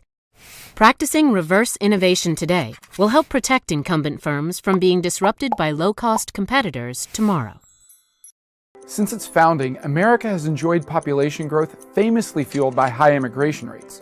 But Americans have historically had very large families compared to other countries as well. But times are changing. Birth rates today have fallen to their lowest point in history. And while birth rates have historically been connected to economic cycles, the present decline is happening during good economic times. The causes of the decline will be familiar for many viewers: high housing costs, less dating and marriage, economic and social uncertainties. And even though surveys show Americans still want big families, there are no cheap, easy solutions to fix this problem. And unfortunately, the problem is self-reinforcing. Fewer children means that future generations will have fewer workers serving more people, who themselves will have less time to bear and care for children, or retirees for that matter. Even if Americans reform housing policy or offer greater financial support for families, our birth rates will continue to decline, and the fast economic growth that made America so strong in the 20th century could vanish in the 21st. More than 20 years ago, Ron Haskins and Isabel Sawhill of the Brookings Institution sifted the social science data and found that anyone who finishes high school, works full-time, and marries before having children almost never experiences poverty. They called this the success sequence. What the sequence misses is that each of these steps is enormously complex. It takes a lot of parental attention, energy, and love before a child crosses the stage at a high school graduation. Social networks are critical to finding a full-time job. A happy marriage is arguably the most complex challenge of all. Looked at this way, it's not so much a sequence as a decades-long dialogue between the individual, their family and friends, and the community. Education, work, and marriage are the marks of a successful life as it unfolds. We owe Haskins and Sawhill a profound thanks for bringing us the success sequence. The job now is developing the strategies for strengthening families and communities so that more people find the path and stay on it. Successful economies and cultures are built on trust, but a number of high-profile data breaches and privacy intrusions have caused anxiety for consumers and gotten the attention of Washington. New legislation may be needed to bolster confidence in the digital marketplace, but we've got to be thoughtful about it so we don't strangle the golden goose that we call the internet. 3 points. Explosive growth of digital services shows that the benefits of data flows far outweigh the costs. Slow productivity growth in many industries stems from a lack of information intensity, too little data. Policies should thus encourage the use of more data while putting consumers in control of sensitive information. A new national privacy law would consolidate existing industry-specific laws, prevent a patchwork of conflicting state laws, and clarify the FTC's enforcement strategy for the digital age. But regulations cannot solve every problem. Evolving social norms, more robust institutions, and new privacy-promoting technologies will actually do most of the heavy lifting of protecting our privacy and promoting data flows. The main problem we have isn't an issue of actually doing the work. It's just starting. Starting is the hardest part. So how do we make that easier? Take your large tasks and break them into something small. Once you think you've made it small, make it even smaller than that. After the first time, you're likely still not thinking small enough. Do the same with your time commitment. It's great that you've blocked out the next 3 hours to do work, but guess what? Studying for 3 hours is incredibly daunting. You do not want to do that. You want to watch Med School Insider's YouTube videos instead. Well, here's how you get past that. You're not studying for 3 hours anymore. Instead, you're studying for only 25 minutes, which is a lot easier than 3 hours. After those 25 minutes are done, you're getting a break, guaranteed. Seems simple enough. This is the Pomodoro technique in action, and it is one of my favorite study hacks. Early on in the day, I generally like to knock out the difficult tasks first, since it makes the rest of the day a breeze. But I don't always get the luxury of doing that. There are instances where starting is so difficult that there's no way I would be able to tackle the most daunting tasks first. In those instances, I start with something easy. That can be something as simple as doing my laundry or washing dishes. Once I've built that little momentum in getting something small done, having that small victory, it becomes much easier to step it up to something a little bigger. Human beings in the wild savannah needed each other in order to survive. In today's modern society, people need protection from other people too. Rousseau was the first to acknowledge that. So if we agree that this is one of the first fundamental functions of society, we should in fact reject any human behavior that goes against this theory. So it's true, Beethoven was a rude and vulgar person who probably suffered from a bipolar disorder. Van Gogh lost his mind. Other artists can be labeled as eccentric, antisocial, or even estranged from society. Nevertheless, as long as they don't cross over the line and breach the basic human contract, we may savour and rejoice their art and creations. This is why I am able to enjoy Beethoven's magnificent creations. Yet on the other hand, as a daughter of a Holocaust survivor, I am unable to listen to the music, magnificent as it may be, of composers who believe, for example, in the final solutions of the Jews. An artist that breaches this contract, that endangers the freedom and safety of members of society regardless of their religion, faith, beliefs, or background, by a direct action, and this is very important, only by a direct action, should lose its place in society, together with the privileged platform of which he presents his creativity and art, and along with this, the power we attribute to it. Unless he regrets his action. Yes, apology can be accepted. When the Second World War came to an end, the British took some German civilians around the Belsen concentration camp. And why did they do this? To show them what their own soldiers had done during the war. It was reported that one of the civilians had said, "What terrible criminals these prisoners must have been to receive such treatment." Not uttered by a guard, but by a civilian. The just world hypothesis is a cognitive bias in which we as human beings try to make sense of a world that is unfortunately unjust. We like to believe noble acts lead to reward and bad actions result in punishment. And so when we see bad things happen to good people and good to bad, there is a tendency to view such situations in a way that reduces this sense of guilt or discomfort. So why do humans feel awkwardness? According to Pte Sst, author of the appropriately titled book Awkward, this is part of human evolution. In hunter-gatherer times, sticking with social norms, like saying thank you when someone gives you something or waiting your turn for food, was a way to keep tight-knit groups together and keep out anyone who might be a threat. Today, we're still sensitive to tiny, even silly social customs, like responding to "how are you" with "fine" as a sign of mutual respect. When you deviate from those norms, it's awkward, And for some people, these social graces just don't come naturally. Take eye contact, for example. Studies say the right amount of eye contact during conversations is about 3.3 seconds. But awkward people don't instinctively do that. But when we don't look people in the eyes, it makes them feel socially ostracized. According to Tashiro's work, awkward people tend to look at other parts of the face, like the chin or the ear, more than the eyes. Therefore, they might end up alienating the person they're talking to and missing out on important information about how that person might be feeling. The good news is that if your brain isn't great at social cues, it might be good at other stuff instead. Research shows that many autistic people are amazing at memory, pattern recognition, and problem solving. Let's imagine you're about to hold a meeting to make an important decision and you're in a hurry.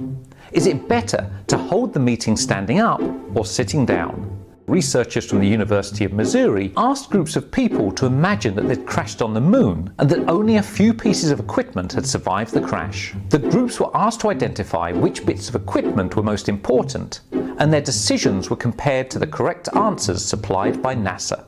Some of the groups held their meetings standing up, and the others held them sitting down. Sit-down meetings lasted 34% longer, but the two types of meetings produced the same number of correct decisions. And so next time you need to hold a meeting in order to make an important decision, you can save time by simply standing up. When economists study gift giving, they're very concerned with one thing: waste. Let's say, hypothetically, that my grandmother buys me a sweater that I hate, and your grandmother buys you a sweater that you hate. Sorry, grandmothers. Before long, we're talking about billions of dollars of waste in the economy. Economists call this dead weight loss, and they estimate that up to 30% of the value of all gifts is wasted. That means that companies wasted time making the gifts, it means that givers wasted time picking it out, and it means that recipients wasted time returning it. There's a way to fix this. There is a very specific gift that is always worth the exact same to both the giver and the receiver. It's called cash.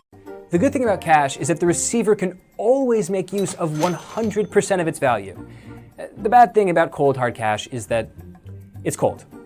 It doesn't say anything except, here, take some money. So this is a conundrum. We know that the more comfortable we feel around someone, the less effort we will make about how we appear, and conversely, the more anxious we are about the judgment of others, the more our reflection has the power to horrify us. The issue is never that of our appearance. It is about our sense of our vulnerability to humiliation. When we meet people who are perpetually sick with worry that they are not attractive enough, we should not rush in with physical compliments. This is only to foster and unwittingly reward an aggravating criterion of judgment. We should learn to spot the wound in their early relationships that have made it so hard for them to trust that they could matter to others in their basic state, and that therefore perpetually evokes them in an unflattering self-image. They are not ugly per se. They were, when it mattered, left painfully unloved, and ignored to an extent that they are liable never to have recognized or mourned adequately. Their arrival in the world did not delight a few people as it should have done, and therefore need compassion, sympathy, and emotional validation far more than they will ever require the tools of outward beautification. Feeling ugly stems from a deficit of love, never of beauty. I encourage people to provide feedback to one another. It's a gift. It's also often part of your job, but too often we don't go far enough. So I suggest that we create psychological contracts. You don't do it with everybody, but it is an opportunity to agree to exchange extremely honest feedback by mutual consent in a safe and trusting way. I say to somebody who I trust, whose opinion matters to me, I'm getting up on stage. Let me know afterwards. Was I clear? Did I give too much information? Too little information? Did I move too much? Did I engage with the audience? Tell me the truth. That's an immediate request for honest feedback, and we are creating a psychological contract. You're not going out of bounds if you tell me exactly what you think. I also tell people, if you're going into a meeting, pick the person who's going to just pull on their ear to let you know you're going off topic, whether your data is really not holding up in that room, and getting an immediate sense from somebody, the unvarnished truth about what's going on. Now, what's really interesting about this time is that because of coronavirus, kids have all this time to self-reflect and self-assess. And so we should be actively promoting meta-learning during this time. And so what I've suggested is that we promote the idea of a learning journal. So the idea is this: let kids decide their own learning path. Let them decide what they want to learn. It could be if they want to learn how to cook. It could be if they want to learn how to drive a car. It doesn't matter. What's important is that they write down their learning journey. And so there are 3 components to a learning journal. First is to define the goal concretely and precisely. It's better to say I want to be able to run a marathon in less than 4 hours than it is to say I want to finish first in a marathon. Second is to write down the learning process, so thinking of a cooking recipe and writing down how you cook something. The third and most important component of a learning journal is to write down your observations, collect data, self-reflect, and develop new learning strategies for yourself. And during this process, teachers don't go away. Teachers play a very important role in that they become coaches. I would say that being a coach has 3 main functions. The first function is to motivate the student. Second function is to identify witnesses in the learning journal. And the third and most important function is to constantly suggest new learning strategies. The 3 things that I think it really takes to be an effective manager are these. First of all, learn to delegate. The most important thing is you have to trust your people to do work themselves. And if you're in the business of overseeing every single decision they make, you're not going to be a very effective manager because you'll be stretched too thin, and you'll certainly never be able to rise to higher levels of management where you're overseeing dozens or hundreds or even thousands of people. So that's the first thing. The second is work hard to understand what the people underneath you do. They have there's this tendency to think, if I came up through one skill, as I oversee people with different skills, I'm just going to trust them to get it right. And you have to. Of course, you're not going to be able to understand what everybody on your team does all day. But if you can understand their motivations, their terminology, their way of communicating, you're going to be a lot better as a manager. And finally, this is a kind of simple thing, but have as many one-on-one meetings as you possibly can. I think one thing that there's a lot of evidence is that having one-on-one meetings, especially with your direct reports, is one of the strongest predictors of success as a manager. Big meetings aren't good. Little meetings can be very good. It's time-consuming, it's hard, but it's a thing that really correlates with success as a manager. One of the things I do in my psychology seminar is I assign papers to students, and then I extract out propositions from the papers. And they're propositions that are debatable. Well, what you want to do as an educator is you don't want to put forward a specific point of view. Not when what you're trying to do is to discuss a contentious issue, right? What you want to do is teach people how to take an argument apart and formulate a response. And to do that, it's actually extraordinarily useful to arbitrarily assign positions to people. It's like, I don't care what you think. You're pro on this topic. Generate an argument. And what that does is it vastly widens people's conceptualizations of the argumentative space. Because most really contentious issues, gun control, abortion, those sorts of things, there is a lot to be said on both sides. They wouldn't be contentious issues otherwise. They're issues that don't go away. Well, why? Well, because they're so complex. They don't lend themselves to easy unitary solutions. One of the things you want to learn if you're educated is that on any complex subject, there's a lot to be said. And that, you're going to come at that with your particular ideological bias, let's say your temperamental bias. Maybe even you might even come up at it with things you've actually thought about, although that's pretty damn rare. But you need to learn just exactly how localized your viewpoint is. A very famous study done by colleagues at Duke University had flashed either the Apple logo or the IBM logo to 2 randomized groups of participants. The study found that after being subliminally exposed to the Apple logo, compared to when you've been exposed to the IBM logo, participants performed better on creative tasks. And the argument is that Apple has been telling you this story over and over again, that Apple is the brand for hip, cool, fun, creative people. This is the true power of brands.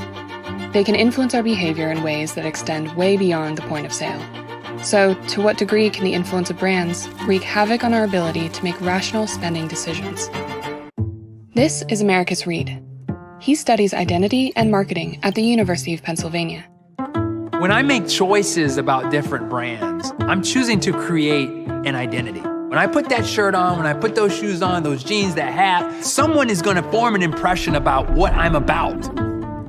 So if I'm choosing Nike over Under Armour, I'm choosing a kind of different way to express affiliation with sport. The Nike thing is about performance. The Under Armour thing is about the underdog.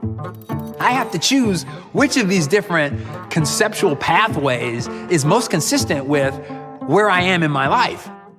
And once a consumer makes that choice, their relationship with a brand can deepen to the point where they identify with the brand like family. And once you identify with a brand, it can shape the way you behave. In fact, a lot of what we perceive as flavor comes from the odor molecules that float up to our smell receptors through our mouths. And as with taste, studies have shown the visual cues we get from color help us identify smells more quickly and accurately. In fact, one 1981 study found that the source of a smell doesn't have to be the corresponding odor. The color and odor just sort of need to be in the same place. Like, the author of this study found that if an odor was presented along with colored words or patches, subjects could identify it faster and more accurately than odors presented with inappropriate color cues. So as an example, the smell of lemon would likely be easier to identify in a yellow room than in a pink room, which sounds strange. But what all this research adds up to is very clear evidence that color influences our perception of smell and taste. What's less clear is why this happens. Scientists have not nailed down one single answer, but there are a few possibilities. The first is that the appearance of food or drinks produces what some researchers call an expectancy-based effect. Basically, the color of something tells you what to expect, and your expectation is actually enough to overpower reality and influence the way you identify a taste or smell. This idea is similar to the placebo effect, where people's beliefs about a treatment actually change the symptoms they experience. Another way color could influence how we identify a flavor or smell is by directing our attention.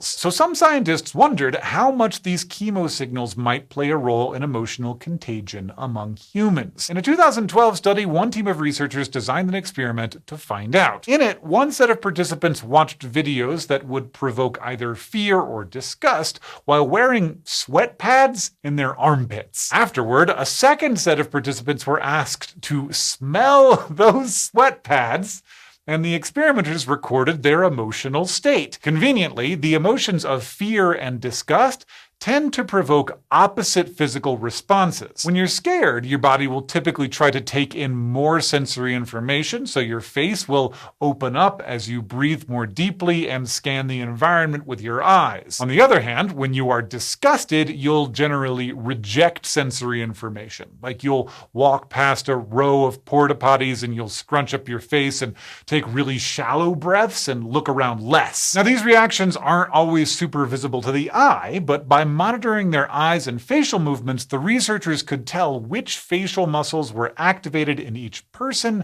and which emotional state their expressions reflected. And the authors found that participants who sniffed disgust sweat tended to display disgust, which seems like a normal reaction when you're sniffing sweat pads, but also those who sniffed fear sweat would also display fear. A huge shopping revolution is happening in China right now. Shopping behaviors and also technology platforms have evolved differently than elsewhere in the world. For instance, e-commerce in China is soaring. It's been growing at twice the speed of the United States, and a lot of the growth is coming from mobile. Every month, 500 million consumers are buying on mobile phones. And to put that into context, that is the total population of the United States, UK, Germany combined. But it is not just about the scale of the e-commerce. It is the speed of adoption and the aggregation of the ecosystems. It took China less than 5 years to become a country of mobile commerce. And that is largely because of the two technology platforms, Alibaba and Tencent. They own 90% of the e-commerce, pretty much the whole market, 85% of social media, 85% of internet payment, and they also own large volume of digital content, video, online movie, literature, travel information, gaming. When this huge base of mobile shoppers meets with aggregated ecosystems, chemical reactions happen. Today, China is like a huge laboratory generating all sorts of experiments. You should come to China because here you will get a glimpse into the future. Like any form of systematic oppression, fat phobia is deeply rooted in complex structures like capitalism, patriarchy, and racism. And that can make it really difficult to see, let alone challenge. We live in a culture where being fat is seen as being a bad person. Lazy, greedy, unhealthy, irresponsible, and morally suspect. And we tend to see thinness as being universally good, responsible, successful, and in control of our appetites, bodies, and lives.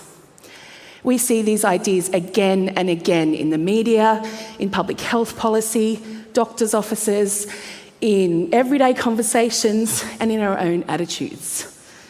We may even blame fat people themselves for the discrimination they face because, after all, if we don't like it, we should just lose weight. Easy. This anti-fat bias has become so integral, so ingrained to how we value ourselves and each other, that we rarely question why we have such contempt for people of size and where that disdain comes from. But we must question it, because the enormous value we place on how we look affects every one of us. And do we really want to live in a society where people are denied their basic humanity if they don't subscribe to some arbitrary form of acceptable?